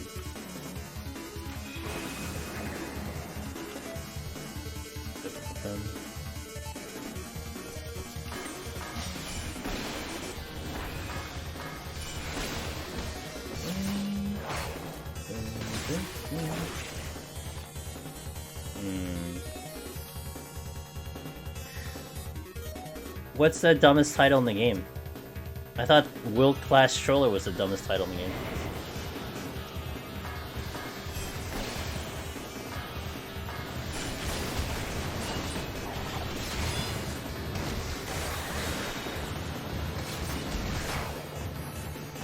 Luckiest of ladies. Oh. Dumbest as in, like... I see. I got you. Give revenge to the super bad RNG last time. Well, so far it's been a good climb, that's for sure. I gotta wait till Thursday to continue the run.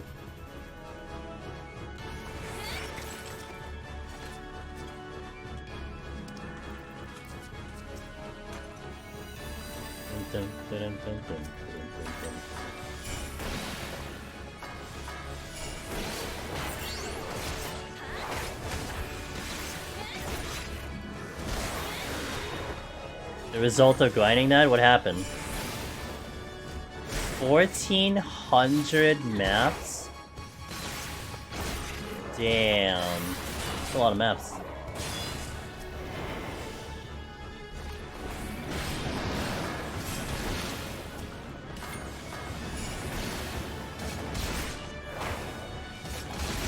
And that is a pretty dumb title. I agree.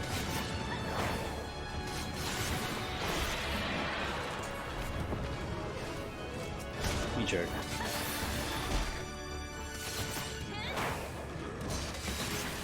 You just need some really good friends, Suki.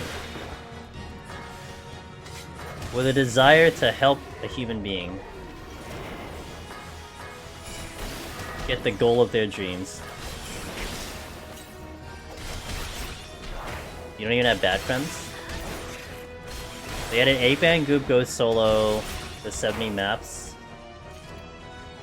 And bring like 8 a day, they could spam like 150 at a time. Holy crap. A lot of maps.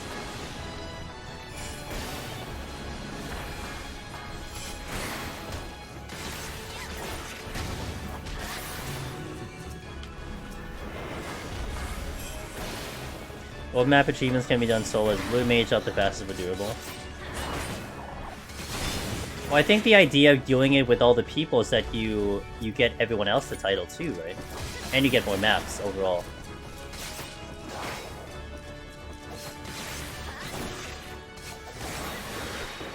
I just figured out why I hate Palace 1 to 50 so much. On Summoner, this is way faster and more engaging than tanks. Where it just goes slow and nothing can really kill you. Yep.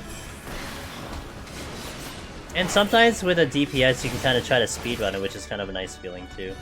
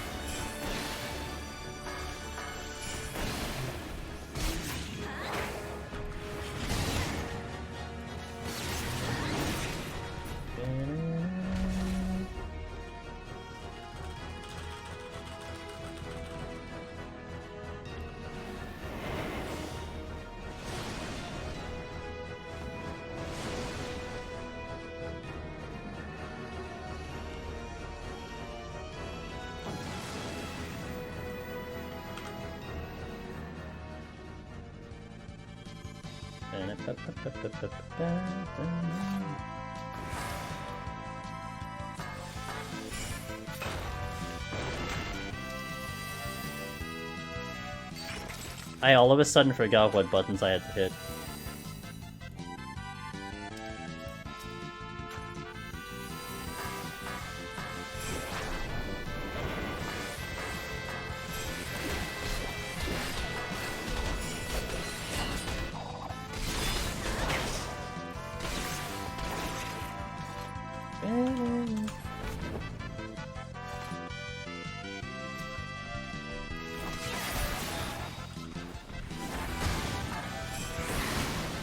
It was just an hour faster to 150, but it felt like only half the time because you have to do something and watch what's going on.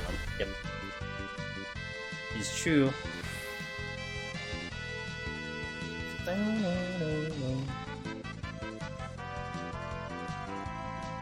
Oh, Shank. I still have Shank on.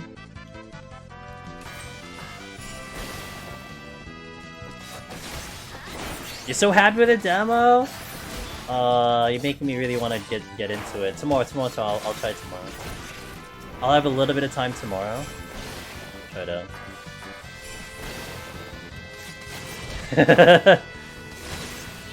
True. Your binoculars.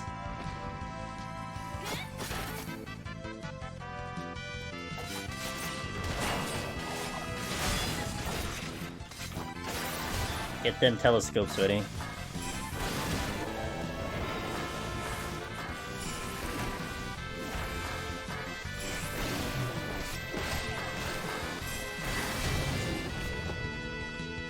Oh nice, Strength Steel.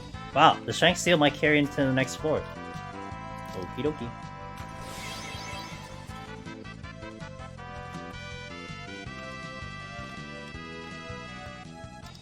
Bluetooth keyboard and mouse? Dang.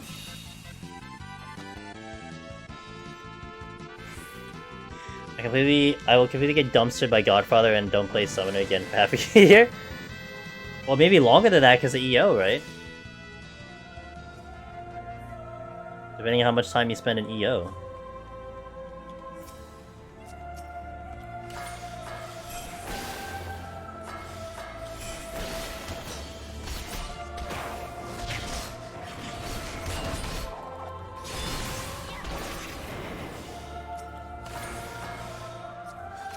Hey Frozen Waters, I'm doing awesome today. How are you doing? Apparently there's like 20 Gravekeepers.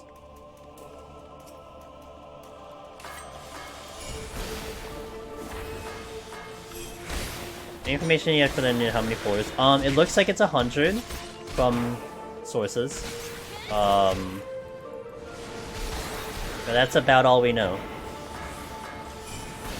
Why are there so many patrols? It's like the 6th one I've seen today, this floor.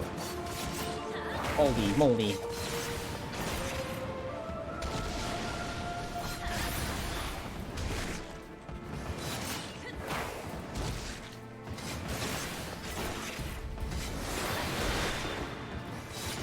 Oh yeah, I mean, there was already hints looking at when Yoshi P was doing it that it was going to be 100, so it's a good thing. I think from Heaven on High, they found that good medium already, so they're not going to push it to 200 anymore. I mean, maybe they will, but who knows. Wait, these are all... I just hope no escape for EO. Well, probably gonna get the twinning, right? Long fall, probably.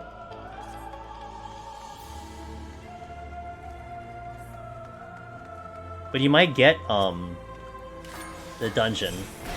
That one dungeon. That might be there. You don't want the twinning song? I love the twinning song.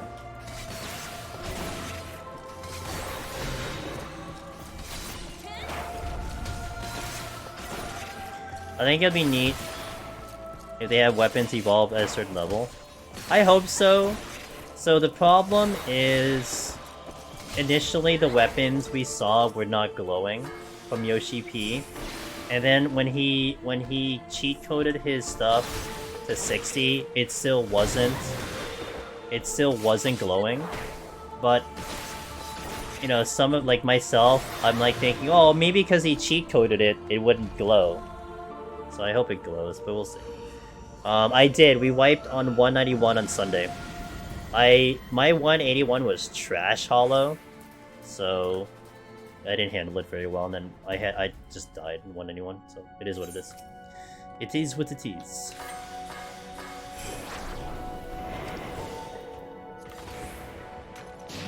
What's up, Apollo? How you doing? How goes the rating? Hopefully good.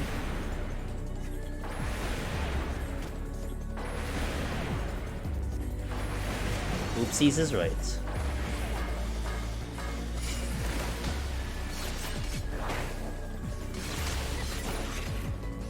Hey, let's go, team. Proud of you guys.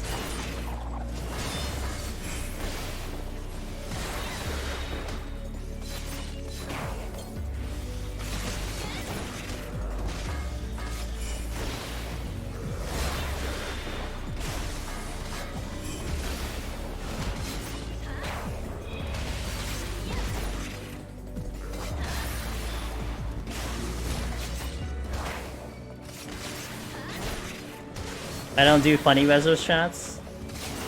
I call it like lazy strat. It's kind of lazy, honestly.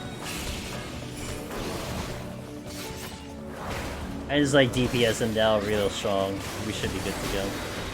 Ow. Ow.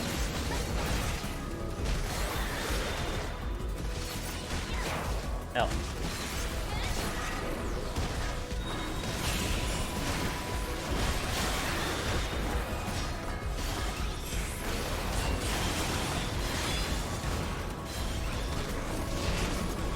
I forgot my potion. I'm gonna get hit with this.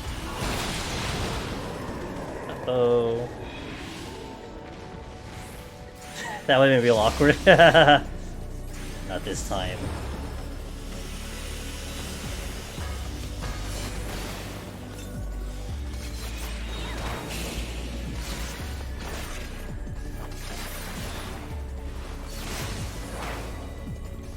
That was amazing set to learn how you can still complete the set when it looks completely ass.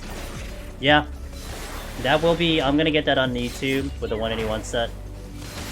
It was just a really unfortunate. Like I could have gotten further in 191, but we put ourselves in a really bad spot. So.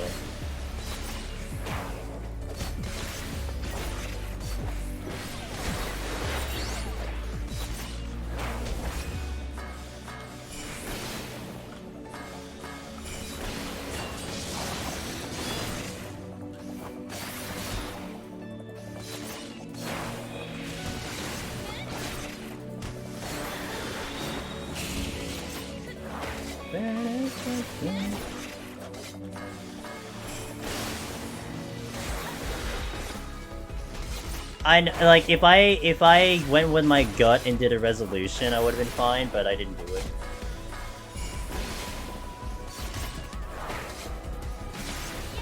I have like a mental rule about using a resolution when I see that many course patrols, but I didn't do it. I was impatient. I was impatient. The same score I got last time. Alright. Alright, so I'm gonna take a longer break here, because I want to get a little bit more water. I'm gonna hit the restroom as well, and we'll do the last 20. Push take out since I was hard to get Hoarder. Yeah, well, Hoarder is, you know, Hoarder is Hoarder. Where's my... What are we at for Hoarder right now?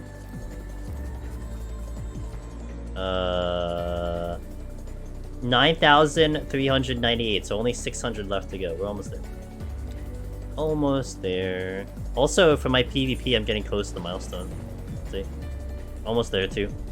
Only have 1, 2, 3 more, so that'll be done probably next week or something like that. Anyway, let's see what the next song is. No. Good song. Okay. Hiya Senpai! Thank you for the follow. Okay, let me just BRB. Let's do a 3-minute ad, because I'll hit the restroom and stuff, and then maybe we don't do ads for the rest of the stream. So I'll BRB in 3 minutes, and then we shall continue the run. So thank you for watching, guys. 20 more floors to go on the run, so I'll BRB. Thank you.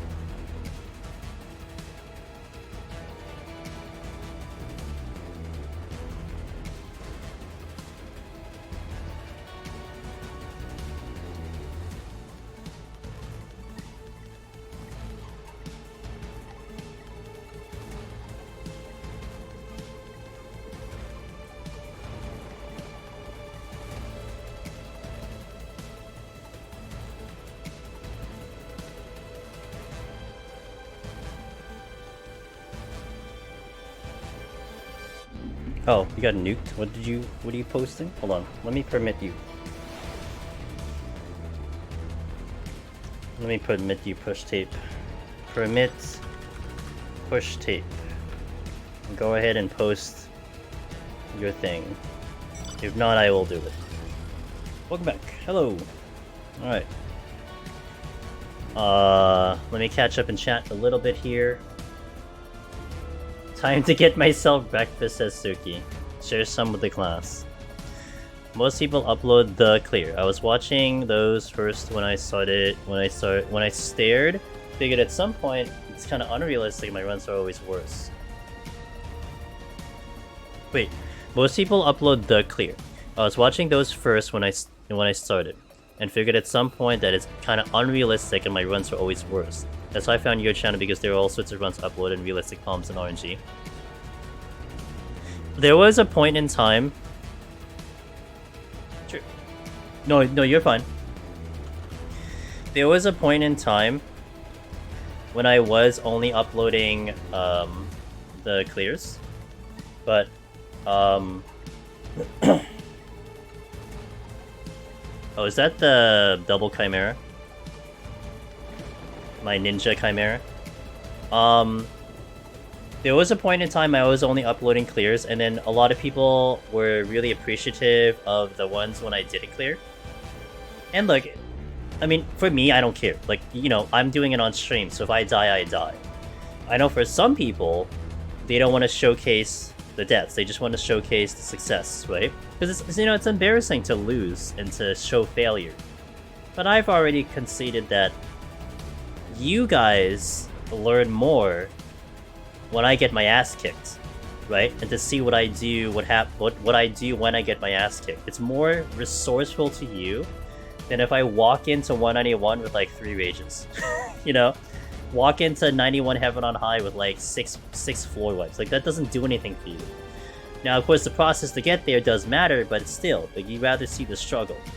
So now I just upload everything, and it's more content on my end, it's fine, but people do watch it, like, you know, I mean, it's not an incredible amount of views, but I'm not doing it for the views, I'm doing it for potentially the one person it helps, and if it helps the one person, then I won the day, you know? I won the game. That's simple. Oh, dude, that was hilarious. Also, who? Oh my god, I got crit one shot by a Mimic on Summoner. That was one of the funniest things I ever saw. The beginning of when I started respecting HP down. I play a lot of FPS.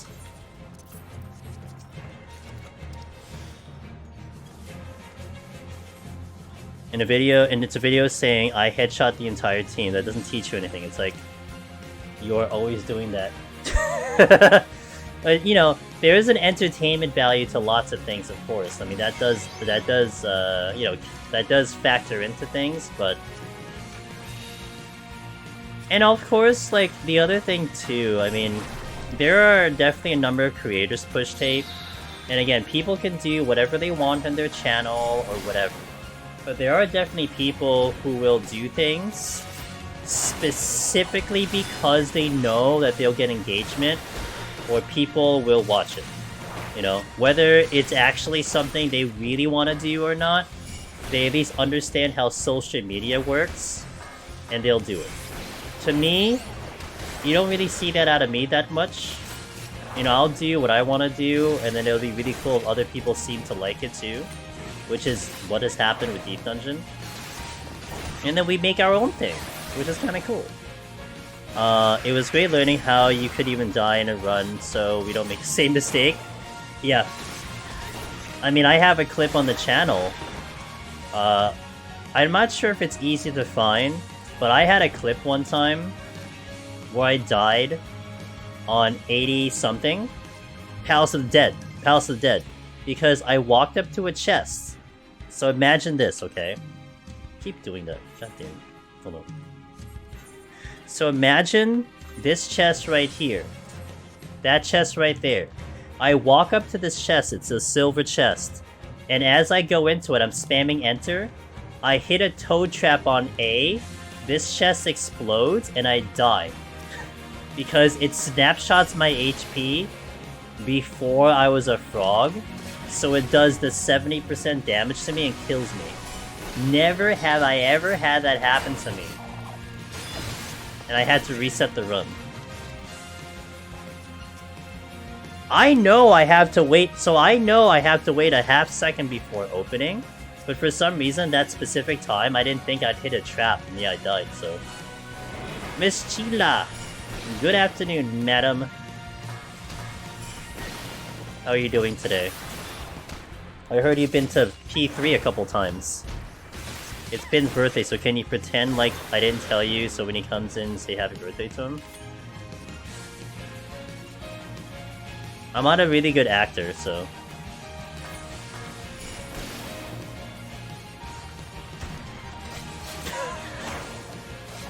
Yo, what's up, Pin? How you doing, dude?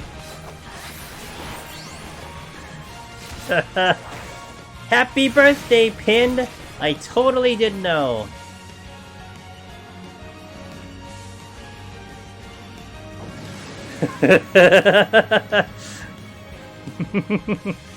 My god. I knew it the whole time.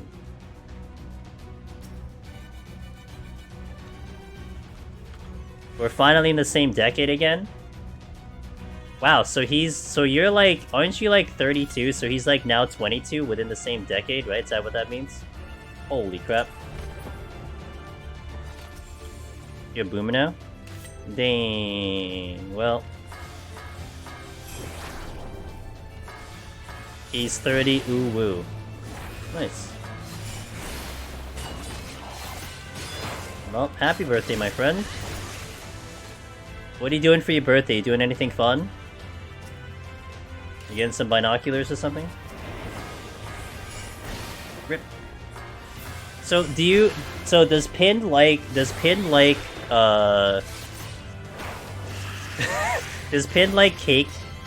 Like, I gotta admit, I'm not too much into cake myself. Like, if I go to a birthday party, I am almost certain I'm never touching the cake because I just know it's not gonna, like, I'm not gonna like it, so... That's me, though. I mean, I enjoy dessert, just, you know, like, if you're gonna get me a dessert that I will really like, it's gotta be fried Oreos with vanilla ice cream. That will be like chef's kiss.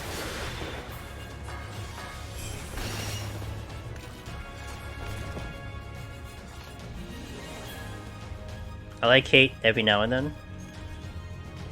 I think we'll get desserts when we go out for... Ooh! We are going to this fancy Mexican restaurant I booked the reservation at. I'm gonna give him his presents too. Ooh, ooh. Okay, I'll be sure not to tell him you're giving him his presents, alright? So that I can promise. I'll promise you're not giving him his presents. Oh, you just gave it to him. Oh, okay, sorry. Got it.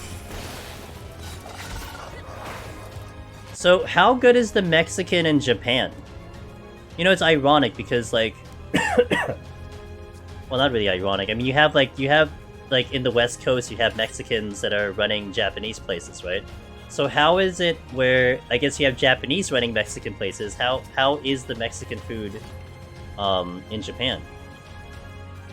It doesn't really exist, I think it's kind of a fusion. It still kind of sound like, how would you, if you were to give it a percentage, like for instance, I just went to a Asian bistro today, and it was like a fusion of like Japanese, Thai, and Chinese, but it was heavier on the Japanese and Thai, and then like a little Chinese, because like ran by Chinese, but it was like a little on the Chinese.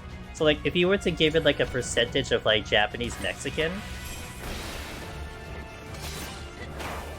so like, I guess another way of asking would be, would you expect like a quesadilla burrito with like Japanese, like, with a Japanese touch to it? Or would you expect like a sushi roll or a gyoza or like hibachi style stuff? Well, not hibachi, but like gyoza or like, you know, the skewers with a Mexican twist to it. You get burritos like Tex-Mex? Okay. It's more about the... Yeah. Okay, gotcha. Yeah. No, that's fine. I mean, there's ways to approach it. so... Burritos, quesadilla with fish options, like sushi options. That sounds really good. So you get burritos with mushrooms and like local Japanese. Oh, that sounds good.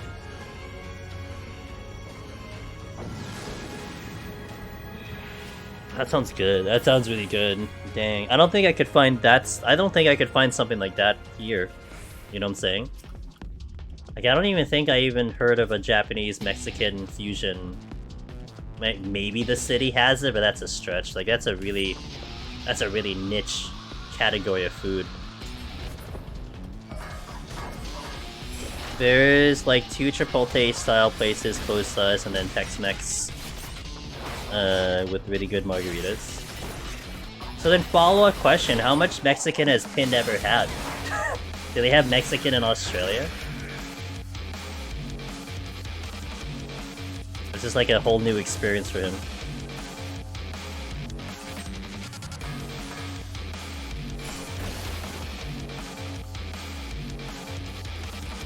John could... What? What is that sentence? It's kind of dire in Australia, but we had found one authentic... Oh, interesting. I don't know, it's kind of what I think of Tex-Mex. Gotcha. Yeah, that's fair. Junkadelic. Oh, I was talking about the sentence before that. Our Mexican friend said it looked more Mexican. Gotcha. That's kind of cool.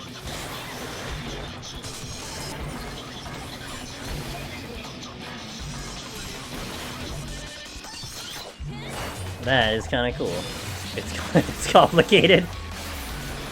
Gotcha.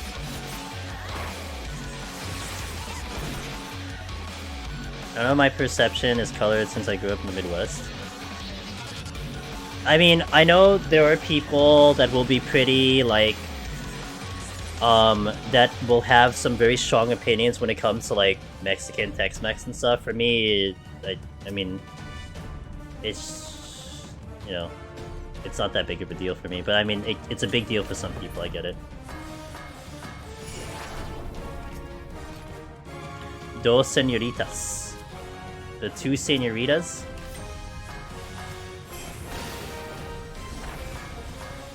I want to go to Australia, dude. I've never set foot in Australia. I really want to go to Australia.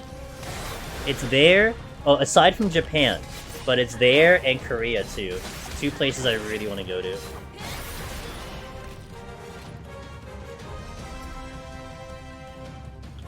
Are you judging me?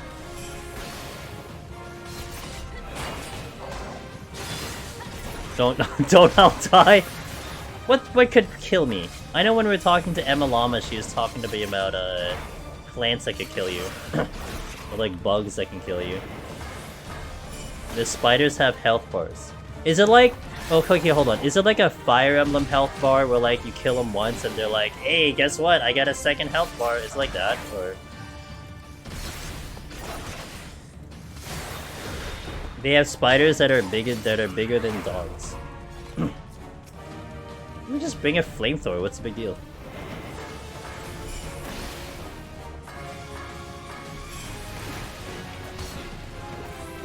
Do I want to see a real palace claw? Damn, is it gonna do tail screw too? Will it do a pull in? Where am I going? I don't even know what I'm doing. We're in the whole country because of spiders. They'll deserve it. Every Australia wants to kill you. Mine is the possums, which are oddly super cute. Pin, do you want to kill anyone? Can you confirm or deny? Come to Canada, it's cold and safe. No, I don't want the cold, dude. I mean, I've been to Canada already. I've been to Quebec. I've been to Montreal. I've been to British Columbia. He just took the dogs out? Uh-oh.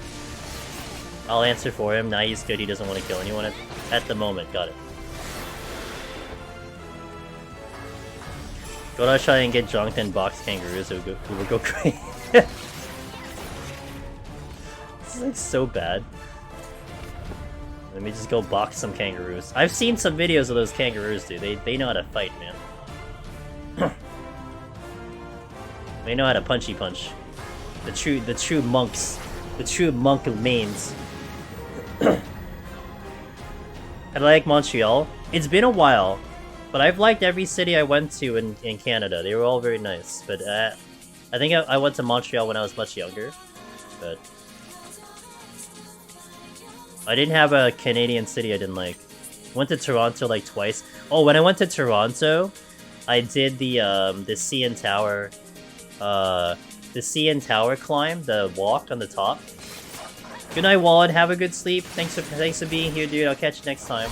I did this CN Tower thing, and the thing I hated about that, I'm not afraid of heights, but they had us do this thing where like you're on top of the tower and then like lean over the edge and open your hands. I'm like,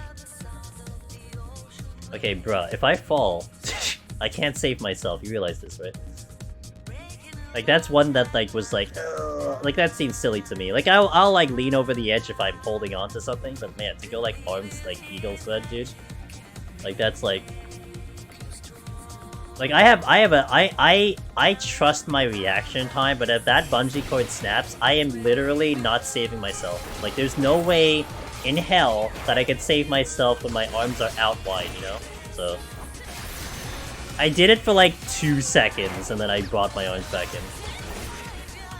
Does it have a transparent floor? No, it's outside the tower. So you go up an elevator, and then it's like a Space Needle. So it's like outside the tower, it's completely open, and you have bungee cords attached to your back.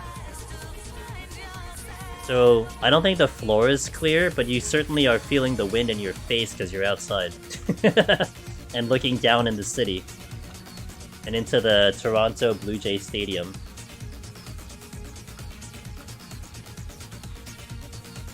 I watched, there is, I think, a place, a canyon in China, or Hong Kong or somewhere, where, they have a clear bridge where you can see below, but then it's animated. So they had like, I've seen like TikTok videos of this a couple times, where like people are walking on it and then it animates it cracking and it spooks the hell out of people. I think that'll be hilarious to like walk through. Because it's not really gonna scare me, but I could totally see it scaring like anyone else I'm with.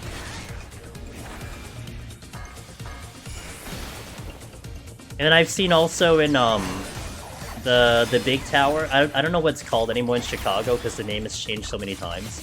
But they have their observation deck, where it's also like it's a clear screen in front of you, but it's a clear screen below you, and the tower and the observation deck can lean forward, so you can actually like go a little bit more like slanted, looking down. I've seen people get terrified of that too. Nina does games. Hello, my friend. It is nice to see you popping up stream open. How is 14 today? Welcome in, guys. Guys, it's my buddy, Nina Does Games. Check them out. Any friend of ours is a friend to check out, so... Hope you had a wonderful stream. Welcome in, guys. Andrew Steven is here. We are just vibing, chilling, climbing my Palace of the Dead file, getting it to 120 today. So... Thank you for the shout-out, Miss Chila. I appreciate it. CN Tower used to have one about 25 years ago. I don't recall if it did. If it did, I just don't remember it, but that doesn't really bother me as much. I'm not really, like I said, I'm not really afraid of heights. Although I've never jumped out of a plane. So... I feel like skydiving would be something I would attempt, but I don't know. I'm getting too old for stuff like that, you know? Trying to get Lonely Explorer title. Okay, how's that going? How's that journey going? Hopefully it's, making some progress.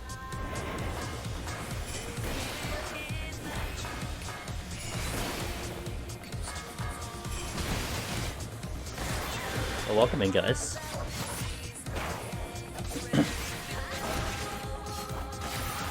Oh my god, I'm not out.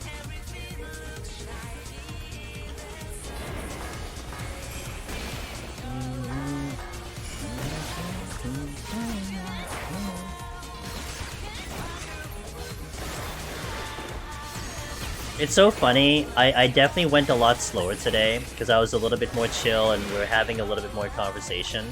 When I did Ninja last Thursday, we finished like 20 minutes ago. And now I'm still in 105, so it's really funny how that kind of worked out a little bit, huh?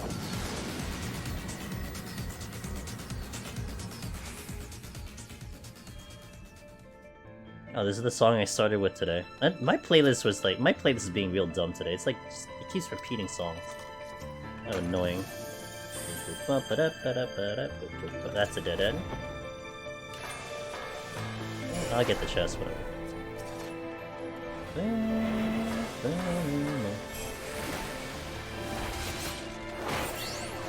Hey Tasmanian, how you doing? Happy Tuesday, or Wednesday actually, at least for me. Been having a good day. I've had a good day.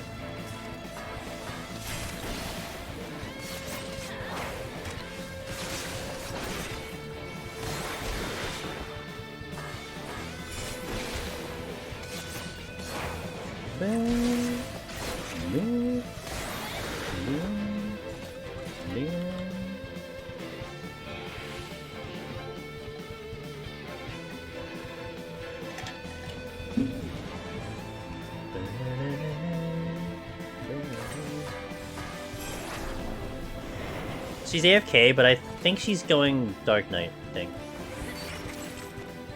We have February now, 1 month left till EO, that's right. Just about 1 month and 1 week left for EO. You ready? Is everyone ready? I am as ready as I can be. With GDQ over, all I have left is just to do Eureka Orthos, that's it.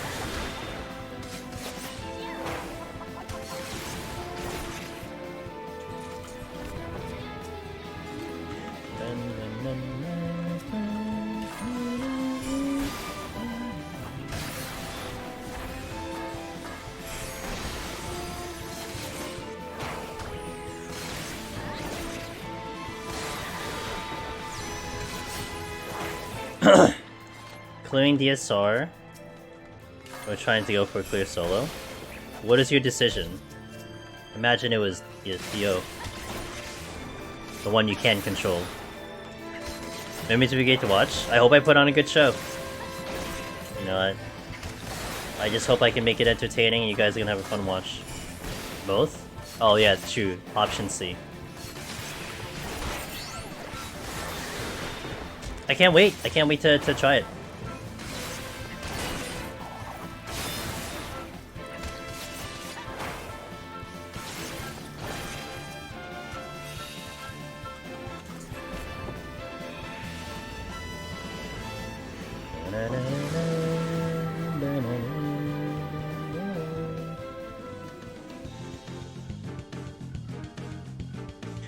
While they wipe their ass in the DSR authority meters, I'll go one stage at a time and play with my feet.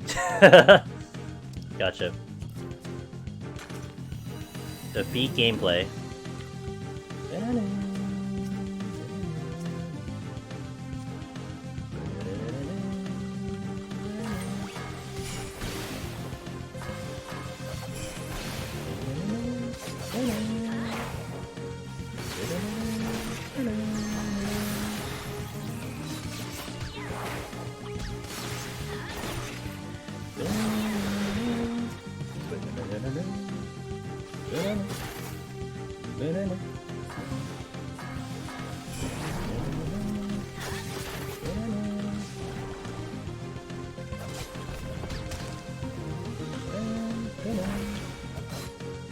Come on, boys.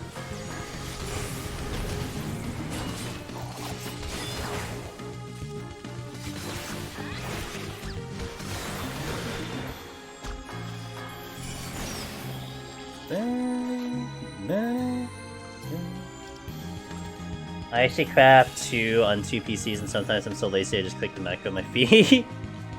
You know, that's actually a really good idea. I should do that. I can set it to my foot pedal and then macro it that way. I'm getting better with my Heaven on High attempts with Warrior, says Tasmanian. I can get to 480 much more often. It's that, yeah. Hey, but you know what? How long did it take you to get to that point, right? So you gotta take that as a win for your end. that it probably took you a while to get to 80. So it's just the same prog. It's a little bit harder, but it's gonna be similar prog. So you gotta just give yourself credit for that one.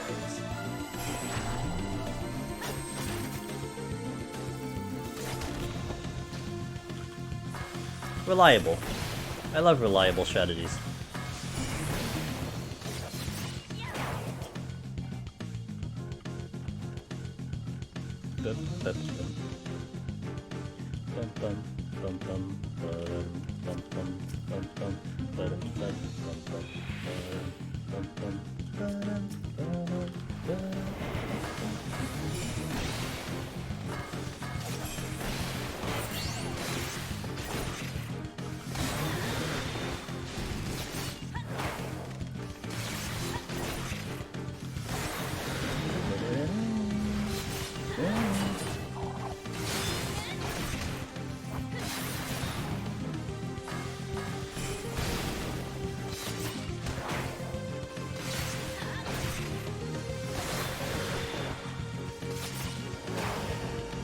I wonder if it's playing on controller that's making it more difficult. Like gave mouse keyboard to try to see. I don't think so. If anything, it's more for yourself thing, but on an objective level, definitely not. You just kind of get used to a new game style. If that's the case. I craft way too much for people, so when people come to say, hey, "Can you get me 500 that food?" I'd be like, "Okay." So it's second computer. Jesus, damn Suki. Veg, have a good stream. Hollow, thanks for being here as always. Have a good stream. Have a good stream. Have a good night.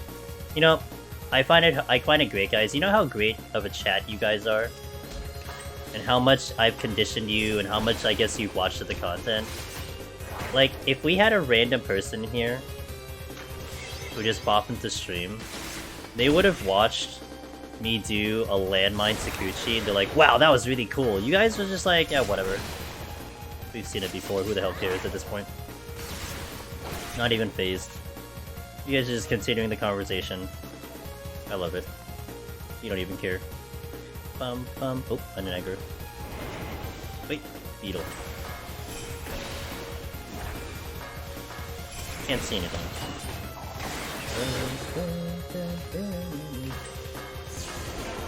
Good. At least try to yeah, basically. Man, it's like, wow.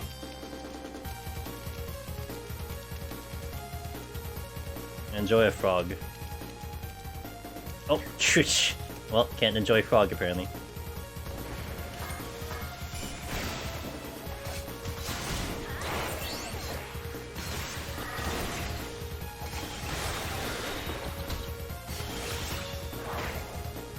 If you land my play as a frog, I'll stand up and clap you.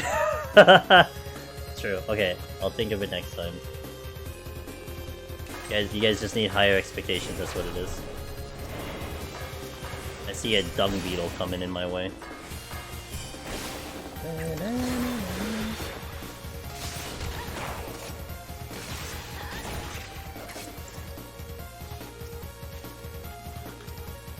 Ah! Oh, I almost used the wrong button. Oops. Okay.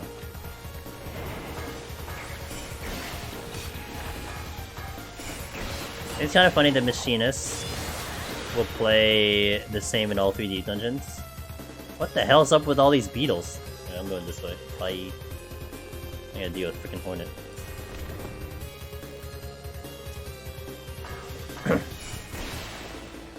Yeah, and its effectiveness will depend on how the enemies are set up. I mean, Machinist is really fine in Heaven on High. It's just the tanks are just way better in terms of comparing it from the 60 kit to the 70 kit. But Machinist can certainly put in some work for Heaven on High. I'm sure it's not going to change. It's not going to be any different in EO. But I wouldn't recommend it as a prog job though. Like if you're gonna try to get Heaven on High, if you're gonna try to get World First, I don't recommend that. You do what you want to do, but I don't know. I have a little bit of a doubt that you'll be as successful if you just take in like a tank. You know what I mean? So.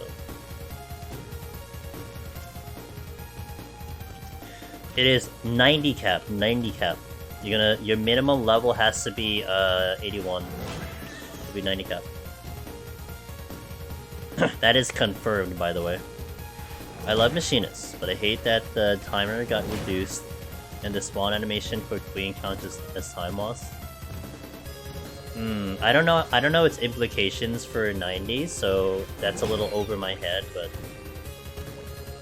I'm gonna world last anyway. Well, you know, if you clear within the first, I mean, think of it this way, Craggy. People are getting Necromancer up to today. 6 years later. So, I would like to think all of the community will get their first clear probably before 2024. Like, the people in the community right now that are engaged with the content, that are looking forward to EO, I would say a vast majority probably gets that title before the end of the year. But think of it, 6 years down the line, people are still getting the title. Can you imagine that? That's very viable, very possible. So you certainly won't be world last. That's without a doubt.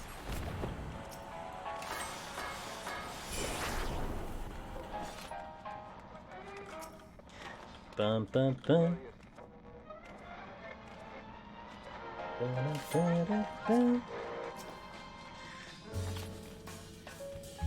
You with these butter wedding? It's gonna be really OP. That's for sure. It's not doing so.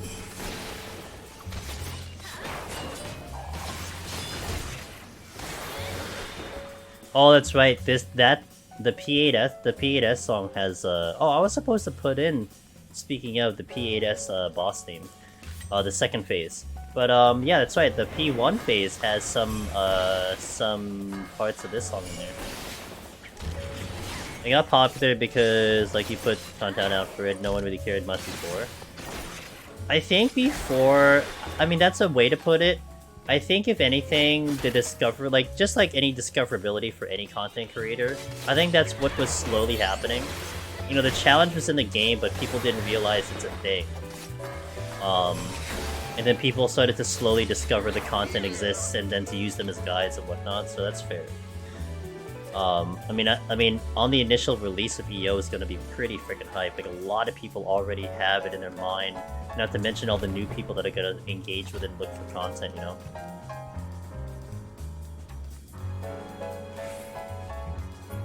It's okay-ish, but not a banger like Scream. I don't like Scream. I mean, it's alright, but it's not my type of music. So, like, I wouldn't listen to it on a consistent basis. Like, I would listen to Dedicated to Moonlight on a consistent basis, but I won't listen to Scream on a consistent basis. But again, that's just my preference. 14 popularity in general helps. I wonder what, I mean, you know, keeping a little bit on the memes on the side. I do wonder how the perception of the world race for Eureka Orthos will now be in the current status of the idea of a world race, you know what I'm saying? I wonder if there will be like a negative vibe to it, although if they'll try to carry it over into the new Deep Dungeon, or if they'll just look at it as a fresh thing, or if people just won't consider it as cool. I mean, we will consider it as cool. I mean, I don't care what other people think, I mean, that's whatever, but it'll be interesting to see when it comes around, you know, if there will be hype to that world race, if people will be looking forward to it. Yeah, we'll see.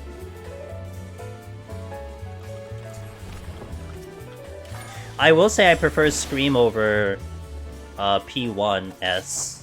I'm sorry, P1 to like P3. Like those songs, I didn't like the first tier music at all. That's me though.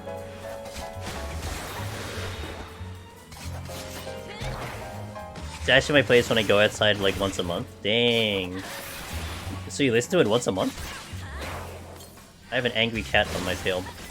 I think Deep Dungeon will look more into people that go for Omni Kill than first clears. I think the first clears will still be very important. I mean, obviously, like, for the longevity of it, you'll definitely look for the Omni. But for sure, I mean, even up till now, we're celebrating those first clears and everything, so it really doesn't matter. But yeah, the Omni will be definitely one to look forward to towards the end. I stood every day? Oh, okay.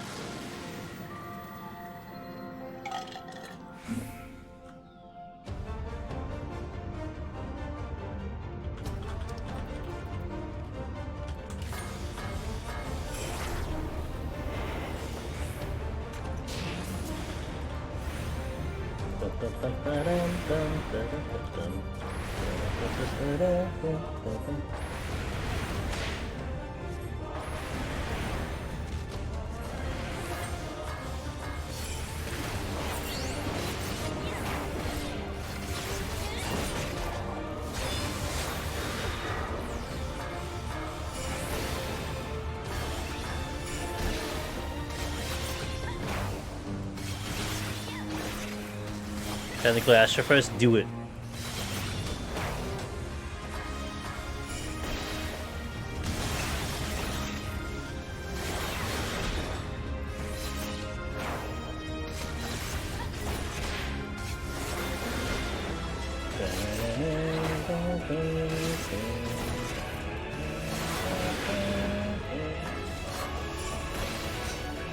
Hell no, I don't play that job. Rip.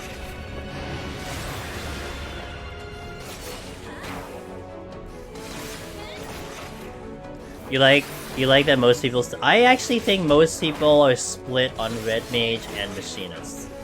And that's from looking at a lot of the bigger streamers trying to do the content. You definitely see a lot less Red Mage being mentioned nowadays, but it is still mentioned. Maybe like Reddit says it, but I think a lot of people will think otherwise. I think also, I mean, I don't know what the after effects are for GDQ, Craggy. But that could also affect that, you know, the Machinist agenda, if you will. I mean, I like to think we made a convincing case for Machinist on GDQ. So maybe that changes some minds a little bit, you know? Like, whoa, why isn't it Red Mage? And then you see what Machinist can do, it's like, oh. Oh. You know? So.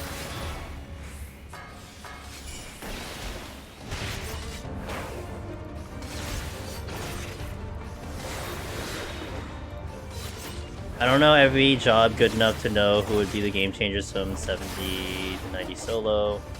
But I bet there are some. Can't spell Astro with that S. True. What's up, Ross? Help, I'm dying.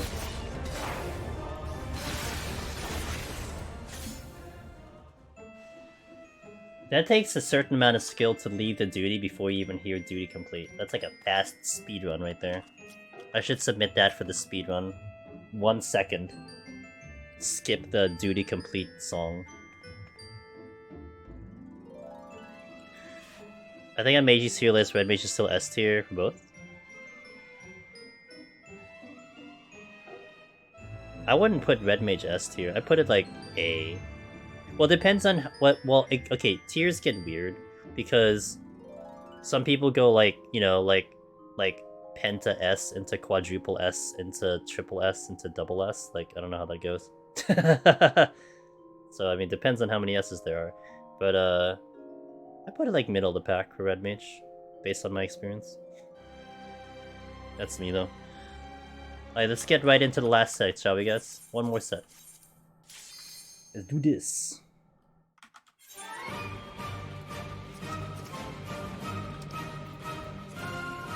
Man, we went an hour slower than last week.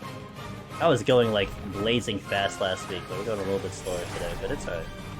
It was actually pretty fun chatting with you guys today. Had a lot of nice conversations, had a lot of nice topics, so... Great stream, thank you guys. You know, there are people who ask me, a couple people ask me, how do you stay motivated on lower floors? Well, I'm lucky. Because I'm streaming the content and you guys are here. And you guys keep me company. You ask me questions, you make me laugh, you know, we laugh together. That's how I get through the lower floors. So I thank you guys for keeping me company.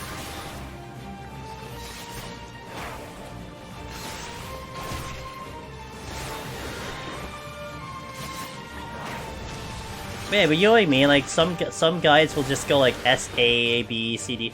And other guys will go like, you know, like, oh, this one is like 6 S's, and then this one is only 5 S's.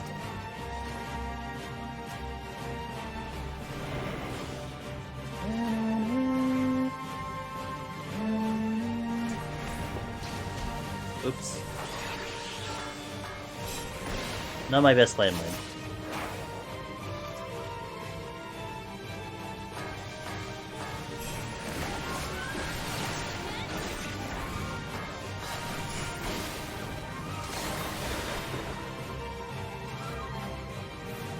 Failed, man. Yeah, it was failed. I just had to make sure you guys are paying attention, that's all. Where's the chest? Okay. Site. Why are you giving me 3 sites in 1 floor? This better not be a site. It's a mimic. Fortune.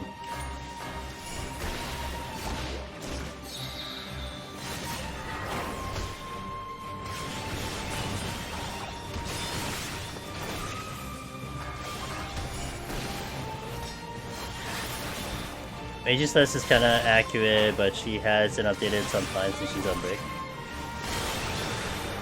Well, I definitely would trust a list from her. I mean, you can also check Finn's list or Sig's list. Those are a little bit more recent. I mean, a lot of the dudes made their own lists, so. My debuff ran out literally 1 second later, Mimic. Nice. What's this shenanigans with me aggroing all these extra enemies?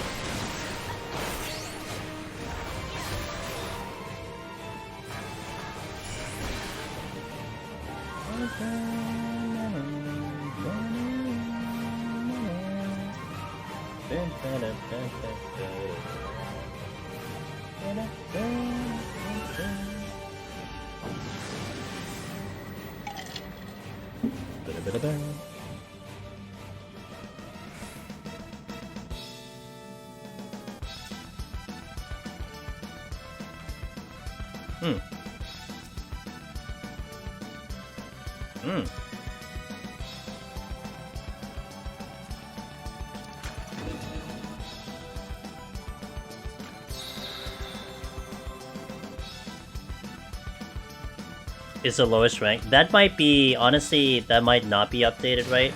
Because obviously Warrior has increased. I mean, Warrior was fair to be lower in Palace specifically. I would argue Warrior was the better tank in general, even in Shadowbringers. But your bigger issue in Shadowbringers, and it was a good point. I forgot who said this point, but it's a very good point. It's the fact that, you know, Marauder starts at 1, but Gunbreaker starts at 60. So if you wanted to do Heaven on High, and you hadn't leveled the tank at all, I mean, it's way more logical to take in the one that you could get to immediately versus the one you have to level, you know?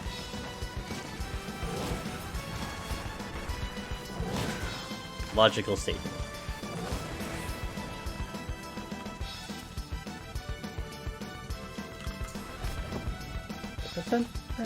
These old school players with their red masks. You call me old?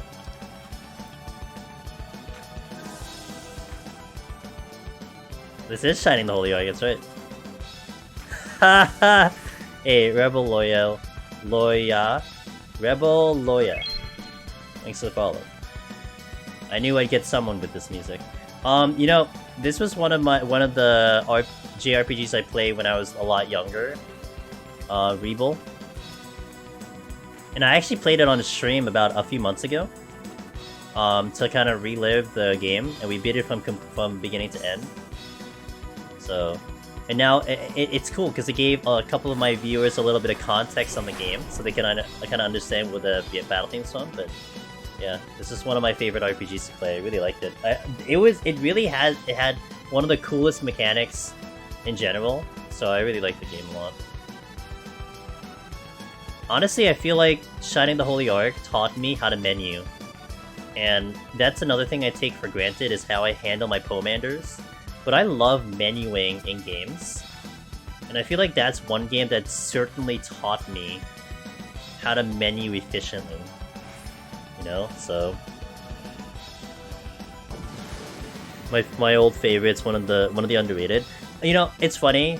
Rebel. I have no idea how I ended up with that game. I don't know why I had it. I had the Sega Saturn, but I don't know why I ended up with it. But I remember playing it. I remember playing it when I was younger. So, I really enjoyed it. Okay, hold on. We had this song twice. I'm gonna play the better version. Let's do it. Come to me, dedicated to Moonlights. Let's play this for like 3 floors.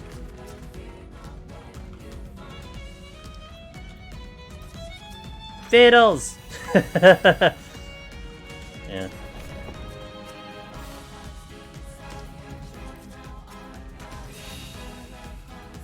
I was watching Zuon's stream earlier, and she did this duty, and I'm like, oh my god, this song really is good, isn't it?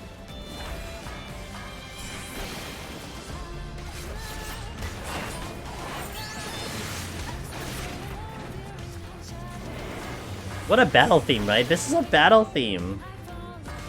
I kind of like a little bit of Husky the Geek's kind of analysis of the song and how they kind of gave it this like interesting spin to battle themes and stuff. It was a really good way of looking at it, but it's a battle theme.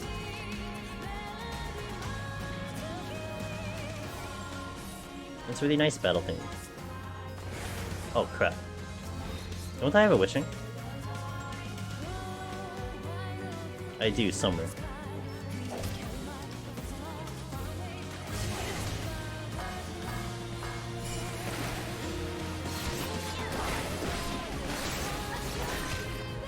I gotta do my alliance this week to get something. I got the tank piece last week. I need to get something again for Black Mage. Rage.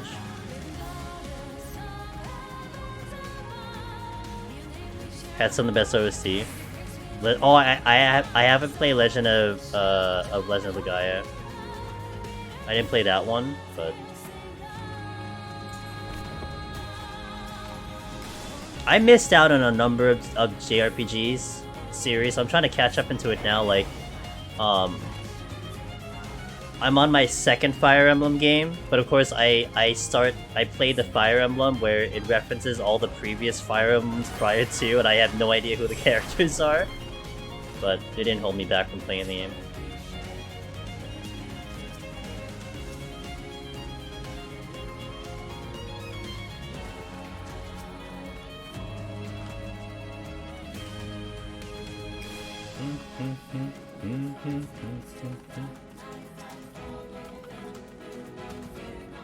Nothing good with these chests.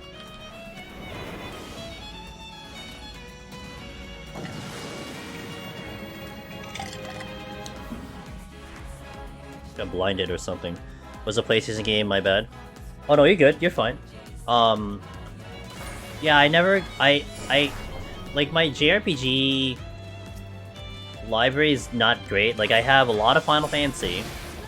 I have only one Dragon Quest, I have one Shin Megami, one Fire Emblem, one Shining, that's it. Like, I didn't play too much of the options there, but I didn't know better. Like, I just kind of picked up whatever seemed good. Like, I was 100% the type of person who was window shopping, and I didn't have friends to share this experience with, you know? So I didn't know other games that people were playing at all. But I'm catching up with it now, and you guys are certainly helping as well. I hear what you guys are talking about and everything, so I get to learn a little bit. Yeah, that's what people say. I didn't play Smash. Well, fighting games are not up my alley, so I wouldn't have played Smash. That's what I heard.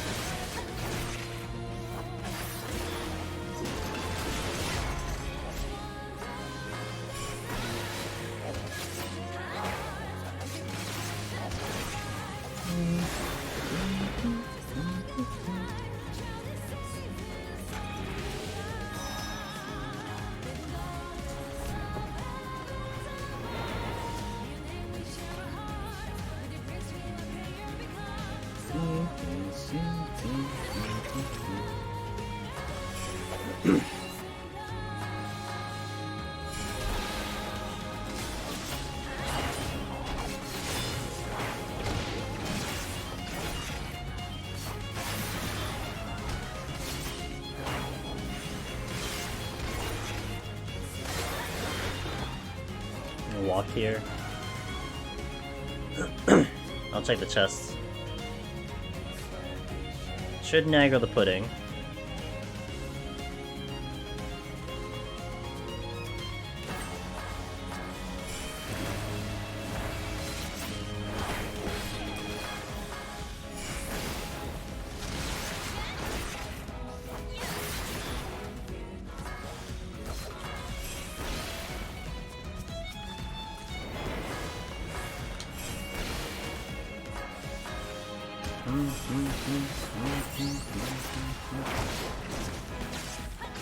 Damn it, stop missing. Stop missing!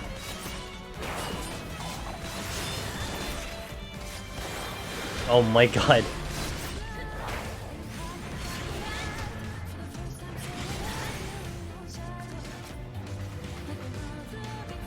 But it's gonna be a little concerning pulling a slime with blind.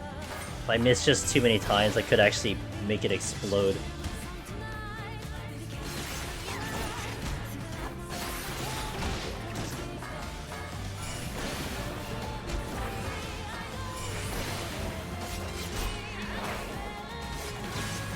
Did I check the chest? I feel like I did. Yeah, I technically didn't.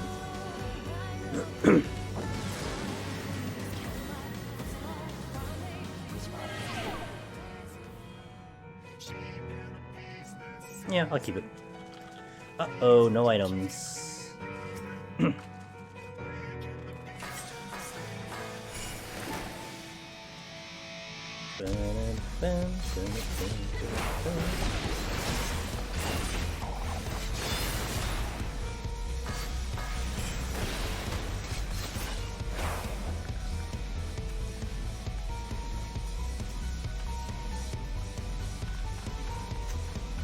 That's tempting, but...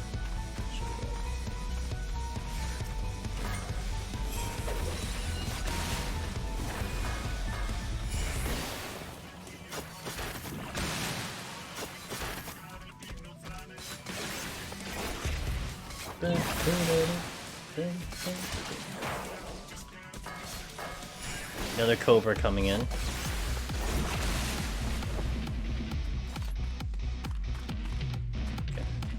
See if I can find the exit. Oh, found the exit, good. Let me go to the next room and then we'll start just killing.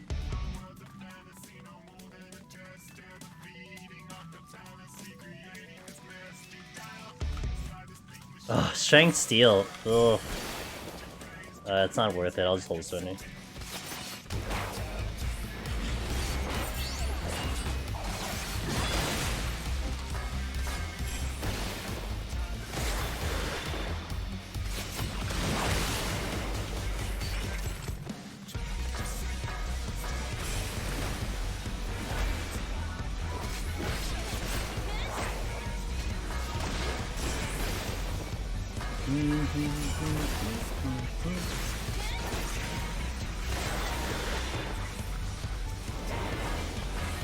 Incoming Cobra.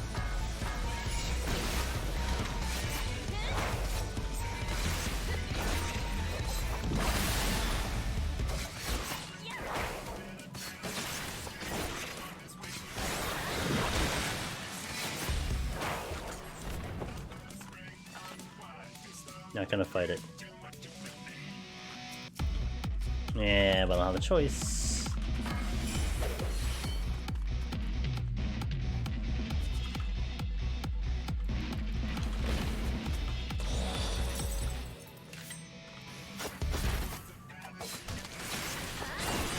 I kind of want to fight it with the HP down, so I am kind of purposely avoiding it right now.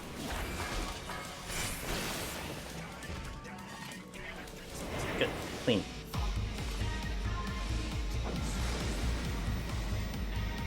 Okay, 106. Oh, why am I typing? Oh yeah, no, we're fine. 116. Let me skip this one. Okay, that's good. That's also good. Let me do this. Do this.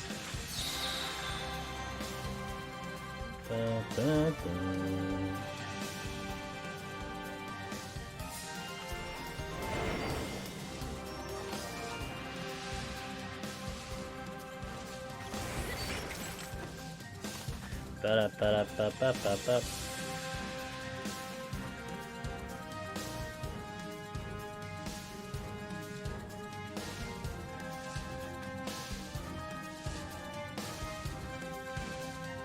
I want to get to the end and then rage towards the other direction.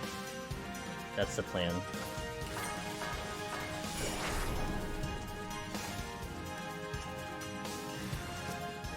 That's what I wanted to try to do.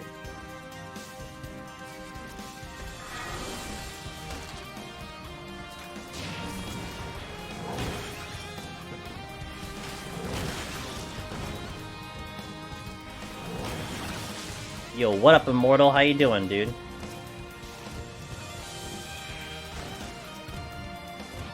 Hope you're having a good week so far. 16-hour days? Dang. Wait, you do prog? Or are you doing, like, IRL work? Ninth man? You know, I'm gonna see. I want to do 16-hour days. I just don't know if my body's gonna be able to handle it. I've never tried to do it. I'd like to. I just don't know if I can. Oh, I know. I think it's funny. I don't think on a daily basis I'm awake for that long. You know what I mean? Like, I don't think, like, at some point I take a nap or something. Like, I don't think I'm awake that long. It's pretty funny. Hold on.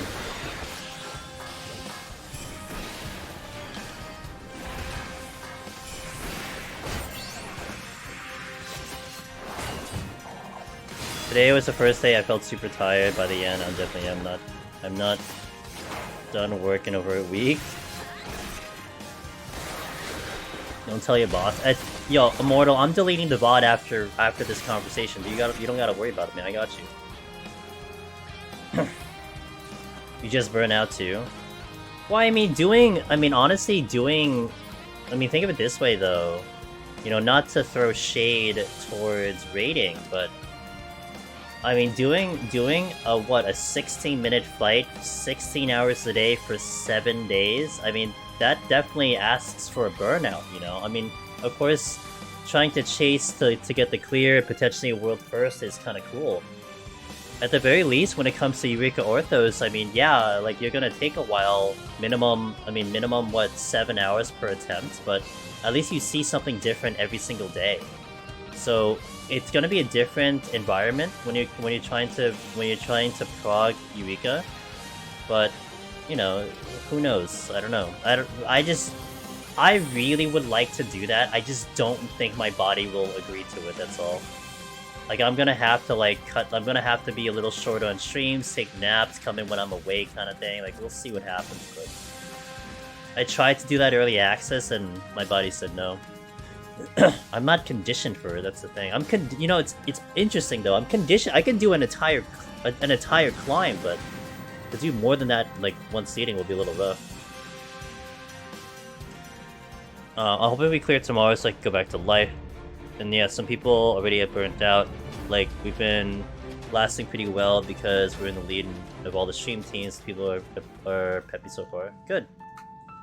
Good. I mean, that is a intangible motivation, which is completely understandable. You know, stuff like that, even if it's, like, slightly bullshit, look, man, I mean, team morale is a thing, right? Like, that is absolutely an actual thing that you really want to keep going, so...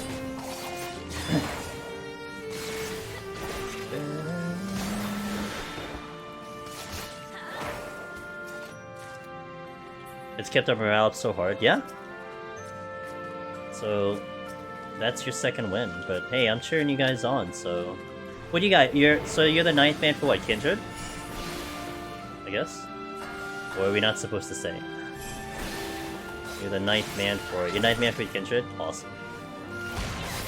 I saw the P6 transition, looked really cool. Like, I saw the news come in, I think the moment the team got there, so that was really cool. Yeah, it was awesome. Good stuff.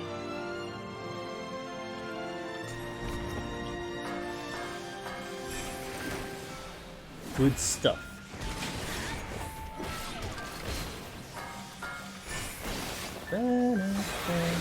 Alright, man. Hey, continue doing the work, and you know, Immortal. I've known Immortal for quite a while. Super stand-up gentleman, really good at the game. So they certainly picked a good one to the 9th man, and I hope you guys get it. They really picked a good one there, so hell yeah. Now I have like a little bit more of an investment on Kindred because the buddies it's up there, so let's go. I mean, I don't really have a horse that I'm looking for. I just want to see the information. But yeah, anyway, go to sleep. Have a good one. Get your rest. I'll catch you next time.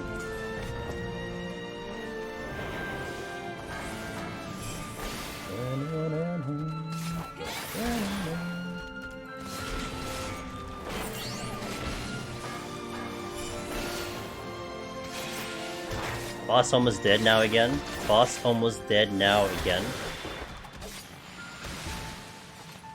I feel like Aurora, like I really want to do more Heaven on High Astro because I want to see how much you can push to make clears even more likely.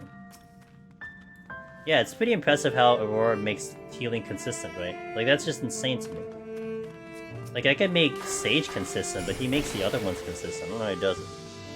What server do I play on? I am on Aether Cactor. Aether Cactor is my home server.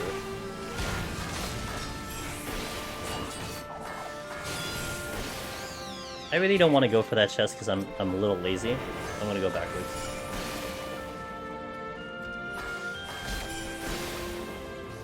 They just got into phase 3, I believe, Fraggy. I think they said earlier. So.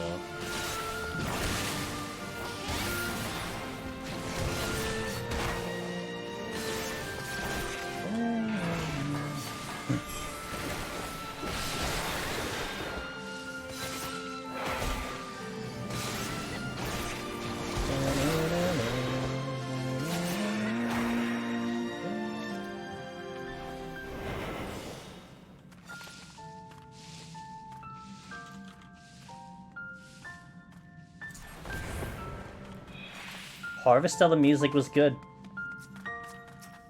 Aether best DC. Can't confirm. This song's so good. I like this song so much.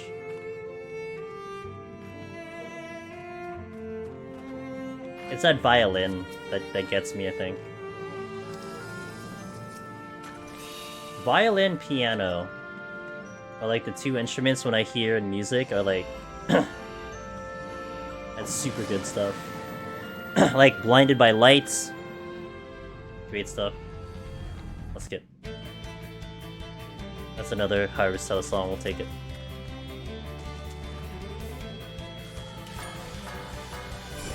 That's the ace.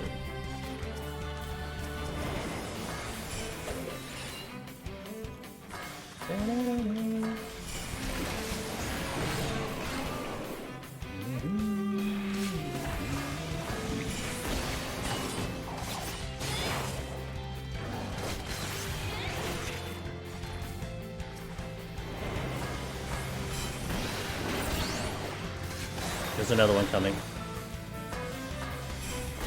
I have good hearing.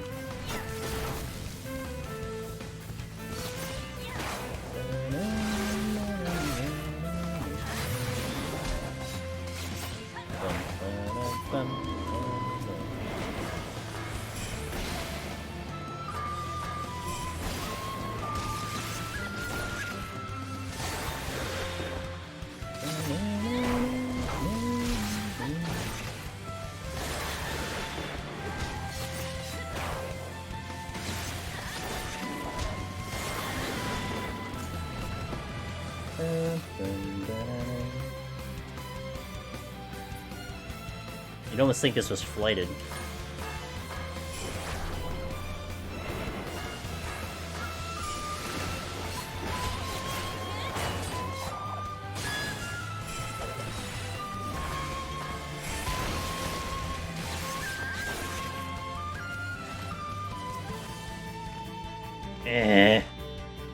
Kill two things to get to that chest. I'm gonna go the other way first. Lazy kicking in.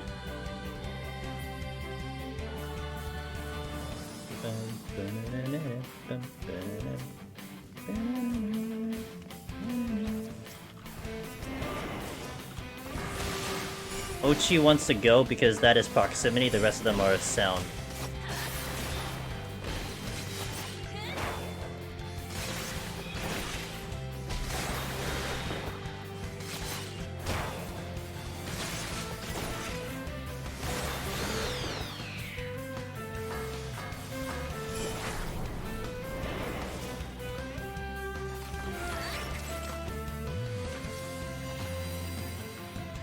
Okay, let's just check this real fast. Nothing there. I totally hit 2 buttons there, what?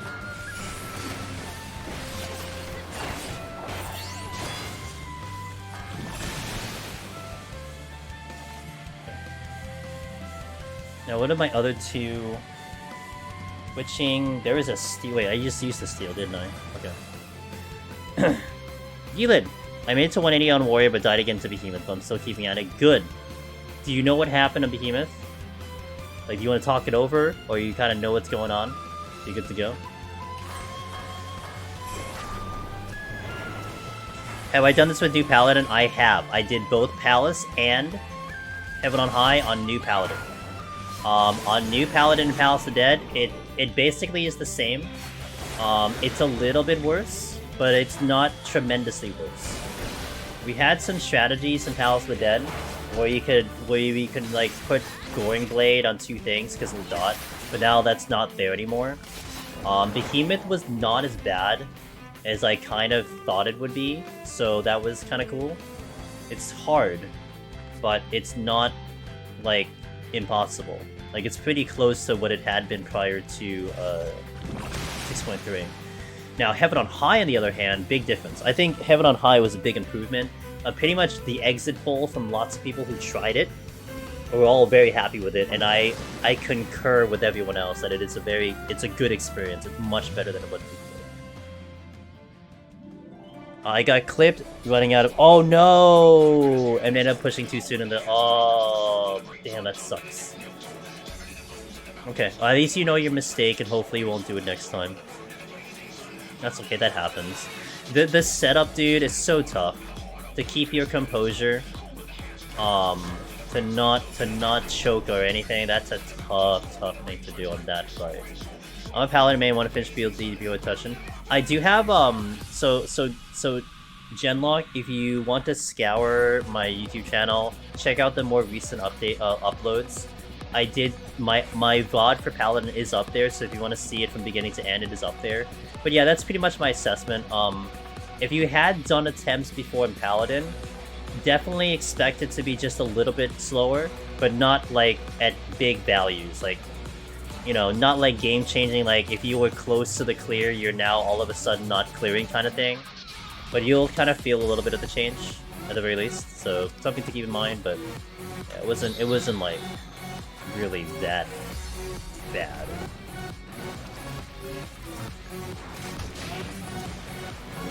Like, I was expecting Behemoth to give me some problems, and granted, when I did Behemoth, it was a little tight. But Paladin is not terrible with its rotation. There's not too many OG CDC I gotta worry about. And I think I could have even done even better on the push, to be honest. I think I talk about it in the video too. That I could have done stuff a little bit more optimized so to get a little bit more out of it, but yeah, it was a good run overall, so.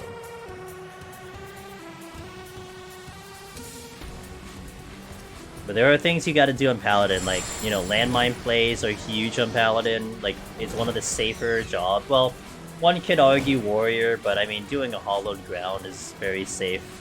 One of the safer jobs to do landmine play. Really nice to do silver chest explosions because you can heal right back, so that's actually really nice. So, you know, some things that Paladin can excel at, that you definitely want to try to take advantage of, but in terms of how does it feel clearing, I'm gonna lose too much.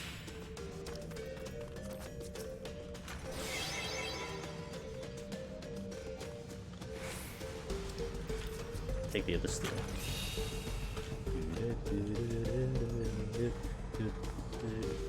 Oh, the Ochu is gonna echo.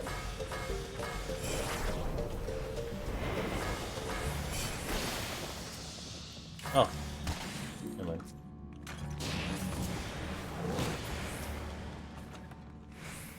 Neverland cleared now? Oh yeah? Hey, who goes?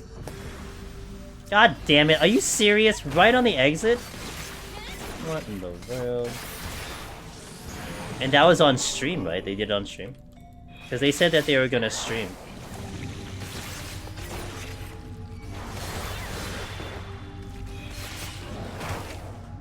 Oh wait, did they say they were gonna stream? Or was that a different team that said that was gonna stream? I thought there was a team that they said that they were doing an off stream and they decided to stream. And I think they were streaming today. Yeah, I guess we'll see.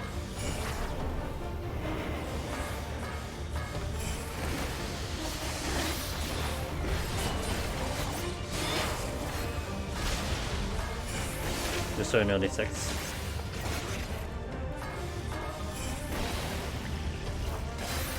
Yeah, and you know, that's something I kind of gave. I'm gonna give a little PSA on my Discord.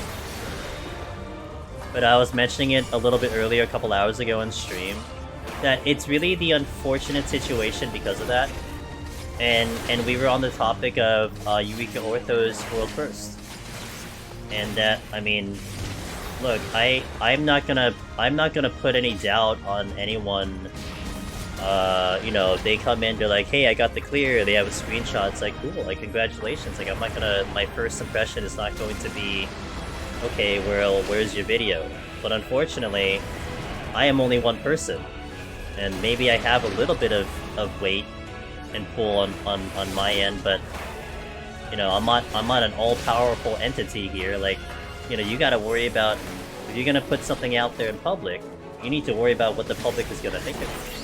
So, it kind of would be a little bit in your best interest to have something to show if you're going to do some type of announcement. And it really sucks, because, I mean, there are people who just want to do the content, they just want to play the game, they don't have something that could really record, or they don't want to record themselves, and now they're penalized for it. But it is what it is, I guess, when it comes to social media. You know, on my end, I mean, it comes with the territory, so I'm already set to go. Like, you're gonna see every second of my prog on stream. So it's really not a big deal for me, but I mean, that's just me. They gotta think about all the other people involved, right? So it is what it is. You know, you just my whole thing is, you can still do what you want to do, just kind of understand what could possibly happen in the current status of, like, the community and whatnot, you know what I'm saying?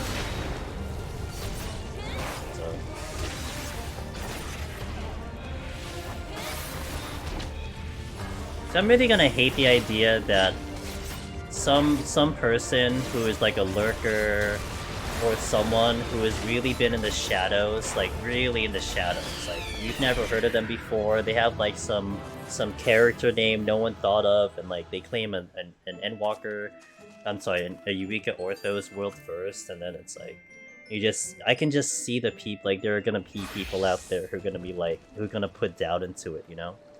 For whatever reason. Would you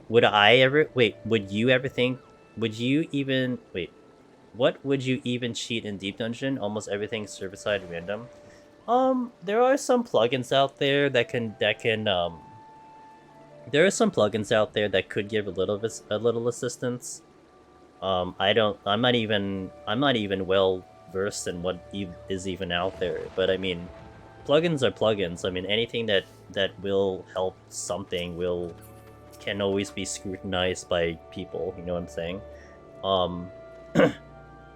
But within the past 24 hours, I mean, who can blame the larger community asking for some type of proof or receipts of something? You know, you can't blame them. I cannot blame them. I can go and, like, you know, back the person up and be like, no, like, this guy's been in this community for this long, blah, blah.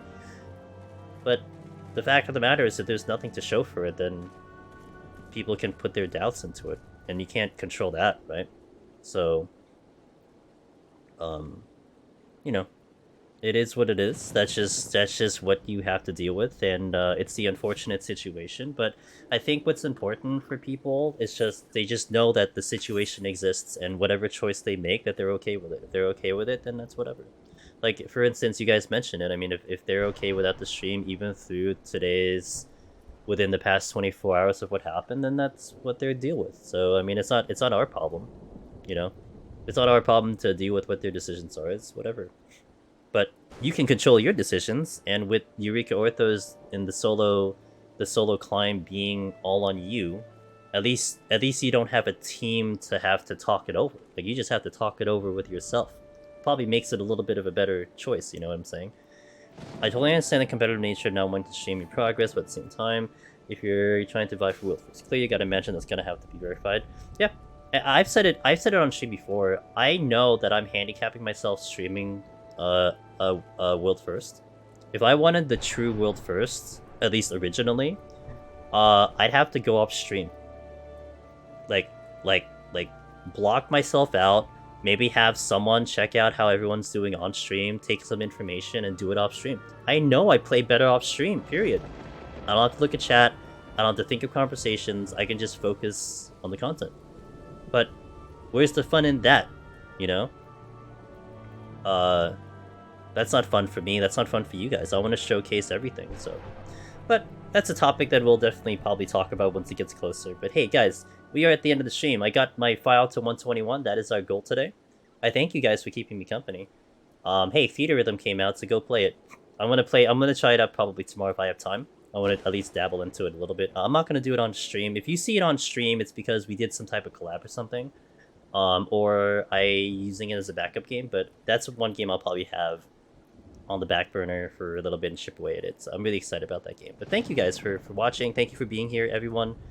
Great conversations today. We had a lot of cool topics that we talked today, and really, really nice stuff. So thank you for having some really good conversations on that, and I appreciate that and everything. So, but let's see who we can drop you guys off to today. I may have someone. I want to see. I'm not sure if you'll go late tonight, but I do want to go to a friend of mine who I haven't rated in a bit, but if for some reason you might be into PvP, he might be. Oh yeah, let's go over here. So this man is an old friend of mine. He's popped in here once in a while. I have a really big respect for him. His Twitch name is Wapster. He goes by Sir on Crystal. He is one of, I tell you, he's one of the best PvPers out there. He is, oops, I don't know how to type this. He has multiple rank 1s on Crystal. Legit. Super legit, super nice guy. I got to see him live in Vegas when they were doing the competition. You know, there's a lot of people, I get it, there's a lot of people who are a little shady when it comes to PvP and all that stuff. He's not one of them. He's a true guy. His skills are legit. So if you want to watch some like top tier PvP, I'm going to drop you off at Mr. Sir. So thank you guys for watching. I hope you have a good night. I hope to catch you Thursday for the continuation of this run. And yeah, catch you next time. Have a good night. Let's go raid Mr. Sir, Mr. Wapster. See you guys. Good night.